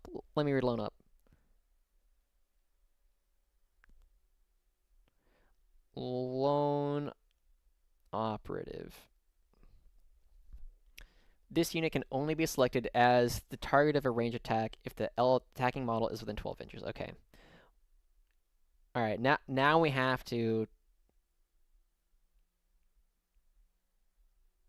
select eligible unit, select targets. Each time you target, invisible. If model is more than one ranged weapon. Okay. All right. Okay. Maybe not, Nate. I was excited there. You got me excited. But you can't really use Courageous Diversion unless they are already with a lone up of Marbo, because otherwise he is not an eligible target for them to shoot at. That would have been powerful though. But he doesn't matter if he's an epic hero for these stratagems, because he's still Astra Militarum Infantry. But yeah, okay, but still, like, this is really powerful against armies that rely on like low numbers of high quality shots. Courageous Diversion is very, very powerful against that. So really good against like certain kinds of Marines. All right, cool. So far we have given entire unit range precision, fallback or reactive 6 move, scramble fields, no 12-inch thing, courageous diversion. These are all situationally very powerful. Yeah, oh, no worries, Mayo. Tanglefoot grenades. Next, start of your opponent's charge phase, 1 Astra Militarum grenades unit from your army. Until the end of the phase, each time an enemy unit selects your unit as the target of a charge, subtract 2 from the charge roll. This is not cumulative with any other negative modifiers to the charge roll. Okay. Alright, this is nice. Like, you make any kind of like 9-inch charge an 11-inch charge. So this is okay. Like, the biggest thing that you're looking at is how likely does it make some charges, and it's not bad. Like, this is a good stratagem. Yeah, Basilisk Grenade, I like that. Exactly, Nate. You make Krieg take it. Bear in mind, draw them out plus Courageous Diversion will synergize particularly well. That's a really good call out here from Clifton as well. Yeah, you just make shooting armies a lot worse. All right, Tanglefoot Grenades is good. -2 to charge. Reactive is always nice because making or failing charges is one of the most powerful things in the game. All right, Scouting Outriders. Okay, so this is one we already knew about. End of your opponent's turn, 1 Astra Militarum mounted or Astra Militarum walker unit from your army that is wholly within 10 inches of 1 or more battlefield edges and not within engagement range of enemy units. Remove your unit from the battlefield and put it into strategic reserves. So this is good. The biggest thing I think that you'll see with this is you'll have like sentinels that you can go in and out with. So you have like a unit of like armored sentinels or something. Oh, this is probably why you can't do 3. I was thinking you could do it with 3, but like 2 armored sentinels hop on. They have like their lascans go chow, and then they move somewhere else, and then they shoot again. This is okay. Yeah. So overall, I think this is good. This is going to be the Wesley's Horde style of army. I think is going to be the main thing. But I think the other thing that you could potentially look to do with this is, I think this is the only detachment. Can you keep them in strat reserves? Yeah, they just go into strategic reserves. They do not have to come back. I think this is the only detachment where 10-man Ratlings are actually really interesting, because something that Clifton did, or at least tried to do, but until he lost both the deploy and go first roll, you just jail people. This is a jail list. Because you can use like multiple layers of Ratlings to just go forward. Yeah. Yeah, Zeb, you can keep the horses or the walkers in reserve until they're ready to go. Yeah, pretty strong versus vehicle heavy shooting list and has very limited play versus melee rush list. it might have more play than you might expect. It does require, I think you do have to take 10-man Ratling units in this one, because you start off, you infiltrate like a line of 9 across the board. Then when they move out, you reactive move, and now you create a new cordon around them so that they can't move. And they can't overwatch it because it's in their own move phase. And then you have another line of Ratlings ready to do the exact same thing on the next turn. So you go, here's a line of Ratlings, here's a second line of Ratlings, and then by that point you have enough time to get like your Catachan or your Krieg or whatever to suddenly be in the way. Ratlings won't be as good as Cultists as they won't have the reactive move. Oh, it's not. Okay. Draw them out is platoon only. I see what you're saying. Yeah. But still, with move, shoot, move, that is still a pretty powerful combination. What happens to the battle nut, Joshi? What happens to it? I mean, you just gotta eat it. Detachment definitely needs finesse. Yeah, this is going to be an interesting detachment to play. I think you can play it. I think you can play a lot of the things that people are currently playing in Bridgehead in this one and go super far towards a we're going to score 100.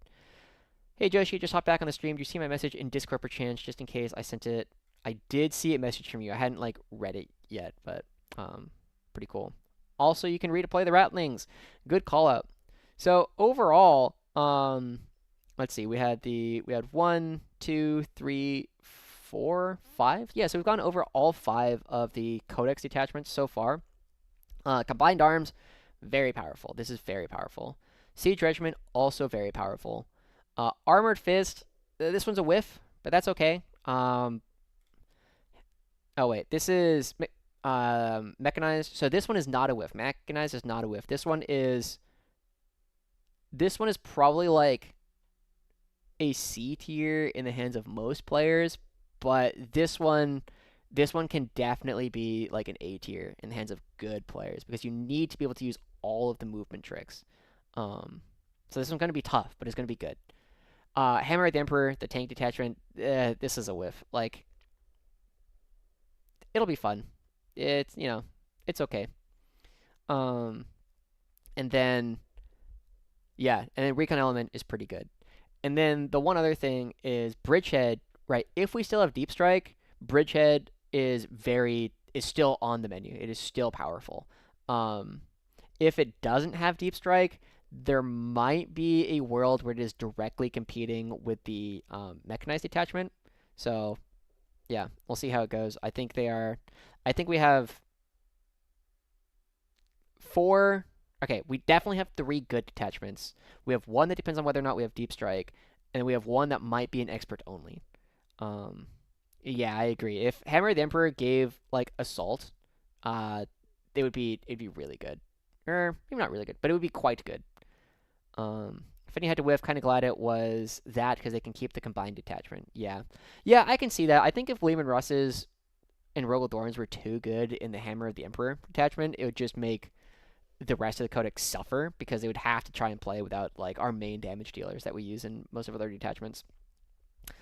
Cool. It is currently 9:15 where I am. I haven't eaten a whole lot today, so I do need to go get dinner soon, but I'll go ahead and stick around for about 10 minutes or so. So if people have like questions that they want to ask or just things they kind of want to talk about, happy to just kind of field questions for a little bit. Heavy weapon teams in this detachment in Recon are awesome. Yes, they are. Going to be very excited to see how they work. So Sisters, Grotmus detachment all over again, written before the changes. Yeah. But I mean, the biggest thing with Bridgehead is they had the reroll 1s army-wide, which didn't do anything for the Scions, which to me said that they were planning it in relation to the Codex as well, which I thought was odd. Time to eat the battle nut. Yep. Thanks for going over the decks. Absolutely, Zeb. Hopefully there's some fun stuff. I need to find a couple more Rogal Dorns, I think. I definitely want to have a 4th one. I don't know if I want to get more than that. Hammer the Emperor should have been the super heavy detachment and specifically buffed them. That would have been a lot of fun.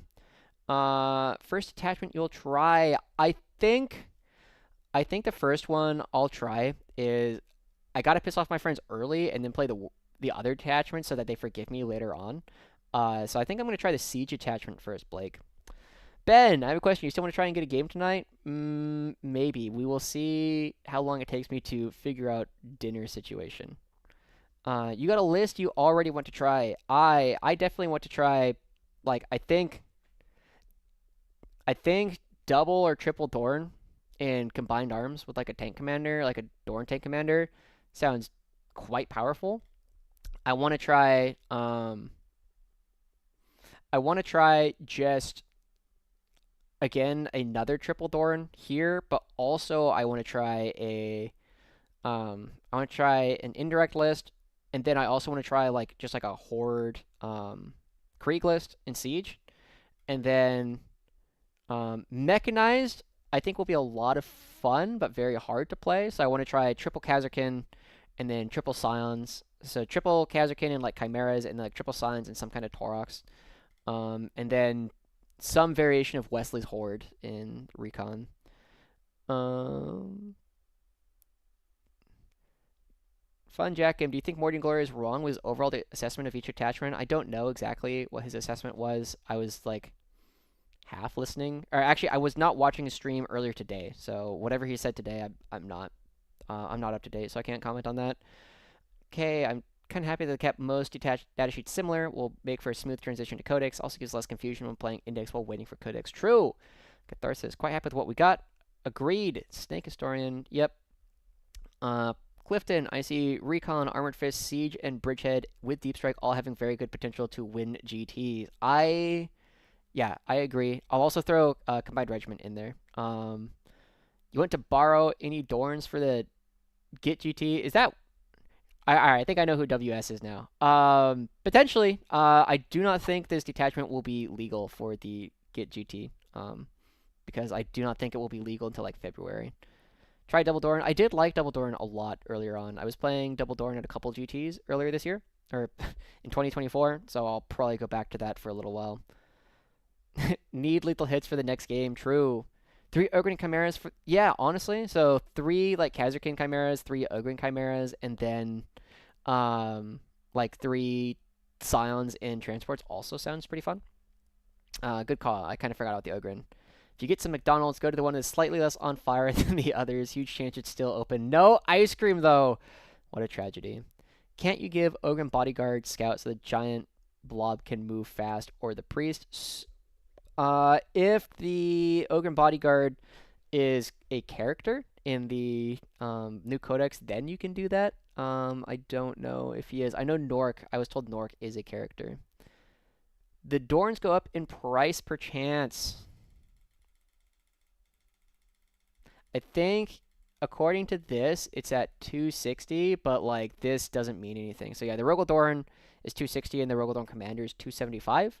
But like these also have the Krieg Combat Engineers at 35, so this doesn't really mean anything. But if they are at 260, 275, they're pretty good. All play so differently to each other. We are very lucky. Yeah, I'm very happy with the codex as we've seen it so far. 18 Sentinels, my first 12. Yeah, I'm looking forward to seeing. I know, Cosma, you're also the one that was playing the planes, right? Yeah, I know you like playing some of the more offbeat units, so hopefully they work out for you. Yeah, it's very possible that the Dorns go down to 240 and 255.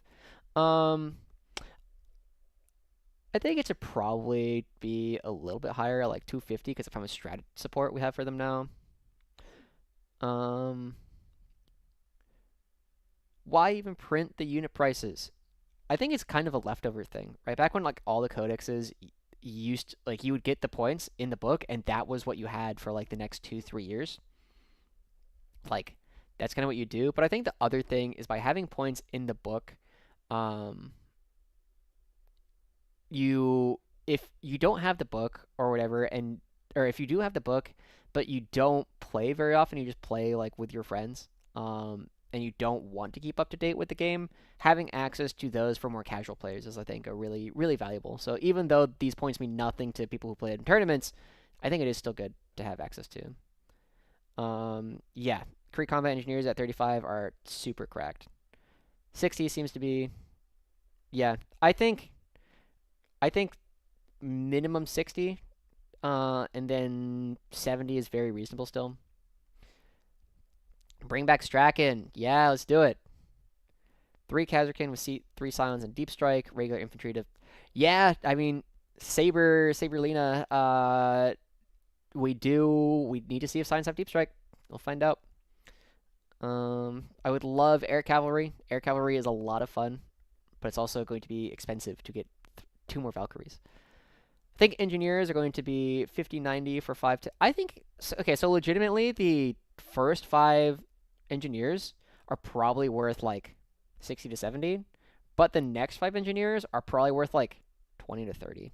Right, so if it was, like, 70 for 5 and, like, 100 for 10, I think that would be very reasonable. If Catachan or 65, Engineers have to be that minimum. Yeah, agreed. I think Catachan should be 60. Probably. I think 65 is a little much, but that's only like speaking internally. I think most other armies would still play Catachan at 65.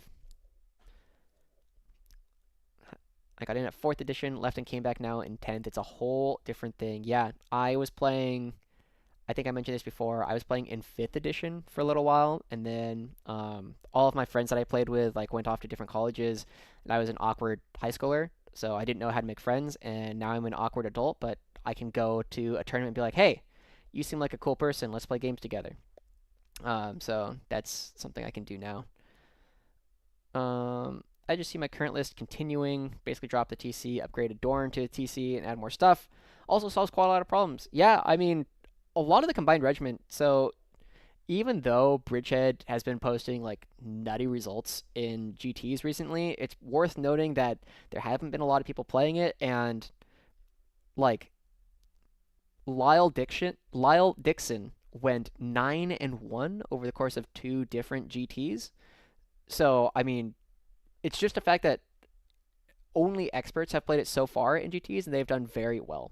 After LVO and Nottingham, we're going to see Bridgehead fucking tank if it's not being piloted by only experts. I love the group discount on big units. Never understood why Ogryn. Yeah, I thought that was weird too. It's a pretty new player. What do you think is the easiest detachment to pilot, aka opposite of the mechanized one? I think Combined Regiment is probably the most straightforward one to play. That and Siege, like they're both just good. I think Combined Regiment is easier to understand, and there are fewer moving parts in that. Um, and you can still get good results with combined, like the index detachment, without having to put a whole lot of thought into min-maxing. Would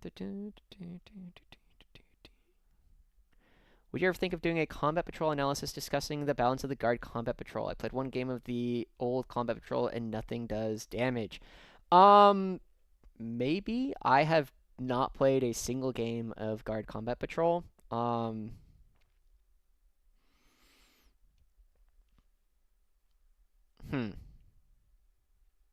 Maybe. Like, I don't know. It's not super interesting to me, but like if people want it and enough people ask for it, I'll do it. Good watching you. Thanks for going with the leaks. Look forward to your updated OTS vid. Stay safe from the fires. Thank you, Amen Block. Thank you. Have a good night. Games will be taken out of the game after the 13th. We'll find out. We'll see. Steel Spider is kind of an eye opener behind the reason why the new combat patrol is the way it is. Yeah, I simply don't know enough about the combat patrols. Like I know like a lot of our combat patrols is just like really low in points. Like I think our previous combat patrol is like 300 to 400 points, and then like the Custodes one is like 800 points. So it's like, well, there's not really much of a contest here. Yeah, I have a lot of Scions already. I have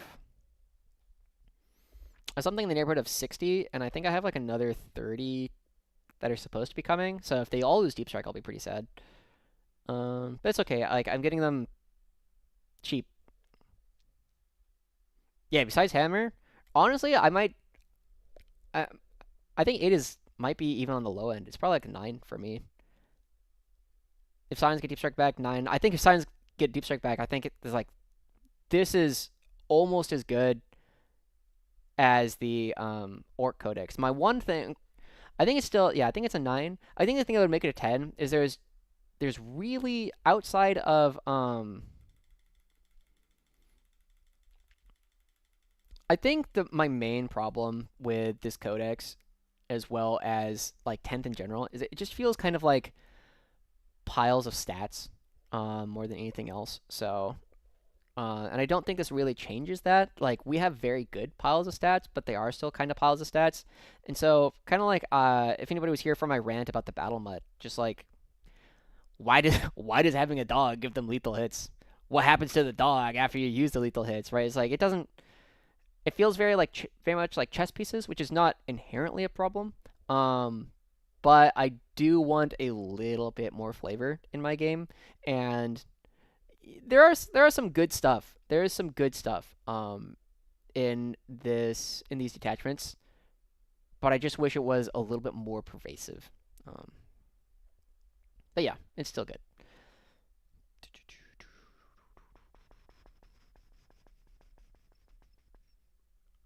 My only real disappointment with the codex is that I want Catcher to get improved close combat weapons so I could get better melee with them. Yeah, I think.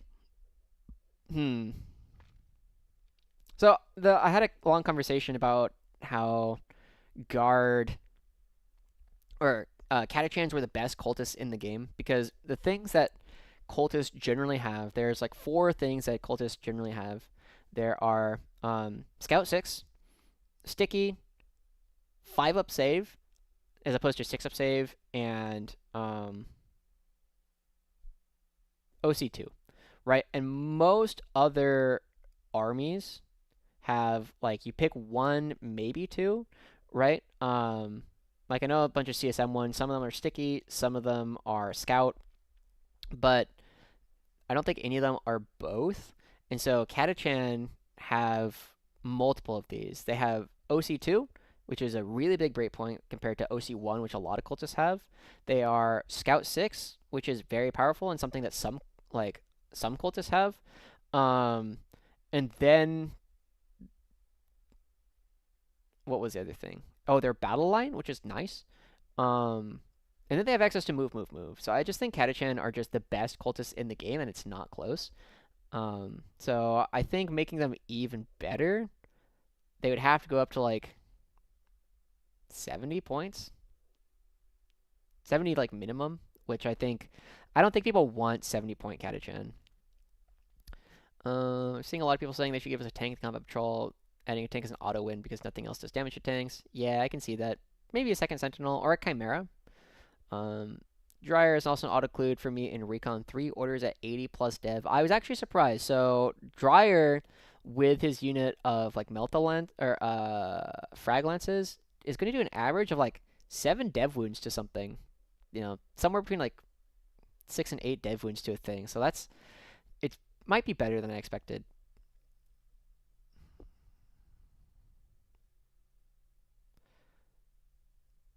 Yeah, Catachan still very, very powerful. Might get a unique kill team for Catachan. That would be cool. Yeah. Catachan are still very, very powerful. I fully agree. Here, you can see my partially unmade bed. All right. Well, gamers, it is 9:30. I think this has been a good stream. If anybody is interested and you're not already in my Discord, I'll go ahead, copy this. If you're not in the Discord already, thank you for stopping by. You can go ahead and click on this link and you can come hang out with us. I will say, like, if you are looking to talk to good players and trying to get better, I do not think there is a better Discord for guard players than mine right now. I have a lot of very strong players who are constantly talking in my Discord. So if you want to just like watch and like interact with these guys, this is the best way to do it. Special weapon options like heavy stubbers. Yeah, again, they probably have to go up to like 70 points to make it worth it.